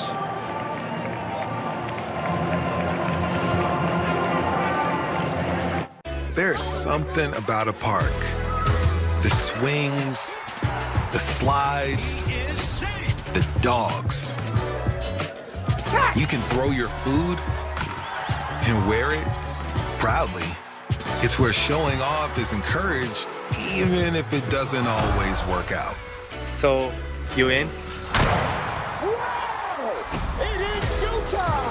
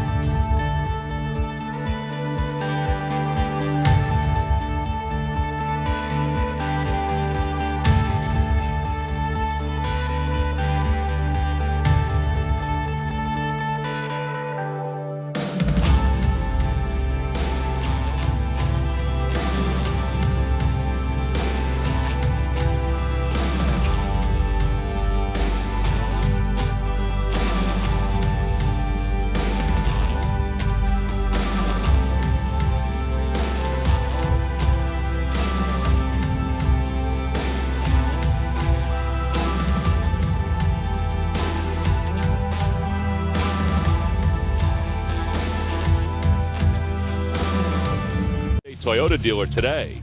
Buy Xfinity. Supercharge your home with supersonic Wi-Fi. Only from Xfinity. Buy Citizens, official bank of the Phils.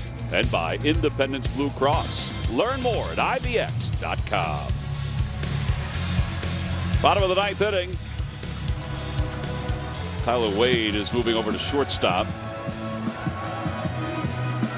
Kifo is now over at second base.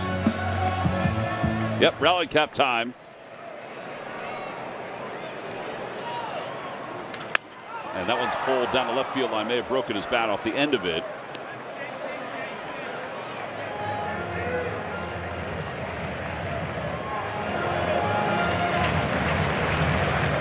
Oh, 1-1. So that inning all started with the walk to Suzuki.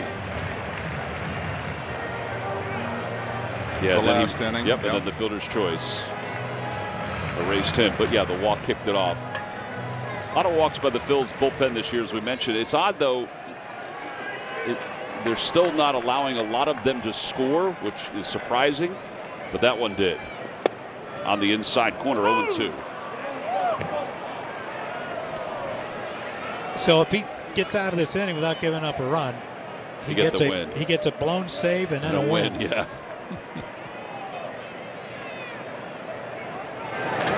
Pulled sharply and caught by Duffy. Hit right on the nose. One out here in the ninth.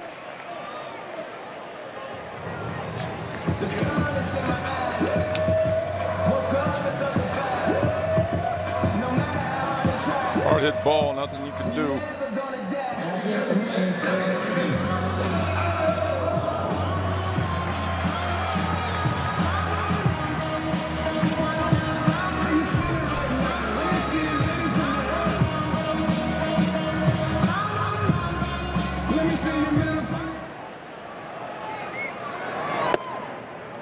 Probably getting a little bit hard to see up at home plate right now.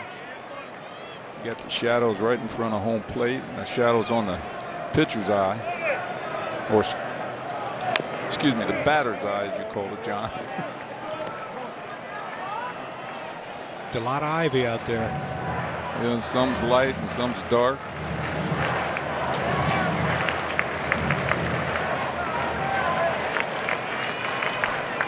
One ball and one strike to Bohm. Inside.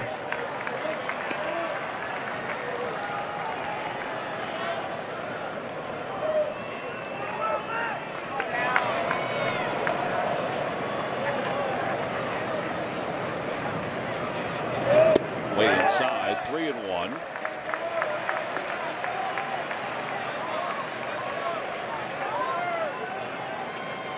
Yeah, stay with your singles double swing right here. If the ball goes out of the ballpark, that's fine, but it's not going out if you try to swing for the home run just because you're ahead 3-1. Line drive to left field. That's a base hit. Marsh gets to it quickly. Bohm around first, going to second, puts the brakes on. I mean, I think he could have made it, John, but he didn't know that the ball was going to plug in the dirt when, you know, the throw came in and didn't take a big hop. But you really can't risk it. Hey, give credit to Marsh out in left field to get to this ball and cut it off. Well, you know, they are playing deep for no doubles defense in this situation. So that's how he was able to cut that off where it got to the wall.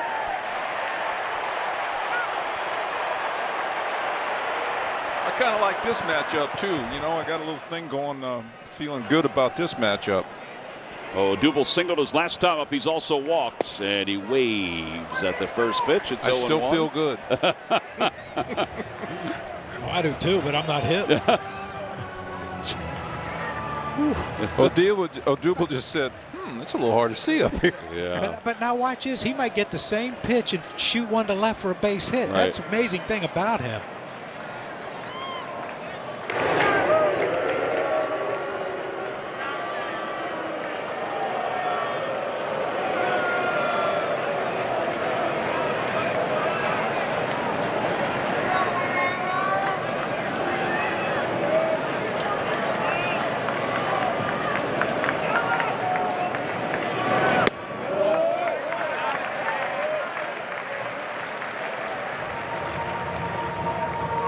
I know you can't cover everything, but I tell you what, I'd be playing deep if I was this guy. If I was playing third base right now, Odubel's not going to bunt. He has the chance to win the ball game right here, and bunting is the last thing on his mind.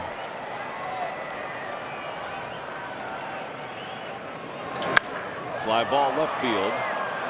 Marsh stands his ground, waits, and makes the catch, and there are 2 outs. And here comes Didi Gregorius. What a time to return, huh?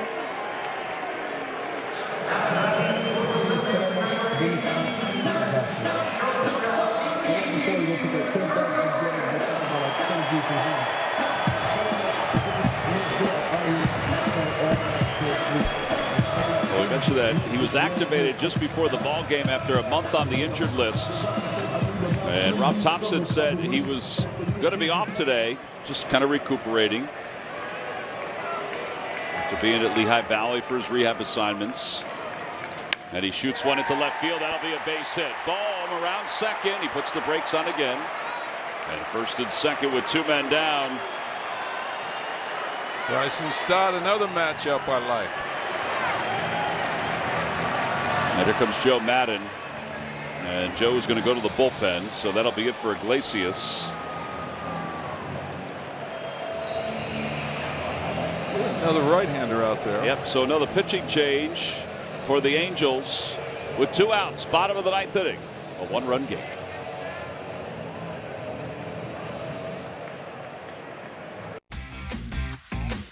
I got the mic today. I got the mic. You got the mic. I got the mic today. Mom, I'm sorry if you hear anything that is said tonight. I apologize. I love you. I haven't talked to you in a few days.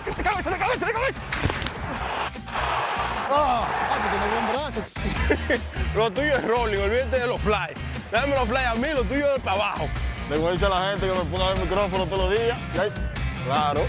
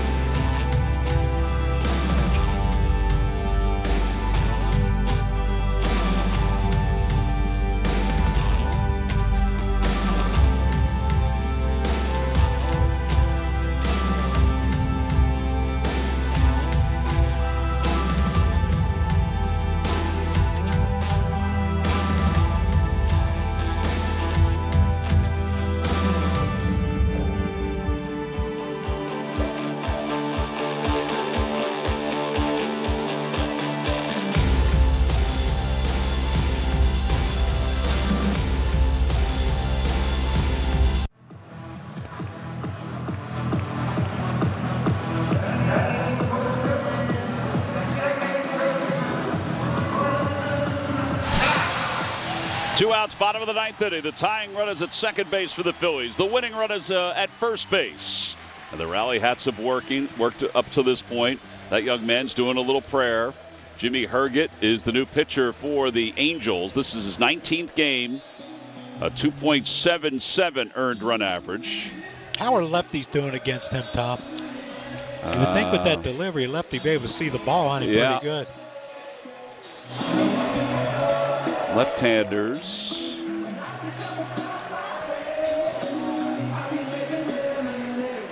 Lefties are hitting 243 against him. Right-handers are hitting 183 against him. It's going to be a little single right where the shortstop would normally be playing. Like it. Inside, and it's 1 ball and no strikes. That's a curveball. Herget picked up his first major league save against the Oakland A's. He went 2 2/3 in that one. Pitch for Cincinnati, for Texas, and now the Angels. Last year, 14 games for the Angels. There, the 1-0 pitch. Upstairs, 2-0. Johnny, gotta love those socks on that pitcher. It's a little throwback uniform there. Yeah, I don't think those are the all-in-ones, are they? I think those are. I think those Sandies and Sterries, yeah. Yeah. Nice look. 3 balls, no strikes. The Schwarbinator is waiting.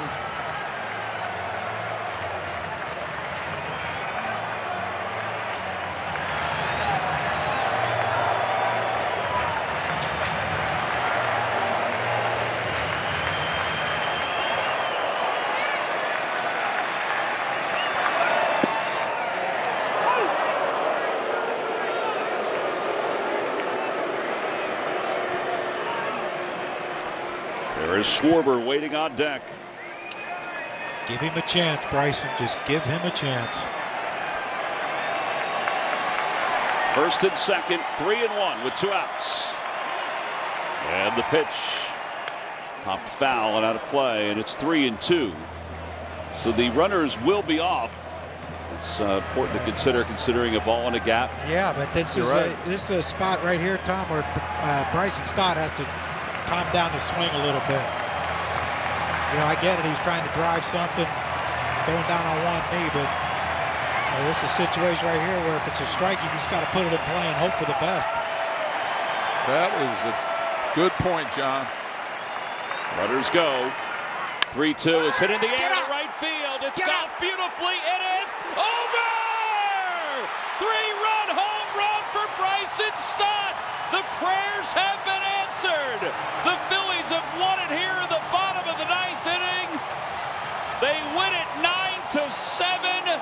The Vegas connection has tied it and won it. What a ball game. It's a good call, Tommy. Very good call. That was a breaking ball, if I'm not mistaken. He was out in front of it, and he just waved his bat with one hand at it and hit it out by plenty. We saw it all in this game. God, we saw it all. Refuse to lose, baby. 11 consecutive losses for the Angels. 4 consecutive wins for the Phils. And Bryson Stott wins it in the bottom of the 9th inning with a 3-run home run.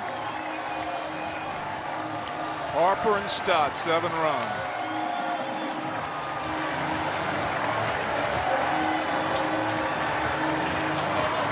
Two major league home runs, and they both have come on this homestand. He knew it was out when he hit it, but the pitch, if I'm not mistaken, was an off-speed pitch. Right down the middle. Look at that. See that? He went to the contact swing? Yeah. You know, we brought it up with, you know, how the ball seems to be carrying so much better. This game will propel them, I'm telling you. This series obviously is big, but I mean, we talked about earlier, when you're going to put a streak together, you got to come from behind sometimes, you know. Yeah. Schwarber's thinking, I don't need this bat anymore. He threw the helmets are flying everywhere. Look out. Bryson Stott's first major league home run came earlier on this homestand. His first walk-off in the big leagues. Another home run comes on this homestand. He's our Chevrolet player of the game, and he joins us down on the field. I'm going to let you get settled there real quick there, Bryson, but congratulations. That is, it has to be an incredible feeling because it's incredible to watch it. Yeah, I mean, I don't really know really what's happening right now, but I think I lost a chain in there or two. My headband. Well, we haven't lost a microphone yet this year. We may have lost one there. This one could be a little water damaged. Bryce Harper, Mickey Moniak, and now some more. He's going to need a heated blanket of sorts. He's going to need a towel. He's going to need a heated blanket. Well, we might have to let him go. Well, Christine's got it. I think Christine's got it already. Yeah, we got to give him a little chance to get his eyes cleared out. Chris Ware's got a towel for him. No, I really don't know what's happening. Well, cold water will do that to you. Yeah. Okay. And honestly, Bryson, the way you swing in the bat, stay that way. Yeah. I mean, in all seriousness, that kind of a moment, is it difficult to calm your nerves in a moment like that? I mean, yeah. I mean, you guys know I don't really get too high or too low, but when I got to that 3-1 foul ball, I mean, I felt my heart kind of going and took a deep breath and saw the next pitch. So. Hey, Bryson, Mike Schmidt here. Congratulations. I got to ask you, wasn't that an all-speed pitch? Yeah, it was a slider or a curveball or something. Like I said, I don't really know what's happening. So that's some serious respect there, man. A 3-2 off-speed pitch. Yeah, I mean, it was good. It was right there. So. I'll take it. Yeah, that was sweet. You know what was impressive to me, Bryson, is the 3-1 pitch. You went down on one knee. It looked like you were trying to make sure you hit something in the gap to try to score Didi from first to win the game. And then you went no stride and just stayed within yourself and put a nice, easy, balanced swing on it. That's a beautiful thing, man, that a young player like you can do that. Yeah, I mean, it feels good. I mean, I've been with K-Long working on that no stride. I mean, you see number 3 do it all the time. And, I mean, he's someone that I watch a lot of video on and seeing how much success he has going to that. And I have one more question for you. The 2 balls you hit to right field, the 2-line drive, did you catch those on the end of the bat? Yeah, I told K-Long I ran out of bat, so we'll see. We'll give a feel and see if I got a 34 in it. It looked good from up here. It sounded good, but then it just, right at left fielder, I figured you must have hit him off the end. Yeah, I'll get a 34 on this road trip. That's really fun. Hey, Bryson, before we let you go, give us the emotion when Bryce hits the home run, what that's like, and then going out and coming back and winning a game like this. Yeah, I mean, he's an MVP for a reason, and he's a guy you want up in those spots. And to kind of be able to pick me up on that error that led to a run and pick up Corey. And what we did in that bottom of the 9th is kind of what we try to do, is pick each other up and keep going and know we're never out of it. Well, you guys have played some really good baseball and swinging the bats. Congratulations. Go enjoy this and kind of get it all refocused now. Thank you. Appreciate it. All right. Bryson Stott, our guest. What a day. Man, that was pretty amazing. Here's the game-winning hit. Went down to get it. Yep. Real nice. Watched the ball. Hit the bat. Kept the head down. Put it in play. Here's the dugout. Ready? Yeah. Look at the reaction. And then Bryson's reaction as he comes to the plate. Our camera guys really found some cool shots to lead up to this one, including the rally hats and the young men praying. Well, it was a great day. We honored Ray Dittinger, and then we had an all-timer here at Citizens Bank Park. Monday's an off day. Tuesday in Milwaukee, Rangers Suarez, Jason Alexander, 8 o'clock at NBC Sports Philadelphia. We're streaming on the My Teams app. The senior producer, Phil's Baseball, Jeff Halleckman. John DeSangro is our associate producer. Our director, Nick Marquetta. For Mike Schmidt, John Kruk, and our entire crew, including that young man right there, I'm Tom McCarthy. The Phillies win at 9-7. Stay tuned. Cure Auto Insurance presents Phillies Postgame Live. Coming up next.